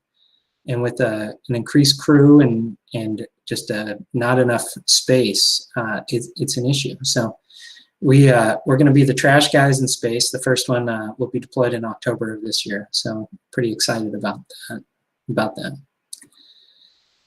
So moving on, we built some stuff, and we're looking to build some more stuff. This is we've put it under the umbrella of the Outpost program. Not a new idea. This is an old von Braun image shown basically using the upper stage of the Saturn V rocket. You said, hey, this thing is going to space. It's all the way there. It's delivering its payload. What are we going to do with it? So we took this concept and we brought it to NASA with our partners, and we did a feasibility study to show that we can turn this upper stage into things. Really, the idea is not novel or anything, but the application is, and this is the kind of platform that we need to be able to perform a lot of these, at least the initial tests of the technologies that the other people have been talking about. So we had part of NASA's Next Step program, and now launching this year on Transporter 3. We are building the first of these demonstration missions. Working with Maxar, they have an arm that does some cutting, and we're going to be doing some friction milling on the upper stage. This again is after the rocket's done its primary mission and before the upper stage deorbits. So this is exciting, and something that we see as the future of manufacturing in space. So the question posed to me, what does all this stuff mean for the average citizen in Scranton? And I have a list here, but I'm going to focus on the last one, the agriculture. But obviously, we benefit from space every day. Communications, Earth observations, just even our weather. But we've worked with satellite companies in the past that are doing things like tracking things like logging, fishing that are illegal or have global impact. as well as fires, mining. Planet was a customer, and they after a earthquake, were the first to provide images of the area, which helped in the rescue operations. Some of the platforms we have on the station enable biological research and manufacturing like those that you've been hearing. But I want to focus on agriculture because I think this has the biggest impact, especially for our folks there in Pennsylvania. Today, 1% of the world's a barely livable hot zone, and there are some estimations that could rise to 19% by 2070. Really, there are issues. There are land issues, water scarcity issues, soil degradation. Really just things that we're all aware of and that are happening around us, but also worldwide. Right now, there's a lot of desert, and each year those are getting bigger. So we have this wonderful access to space right now, and we want to use that. NanoRax wants to use that as a way to enable science that can help fix this. One of our founding partners is the Abu Dhabi Investment Office. I mentioned we have an office over there, and you can see why that would be directly applicable to them. So I present to you the Star Lab. It's got a couple small goals. I'll add a third goal, but one is to green the deserts. We want to use this platform to develop new techniques and plant growth, try to advance food sustainability, and really just understand more about basic science associated with plants. Down the line, number 2 here, we need to address some challenges if we're going to expand beyond Earth. The Artemis program is focusing on lunar applications, and right now we have a wonderful platform to expand some of the scientific basis of our knowledge. The third one is to solve world hunger. If we can figure out how to grow plants more effectively, if we learn more about the mutations that can occur in space, just the things that we need to do to grow things in space, we can solve some of the food problems on the ground. So no small objectives there, just green the desert, terraform Mars, and feed everybody on Earth. So sorry about that. I will leave it on this slide, actually. I won't. It's just going to go. So with that, I welcome feedback, questions. I'll go off, stop sharing here, but again, thank you for the opportunity to present. Thank you. That was a really interesting take on the Scranton question. A great rehearsal of the benefits for everyone on Earth from space investment. So appreciate that. Wanted to say that one of our listeners has said he would definitely buy a Trash Guys in Space t-shirt if you guys make one. So it sounds like you've got some manufacturing work here on Earth. It is such a basic need, and it's fascinating. I describe the airlock to people. I talk to my mom about it and say, it's this metal structure, it goes on the space station, and of course there's 1,000 questions, and it's very visceral how it's a problem we face every day. Like, I have to bring out the trash, and you imagine living in this space station, which is it's big, but it's not that big. It's about the size of a 3-bedroom apartment, and that trash stacks up pretty quick. So it's definitely a real world application. So it sounds like you have a lot of things that are happening now. Can you talk about the ramp up time frame of some of the things that are just in the works? Absolutely. So I talked a lot about our platforms that are on the space station and the things that we're using right now to enable current scientific research. We also focus a lot on education and those type of things that are forward looking. We've kind of progressed in a way as a company where we build upon those things. We learned how to build things for space, and the natural progression was to be able to build part of a station. So later this year, we're launching our first repurposing mission where we're going to reuse the upper stage of the Transporter 3, and we have plans down the line, as soon as 2022 and beyond to continue the repurposing missions. Ultimately, I think we'd like to own our own space stations and complementary space stations. NASA has a wonderful a mission, a plan, and just announced the commercial LEO initiative. But we want to be able to build space stations where folks like Tethers, Made in Space, CisLunar Industries, off-planet research can go and perform these, otherwise possibly risky or at least experiments that aren't compatible with people there. So, we see those being very complementary. So, to answer your question, starting this year, and then every year from now on. Yeah, it's great. Sounds like we have some comments that are reinforcing, totally agree with you. There is need to put social development at the forefront in everything we do, failing which the economic divide will grow, making any advancements worthless. So really a lot of appreciation for your slide there. Well, that's wonderful. It's great to hear. We get caught up a lot of times in the fact that we're building things for space and we're working on this project that's right in front of us, and it's important to think about the bigger impacts of these. The aerospace industry is in a unique position. We're very visible for not being as big of an industry as a lot of other ones, but that's on purpose. We have rockets that launch. There's nothing more visible than that.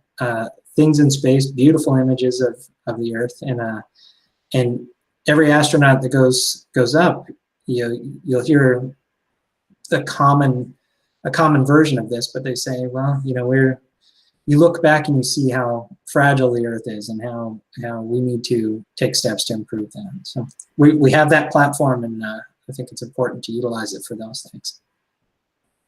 Agreed. All That's right. Justin's comment. He remembers the U-Haul. I was going to save this question for the panel, but I'll just spin one more in there. And that's, you talked about how you can collaborate. Everybody knows everybody. You're enabling. I mean, Gary had a slide where all three of the other companies on the panel are represented. How does that evolve as the industry does take off? And there are new players every day, and all of a sudden there's, it's profitable to be jumping in as a new company. How do you build those relationships over a larger group? Yeah, well, a rising tide raises all ships, right? I mentioned that in the early days, NASA really supported us. And they supported us in such a way that we created an environment that other companies can enter and be competitive in. And I think that's an excellent model. It's similar to the railroad companies building, the government building railroad tracks so that companies could come in and run trains. I see this as an ecosystem more than an economy. We have a need for everything, and as far as competition goes, we want to see everybody succeed. I want to see advancements happen, and I don't care if they happen on my platforms or somebody else's. Yeah, that non-exclusive term on NASA's technology transfer, I think is a big deal, and it sets an example.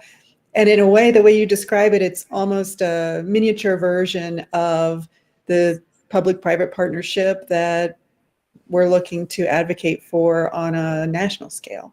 So. Absolutely. No, and I hope I gave you some sound bites for that. I really support that decision. So. Great. Well, Mike, thank you so much. Oh, go ahead, Michael. I wanted you to talk a little bit about, your new space station, right? Like if it becomes a private space station of your own, whether you attach it to ISS, the ability to recapture and reuse a spent upper stage, that's been around in science fiction, Werner von Braun. Like, we know that idea has been out there, and lots of people have tried it. I'm going to put myself out on a limb and say what makes yours different is that you already have hardware in space. Like, you've actually done the baby steps to take this big next giant leap, if I can use that overused phrase. So what made you decide now is the time? Because the idea has been around for a long time. Why step out and do it now? Great question. Well, there's a couple of obvious reasons, I guess. One is the aging infrastructure in space. Station does have a limited lifetime, and NASA's moving forward, looking beyond. We see there still being a real need to perform science in microgravity, especially in low Earth orbit. It's surprisingly close, space is, so you can bail out easily. Costs have come down, especially launch costs. That's the largest one associated with these type of endeavors. And generally, the attitude is right. We see Axiom with their NASA funding to build a section of the space station. That's fantastic. It's there's a lot of support for that. I'd say there's a lot of support for that in the public eye, as well as in the funding sources through the congressional lines and everything like that. So we want to do that now because it seems like a natural progression for us, being able to use what we've learned and been able to implement as a commercial company, show how we can be agile and do things slightly more efficient, but also be able to adhere to the safety and verification processes that have been very successful with NASA, and then and implement those safely. So I'm going to make a strategic guess. You can confirm or deny. You already have your partner with Cygnus. I'm going to make a guess that you would use that as your foundation. Is that a safe guess? That's an awesome spacecraft, and it's fantastic. The shell itself, the pressure shell, is built by Thales Alenia, which actually did manufacturing of our airlock as well. So that's an awesome spaceship. But actually, we don't care what rocket we use. Good answer. There's a lot of pretty awesome rockets. There's a lot of folks that are probably going to do it on their own.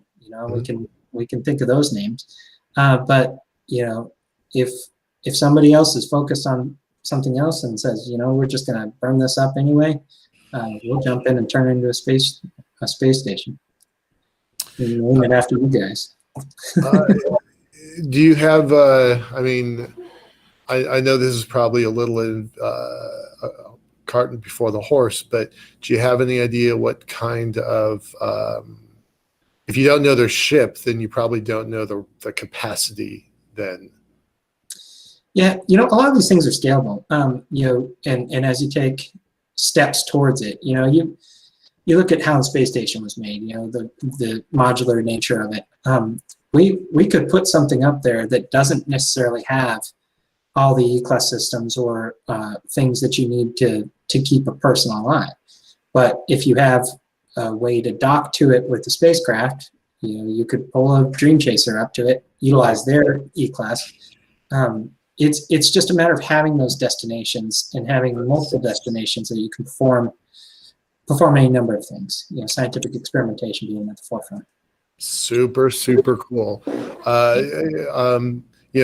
Everybody here that knows me, I know a lot of people on this call. I know most of the guests from way, way back. You're new to me, so this has been really particularly interesting to me because there was a lot of stuff in here I didn't know. So I'm personally grateful. So thanks for joining us, Mike. I'm going to turn it back over to Lee, and we'll be right back with the panel. Okay. Thank you. Thank you. Thank you. There are a few other questions in the chat, so you might want to look at those, Mike. Now, you'll be returning for our exciting panel coming up in just a minute, but I'd like to ask all four panelists, so Gary, Rob, Mike, and Justin, grab a sheet of paper and pen for an exercise we'll do together during the panel. While they do that, I want to take this opportunity to thank everyone here on this call, following on our live stream platforms, and listening from Scranton, Pennsylvania, for joining us for Blue Marble Week. Blue Marble Week is becoming Conversations for the Future, powered by Foundation for the Future. Now I'm going to turn it over for a minute to Emily Mishler. Emily? Thanks so much, Lee. Mike, it looks like you're ready to go with that pen and paper. I'm always prepared. Always ready. I love it. Well, it's a pleasure to meet you all and be here today. My name is Emily Mishler, and my background is the intersection of corporate philanthropy and creative solutions for revolutionary ideas. I've recently become affiliated with the Foundation for the Future, and from the nonprofit perspective, have become a partner in building the development arm of the operation. So what does that mean? That means we're financially positioning the Foundation to be able to continue this important work for years, if not generations to come. From our conversations today, it's abundantly clear that our work is disruptive, necessary, and the time is now. And that means we need your help. I've been both incredibly impressed with the comprehensive vision, expertise, dedication, and momentum of the speakers today, and the vision of the Foundation for the Future, the powering force behind Conversations for the Future. We can all agree that the future the Foundation is building is inspiring and worth investing in. This future, in space and beyond, is being built one relationship, conversation, and connection at a time. In order to continue the momentum in contributing to this caliber of event, conversation, and community, we need your help. We need you, our allies, attendees, partners, advocates, and friends, to spread the word about our important work through social media, invite like-minded and like-hearted peers to our events, and to help us connect with philanthropists and organizations who believe what we believe, that our future in space is ours for the building and the time is now. We're so excited to announce 3 different avenues to become involved if you're interested in financially supporting our work. On the corporate level, we have the opportunity to sponsor Conversations for the Future and the Foundation for the Future at large on a monthly and annual basis to support this important work. On a personal level, if you, your friends, or family are inspired to support us, we welcome your contributions to support building space infrastructure and economy. More information to sponsor and support the Foundation is available at f4f.space or the QR code on the screen. Finally, the Foundation has recently launched a corporate and individual membership program whose mission is to connect like-minded and passionate individuals who see the near-term potential in space. We're recruiting everyone from students to CEOs to join us in creating a dynamic ecosystem of young enthusiasts, investors, entrepreneurs, and larger industry partners inside or outside of the space industry. We welcome all who want to join and contribute to this urgent conversation which impacts us all. More information is available on the Foundation's website, f4f.space/membership. So what's our ask? Help us in bringing space back home, because the time is now and the world can't wait. If you have any questions, please don't hesitate to reach out to Lila, Tim, or any affiliate of the Foundation for the Future. Our contact information and a link to donate is available at the QR code on the screen and also available on the Foundation's website, f4f.space. I'm happy to stick around and field any questions for those of you on our organization's meeting link. And for those of you on the live stream, please feel free to reach out in the comments. Again, thank you so much for your attention. And now I'll turn it back over to Lee for our regularly scheduled programming. Thank you, Emily. All right.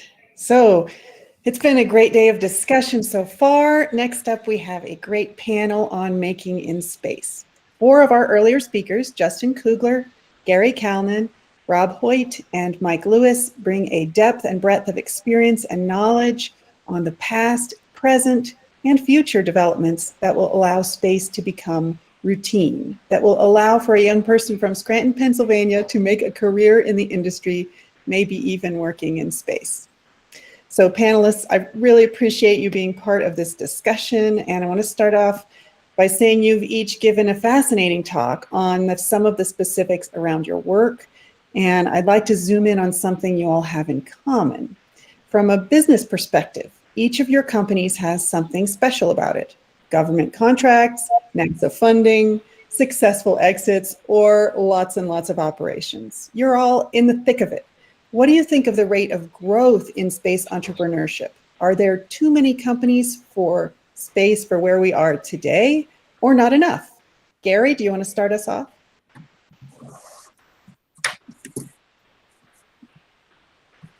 There we go. Yeah, no, I mean, to me, the growth is what's driving the moment. I feel like the growth of space companies, you know, in many different aspects of this is what's going to fuel this this new economy. As I think we all kind of said, it's going to take many players working together, and you know, each sort of focusing on our different strengths to make this happen. So I sort of welcome it. I mean, obviously there will be consolidations as you know different segments go through booms and busts, and you know it gets overpopulated, and you know things wash out. But overall, I think it's a productive process. Great. Any other comments on that from the rest of the panel? Yeah, I was going to say I don't think there are enough. You know, for all the attention that you know like 150 you know different you know launch companies, whatever the number is today. It's probably going to change next week. But for all the attention that the launch sector gets, it's a relatively small part of the total space industry. The vast majority of the space industry is in satellites and services and data products and all of that. And so, and that's part of why Redwire was created, was because you know we're backed by an industrial capital firm that you know cut their teeth and created 20,000 jobs in the aviation industry. Yeah. They created Redwire because there aren't enough of those mid-tier solution providers in the aerospace industry that can provide those integrated solutions to a wide variety of customers. We've got kind of a dumbbell shape to the industry. You've got the really big established firms that have been created through you know immense consolidation at the prime contractor level, and lots of you know small entrepreneurs. There's very little in the middle, and so I mean that's specifically why Redwire was created, was to help fill that gap and you know create that you know more positive growth curve in the industry. So I want more. We need more. I completely agree with you, Justin. I was going to say the same thing. There's a lot of programs early on. You know, the SBIR program, and you know, congrats, Gary, on that one. But there's kind of a not a valley of death, but there's a big canyon to jump across to get to the next success level.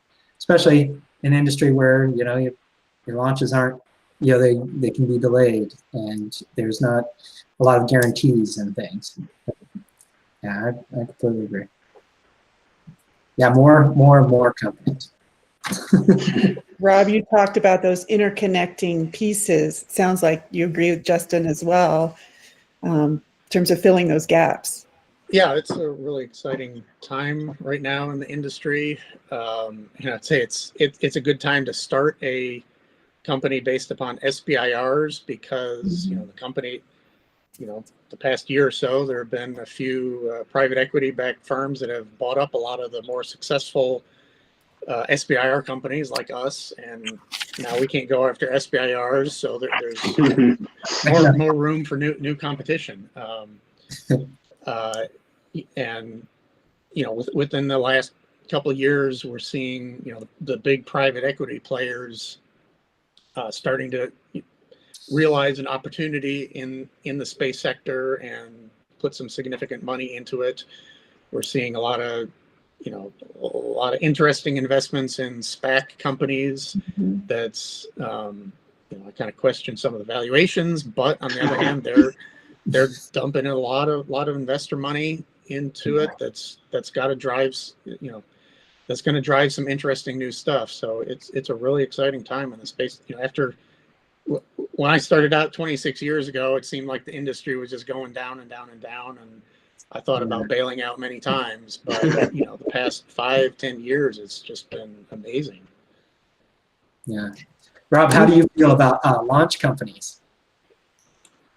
I feel like we probably have enough launch companies. So that's your opinion. We have enough rocket companies. We need some like anti-gravity launch or some, some out of the box launch companies. I think you are, there's still money going into launch companies, but you're starting to see money going into other segments of the industry. And that's what's really exciting to me. Yeah. And you're seeing other industries that previously had no relation to, never thought about space. They're starting to see opportunities and move into the sector. And that's where, that's where the whole space economy is going to reach critical mass and become, kind of self-sustaining. I mean, the U.S. government's always going to be a big dominant player in it, but I think we're going to start to see true commercialization of space over the next 10, 20 years. Did any of you want to expand on the SPAC mention? I know a lot of discussion, a lot of activity. I'm gonna bite my tongue on this one. Justin, you probably. I'm the one who has to be most careful about. Yeah, I know. That's been announced, but SPACs are the greatest. Yeah, I mean, I'm not supposed to say anything, other than what's been in the public release. But I absolutely agree that it is an exciting time, especially when the financial press is saying that your approach and your valuation makes sense. Right. I will add that it's both the consolidations that are happening with Redwire and Emergent, buying you guys, and the SPACs as well. All of that stuff becoming a reality pretty much like last year has totally changed the landscape for raising money for startups in space, because now, where there previously was very few exits to point to say, hey, investor, you have possibility of getting an exit in a reasonable amount of time, that's changed now. So I'm all for whatever's working, and the more capital that comes in the market, the more we can develop. I mean, certainly there will be some SPACs that fail after they go public, like any startup ecosystem, but that's okay. That's just part of the game. Yeah, we actually had for a long time. We had, it was hard to value or put a valuation on a company, because it's like, all right, you're not producing the same product every time. You're in a market that's hard to forecast. A market that's somehow, very often influenced by the political regime. Like, how do you actually say this company's worth X million? And you're right, like the fact that there's been a couple successful cases and groundwork has been really, you're right, the faucet got turned on last year. So. Yeah. Gary, while we're on, just one little aspect of this question, I've heard a little bit of discussion about cryptocurrency infusion into this conversation. As a finance guy, can you talk a little bit about that? And then we'll let Michael jump back in on his question.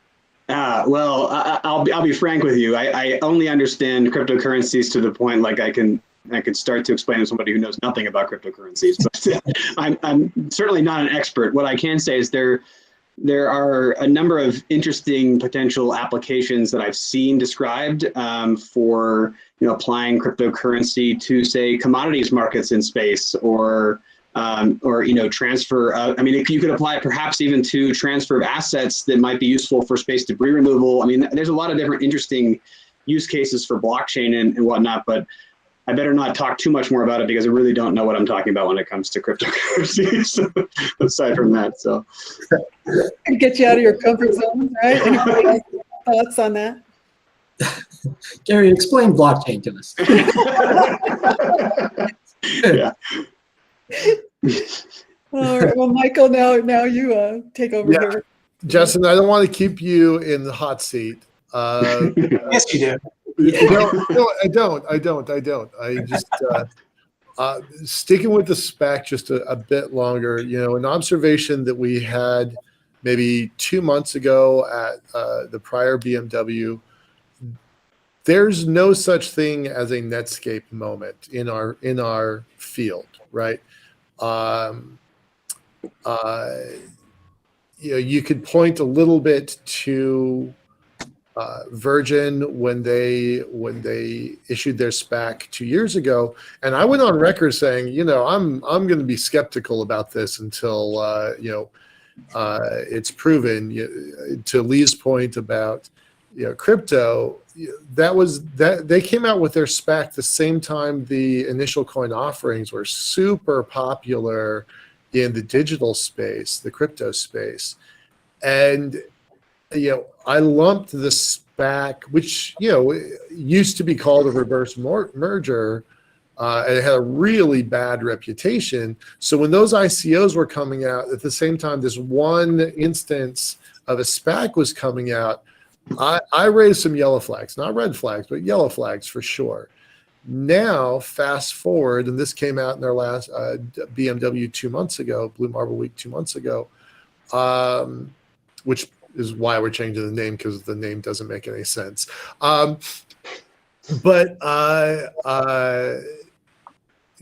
The thing that's really showcasing to the market that these things are investable, that these technologies, these companies are investable, is that they have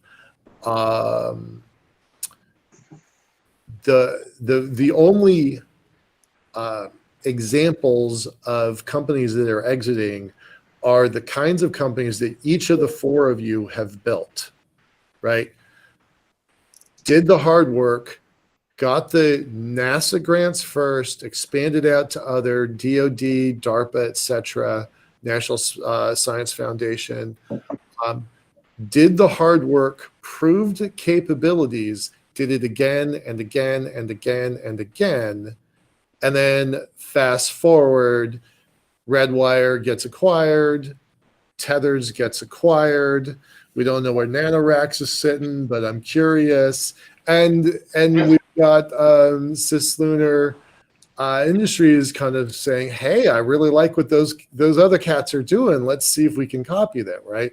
So the only exit model that has been successful is the make the government your client, prove you've got tech, and then maybe you can get some other clients.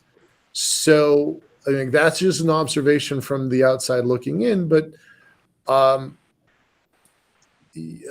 Justin, y'all are going to go public, right, through a SPAC. So that's a chance for the industry at large to say, okay, there's another example, right? I don't think Tethers is not, in that roll up, y'all are not going public. Is that correct? There's no SPAC in your future that you know of that you can talk about right now? I will claim ignorance. Okay, fair. All right. Nothing's off the table, Michael.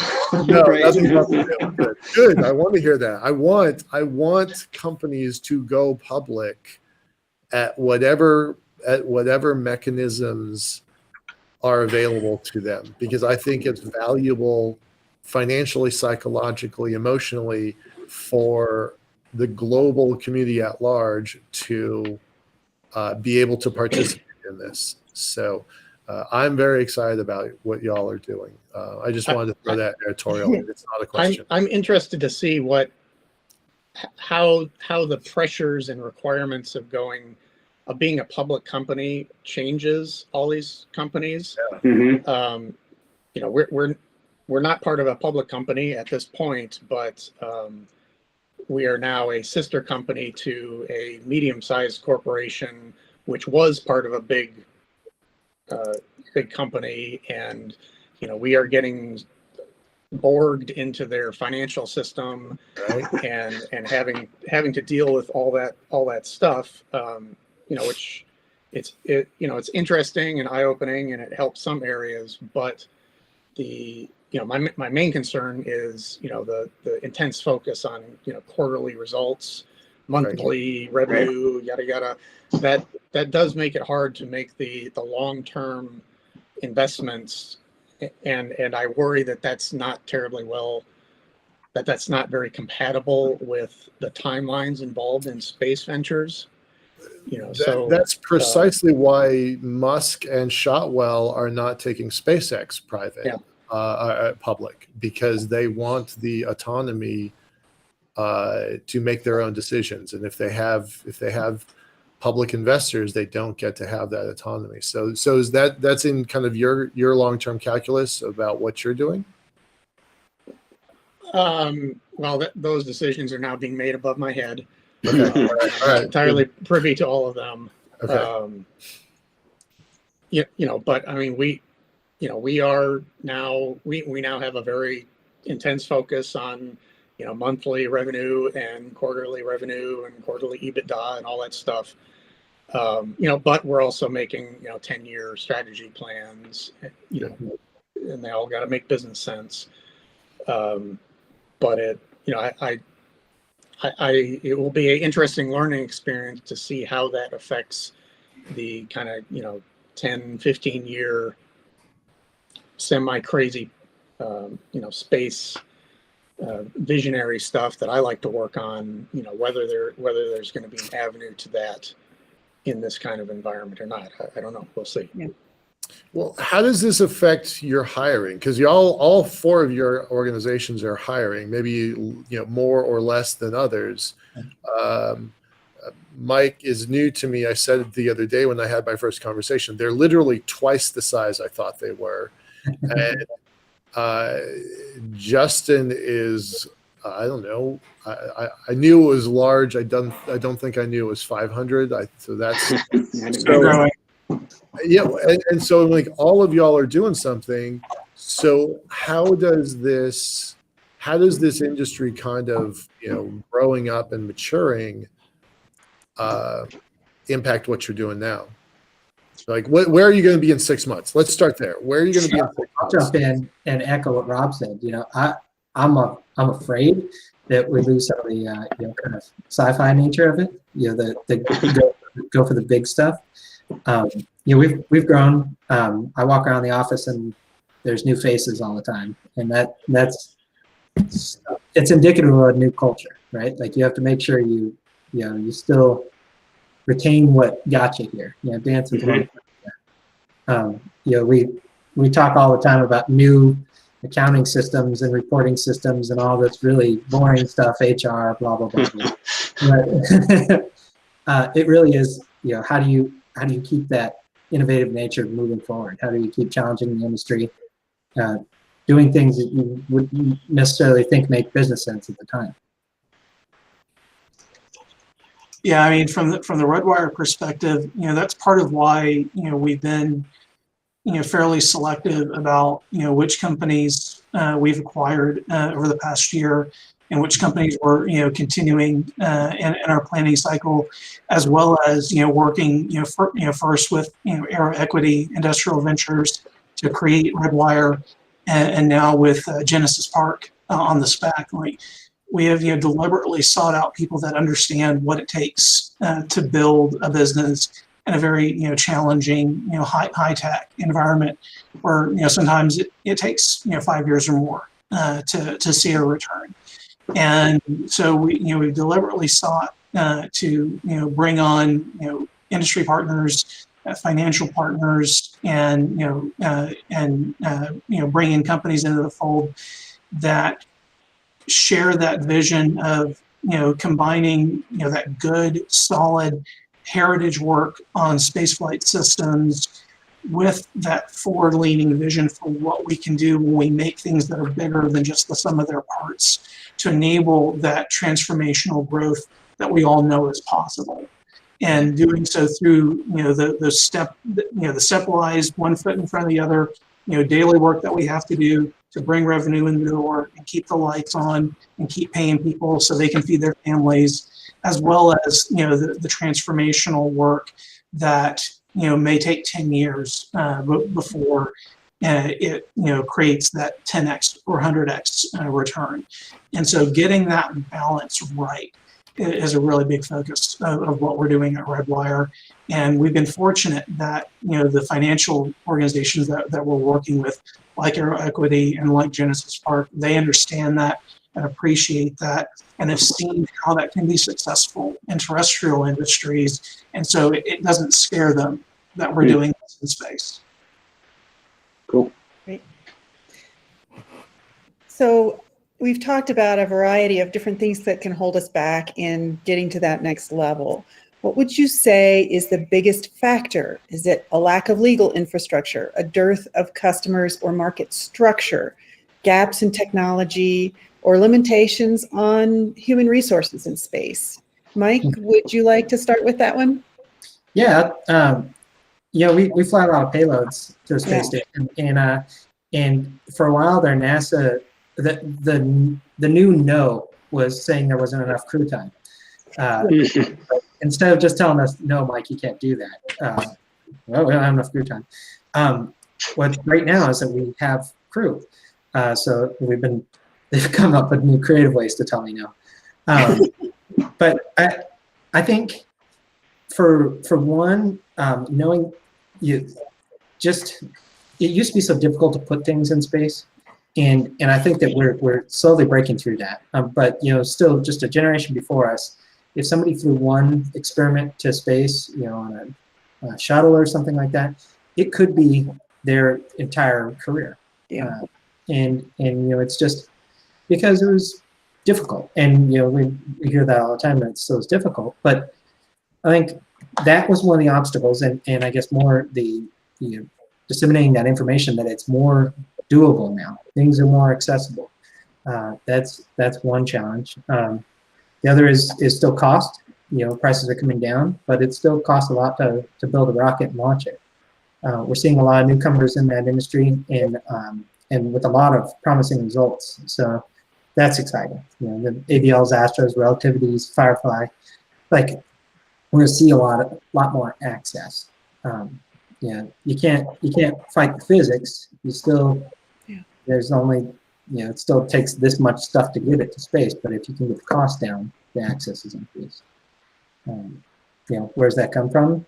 Government as a customer seems to be a wonderful entry point, but as Rob said, hopefully that transitions to purely commercial applications. Yeah, Justin, I want you to, as a business development person, maybe take a little deeper dive into that one aspect.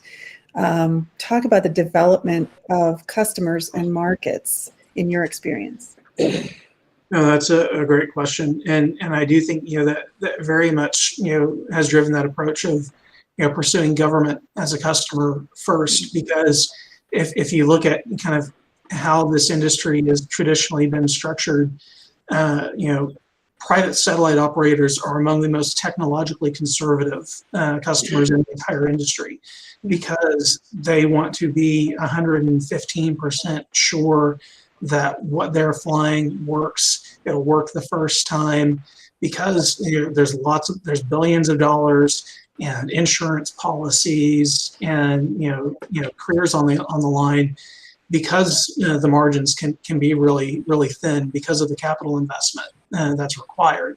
And so they tend to lag behind NASA, DoD, government customers in terms of their willingness to take technological risk, and which is very challenging for a small entrepreneurial company that's bringing a new technology to the space industry. And so the so-called TRL, Valley of Death, is real. And then if you look at Clayton Christensen's work on technology adoption cycles, they also have what's called the chasm between that initial technology development and widespread adoption, and how do you get past the chasm. And so you have to have that sweet spot of policy, technology, and investment that allows those new innovations to thrive and get out of that incubation period. And we've been very fortunate, I think, with the existence of the ISS National Laboratory, with the existence of programs like NASA STMD's Tipping Point program, that have allowed a small company like ours, we're an overnight 10-year success story. But because those policies and programs existed specifically to foster innovation in space technology, and we were able to take advantage of that, we've been able to grow with the pace of our customers, and we've been able to make steady, continuous progress Whereas, you look at, previous cycles, we tried to industrialize low Earth orbit before in the 1980s with the Industrial Space Facility. But NASA saw that as a threat to the space station program, and so it didn't go anywhere. And then we tried it again, when I was in college with NASA's commercial space centers, which were NASA university partnerships. But then Constellation came along, and the microgravity science program was cut because Mike Griffin didn't understand how that helped us get to the moon, and we had to start all over again. And then I came along around the same time that NanoRacks was getting started, and I actually helped them negotiate their first SpaceX agreement with NASA and got them the allocation for their first payloads to station. And then I turned around and used those lessons I learned working with them to help CASIS and then help Maiden Space grow. And so what we've had over the past decade is that sustainment of policy, technology investment, and an openness and willingness for NASA to work with entrepreneurs to satisfy their mission objectives that more conservative customers, I don't know, would necessarily be willing to take that risk because of the margins and the business risk involved. And because NASA has been willing to take those technological risks in the pursuit of more advanced technology, in the pursuit of their missions, we're seeing DoD, starting to make similar investments. Because NASA and DoD are making those investments and buying the technological risk down, you're seeing private industry start to get more comfortable with this, and so it builds up that virtuous cycle. But even with the great policies and programs that we've had in place, it still takes time, because you've got to actually deliver on what you've promised. Yeah. Go ahead. Very real example of that is we still build stuff out of aluminum, right? You guys have much better solutions. Rob, you have much better solutions. We still build stuff out of aluminum. Everybody's comfortable with it. That's the way it always was. Hi, Taro. Yeah. Rob, no, that's great. Rob, on the innovation side, that's a particular passion of yours. Can you address how far we've come on the road to having sort of a full cycle of all the pieces and parts? So what % of the technologies that we'll need to do a systematic cycle of manufacturing in space already exist? I'm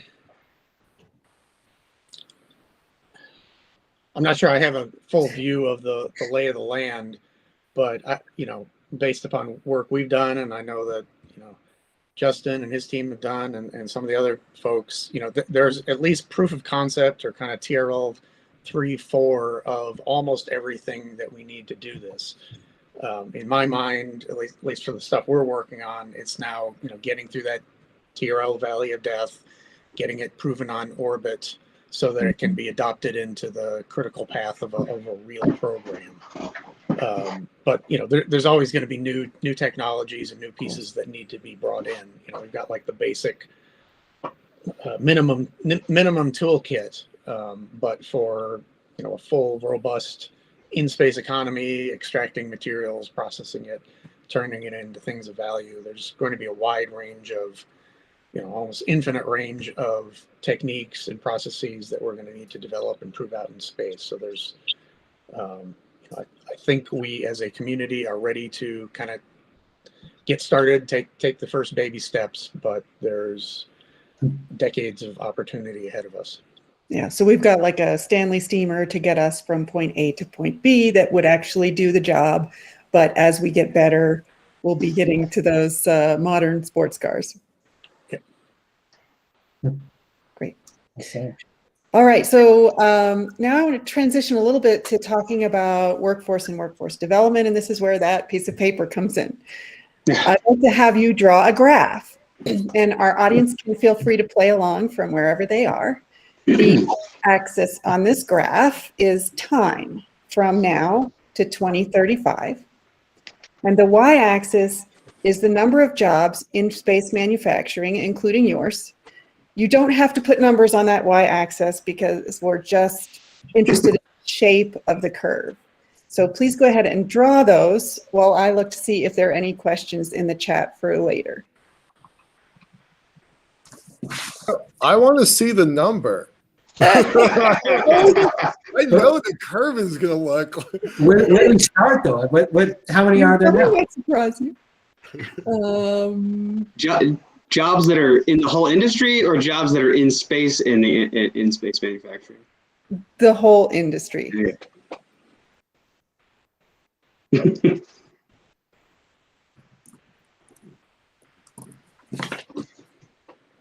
All right. Looks like some pencils are down. Justin, you won an award from the Association of Professional Futurists. So why don't you be daring and go first? All right. Well, I'm going to lean heavily on my futurist training here, and so see. Oh, it doesn't work. Your background is blurring it. I know. Let's see. Let me see if I can turn that background off for a second so y'all can see this. All right, there we go. Our smart technology. Yeah. So what I show is that we've got steadily climbing curve coming out today. It'll plateau for a while in the middle because that's when you start seeing technology adoption and maturation. And then once you get out of the hype cycle and people see it for what it really is, then it takes off again and continues growing steadily out towards 2030 and beyond. So I'm going to be a Clayton Christensen follower on this one. Great, Mike, no cheating. You can't change your graph now. No. I'm ready to go though. Okay. Similar, but I have sharp things that go down. There you go. Very interesting. Nice. These are all those world events we can't predict, like pandemics and things. Yeah. And then, Rob, I tried to draw a trusselator, but it came out as a cartoon. So, there we are. The other illustrations are welcome. Yeah. Who else wants to go? Mine's a little tongue-in-cheek because I really don't know, but pointing up and to the right is usually a good angle. I think Justin's is probably more accurate, as well as the little dips here and there. Although I will note, Mike, that despite the pandemic, it seems that the space industry has clipped along pretty good through 2020. So who knows if that holds true in the future, but it leaves me optimistic. Yeah, no, you're totally right. It's probably more constellation program. Yeah. Yeah, right. Maybe a sense. Yeah. Yeah, a sense of the unemployedness of the industry, underemployedness of the industry, right? Right. Rob? So I guess similar to Justin, I predict a little bit slower initial growth rate, kind of constrained by funding availability. But as the technology starts to get demonstrated, some of the early technology gets demonstrated on orbit and it takes hold, you'll see a little bit of a ramp up. And then once you get kind of all the pieces of a supply chain in place and proven, then I think it can grow pretty substantially. And can someone address, Gary, you asked a great question, is this everybody or is this just the people up in space? Can you talk a little bit about each prediction and how that relates to the growth in the percentage of people who are actually in space? Me talk about it? Yeah. Any of you. I'm optimistic that I want to go to space. So hopefully there will be lots of people working in space in the relatively near future in the next couple of decades. But it's hard to predict that aspect of it. But I do think that there's a place for workforce human beings in the loop. A lot of them are robotic though. You could use a current estimate too. How many folks are in space right now, and how many people it took to make them, to get there. Yeah, that's true.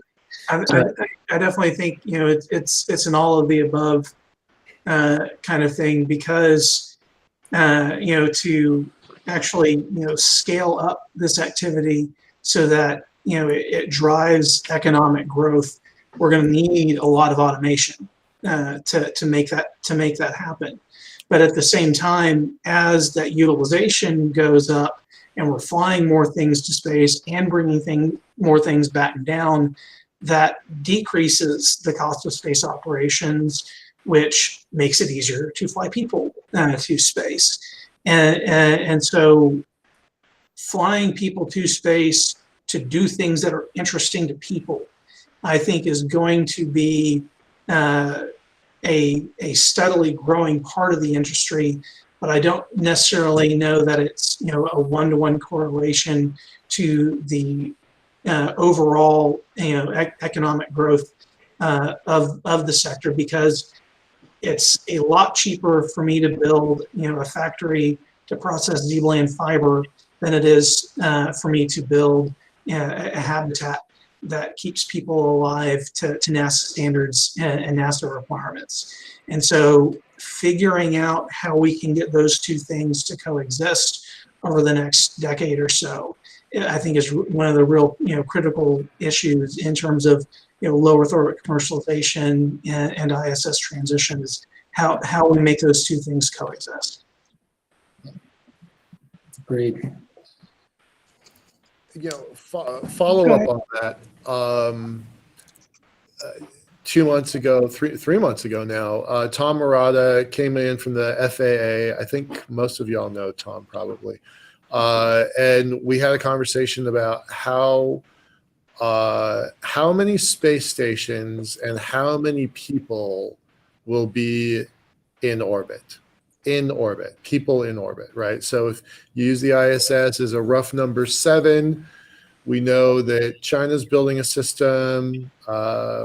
Mike, this was before y'all announced that you were doing something, so that was kind of a wild card. So add another 1 or 2, yeah. So there was a guess that there would be between 2 and 6 space stations, active space stations, and I'm not talking about day trips up and down or week-long trips where they're kind of temporary. So Outpost was kind of in that gray zone. So with a number, how many people do you think will be in orbit 5 years from now, 10 years from now? Yeah.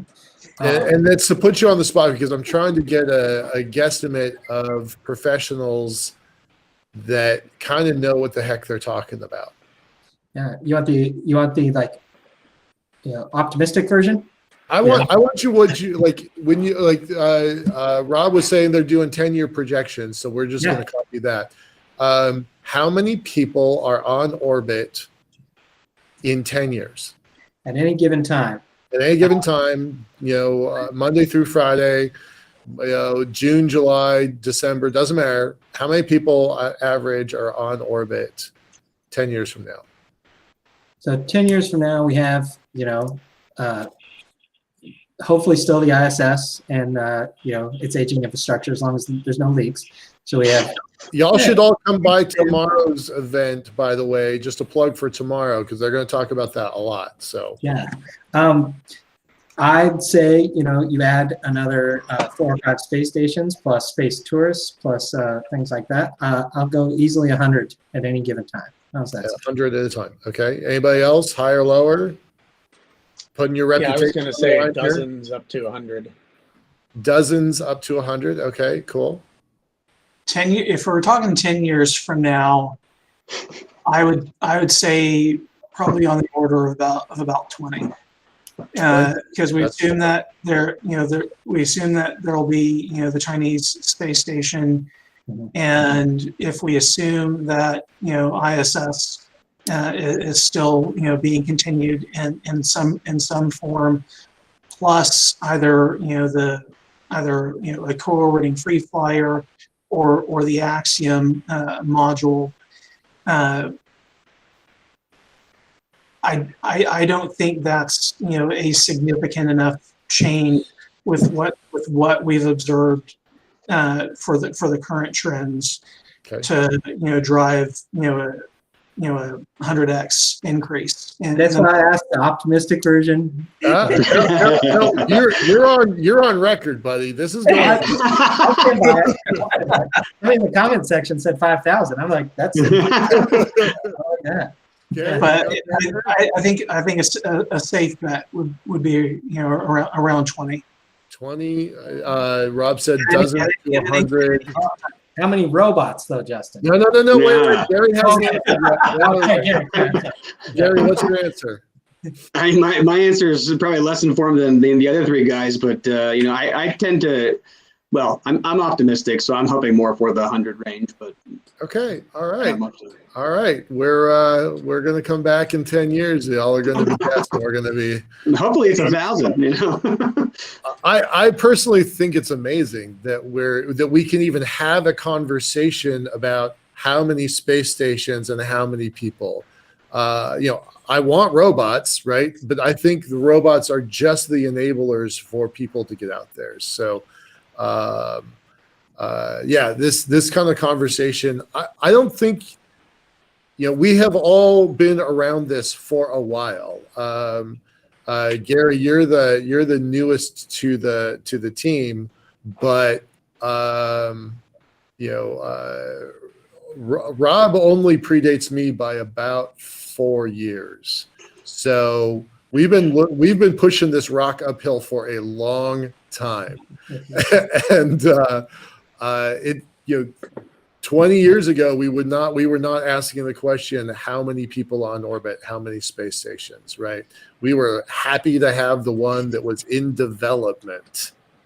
So I feel like we've done a heck of a lot in 20 years. I think I'm going to stick with the optimistic side, but I said about 40 to 70. I didn't go quite so far as 100. So curious. All right, cool, good. The trend breaker in all of this is Starship. Yeah, If they pull off Starship, and they pull off building it in such a way that you can fit lots of people on there without them being stuffed like sardines, so that they want to kill each other after 12 hours. Like Starship is the trend break for all of this. We at BMW have been referring to that as the Starship singularity, because we cannot predict with accuracy what happens if that is successful.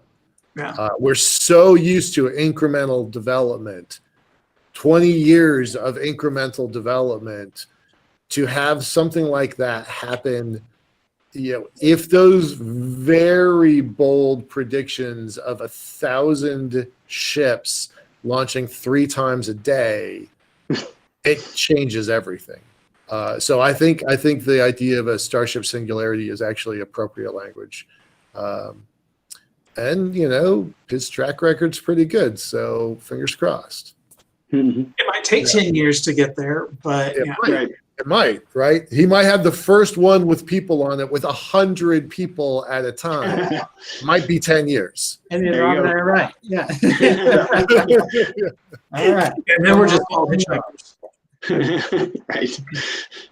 All right. Well, go ahead. Last question on the same theme. Revenues derived from products built on orbit, right? Way harder guess, right? But how much money can you make from products on orbit, right? Each of y'all are making things. You're making different kinds of widgets. There's a revenue source. Somebody is paying for that. How much money you're going to make with orbital manufacturing? I'll start. There's an aspect to this that is just still this product was in space. There's just a truly commercial aspect. There's also a aspect where we see fundamental differences. We flew terpenes, which were later used in production of whiskey, that produced a different product, and most said a good product, a better product. So there's a market for that. It's right now it's small and niche, and for the smaller purchaser, but Justin, I'll let you talk about what if we can make ZBUD. So, we didn't prime one of the LEO commercialization studies for NASA back in 2018 because it was more focused on habitat providers and what they would need. But we were on several of those teams, including the NanoRacks team. And as part of that, we did a fair amount of economic modeling and potential market capture surveys, which are in the various reports. But if you look at how target terrestrial markets for things like optical materials, single crystal optoelectronic devices, even what's going on with biomanufacturing, and the fact that a lot of what's happening in terrestrial biomanufacturing is limited by the need for scaffolding and other essentially ways to counterbalance the effects of gravity on these cellular structures. And I see our good friends from TechShot are on this call, and they've got one of the best vascular biologists in the world working on this. But the long story short is that if in-space manufacturing for terrestrial use is able to capture even just a fraction of these terrestrial markets, these are multi-billion-dollar industries, bigger than the launch industry, comparable to the small sat industry today. And then you add on that how we can actually grow the size of the satellite industry as a whole through in-space manufacturing and robotic assembly, so that we're not just all fighting for ever smaller pieces of the same pie, but we're actually growing the satellite industry and making that pie bigger. I think over the next 10 years, there really is an opportunity for transformational, multi-billion-dollar growth in the space industry. I knew you'd give a great answer. Nice handoff. Pitching your underhand here today. So for a follow-up question, bringing it full circle back, it was great discussion. I want you to think about Foundation for the Future's Space Act of 2021, which is to create that public-private partnership where individuals can invest, buy stock, buy shares. There's an additional way for individuals who aren't qualified investors to get a piece of this pie. How does that change the curve you just drew?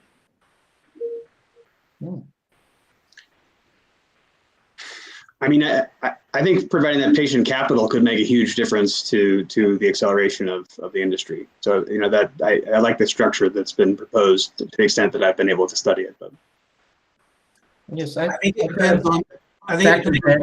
Justin. Oh. Good. I would say I think it very much depends on how it's deployed. If we spend the next 5 years doing more studies, then it doesn't necessarily move things faster.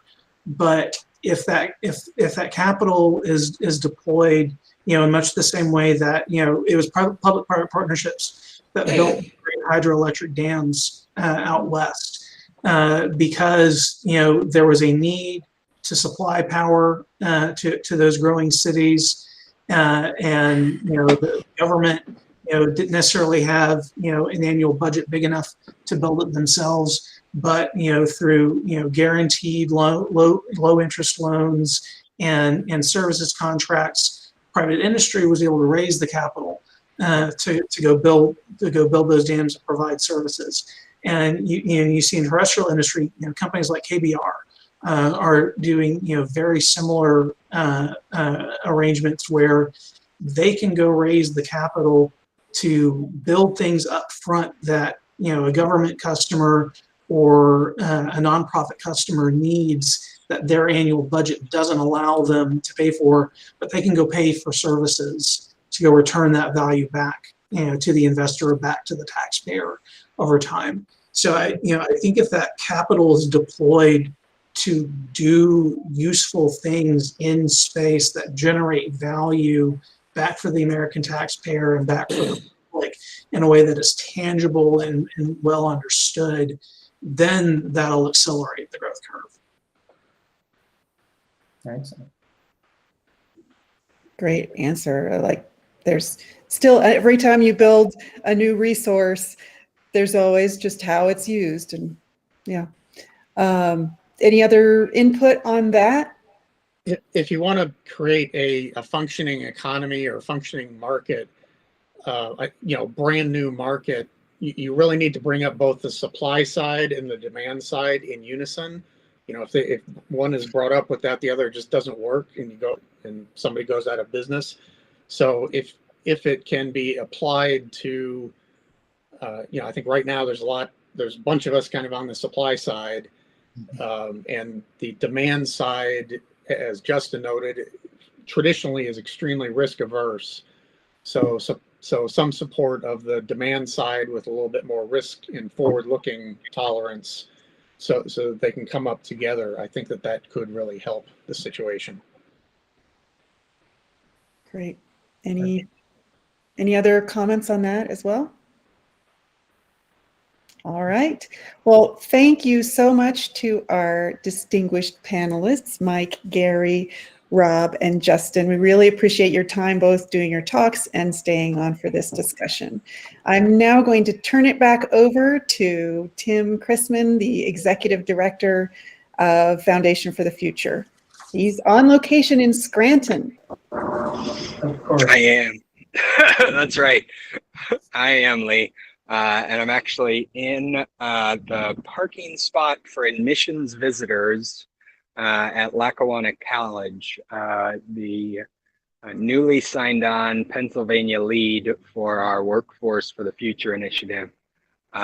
So it's exciting to have in one ear hearing about the sort of potential and future of where manufacturing and making in space is going, and then in the other talking with the president of the college about how we can carry on the tradition of Lackawanna College that was founded by miners to educate themselves and lift them up out of just digging for coal for the rest of their lives, and sort of continue that tradition as we look up and out. That's been exciting to do today. And so, yeah, I want to echo what you were saying, Lee. Thank you to the panel, to the rest of you who spoke today. It's been fantastic.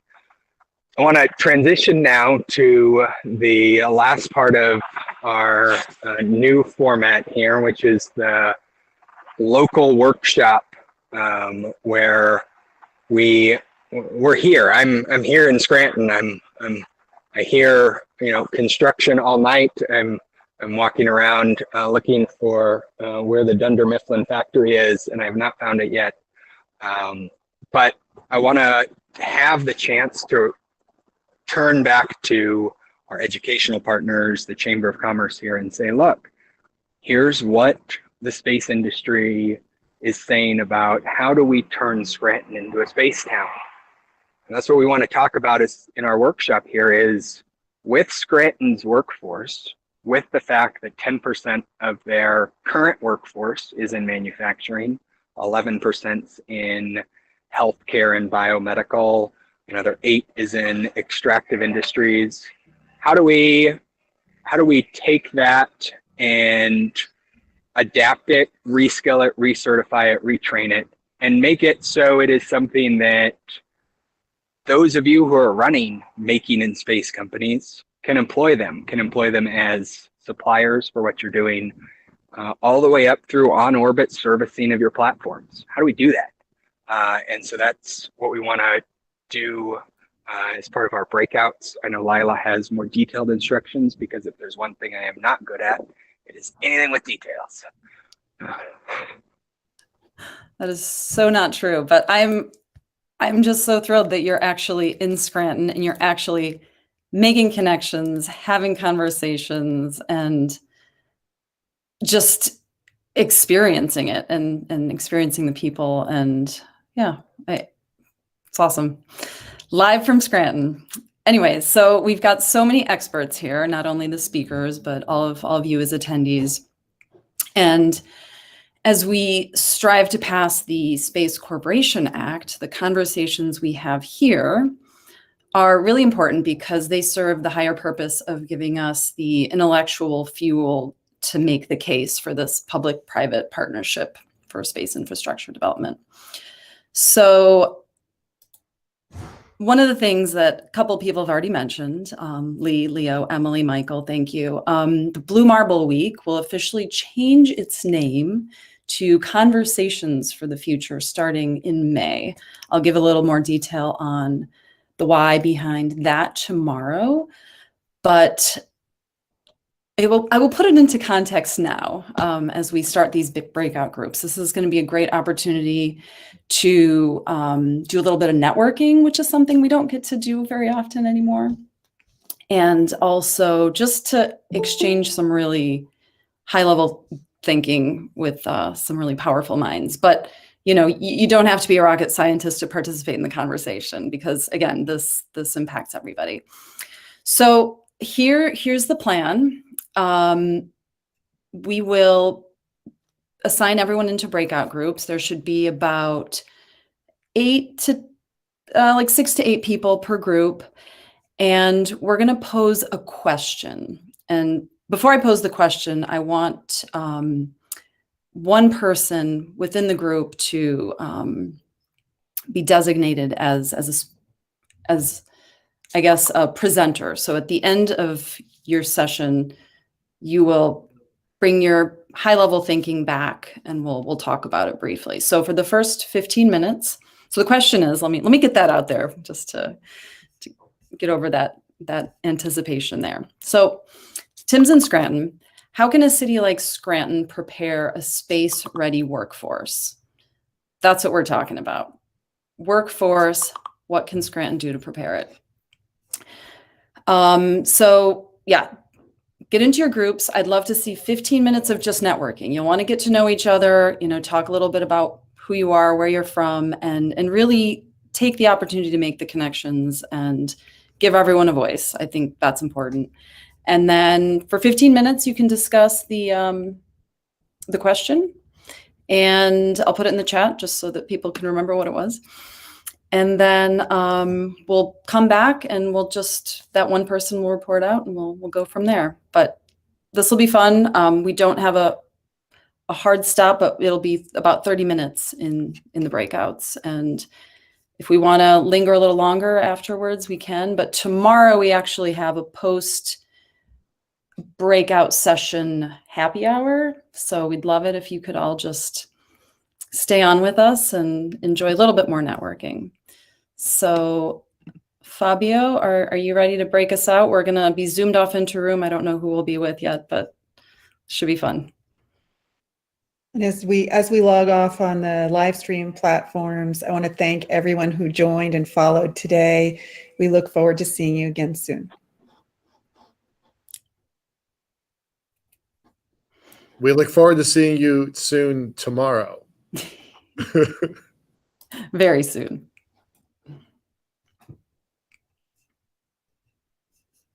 All right, this might just take a minute.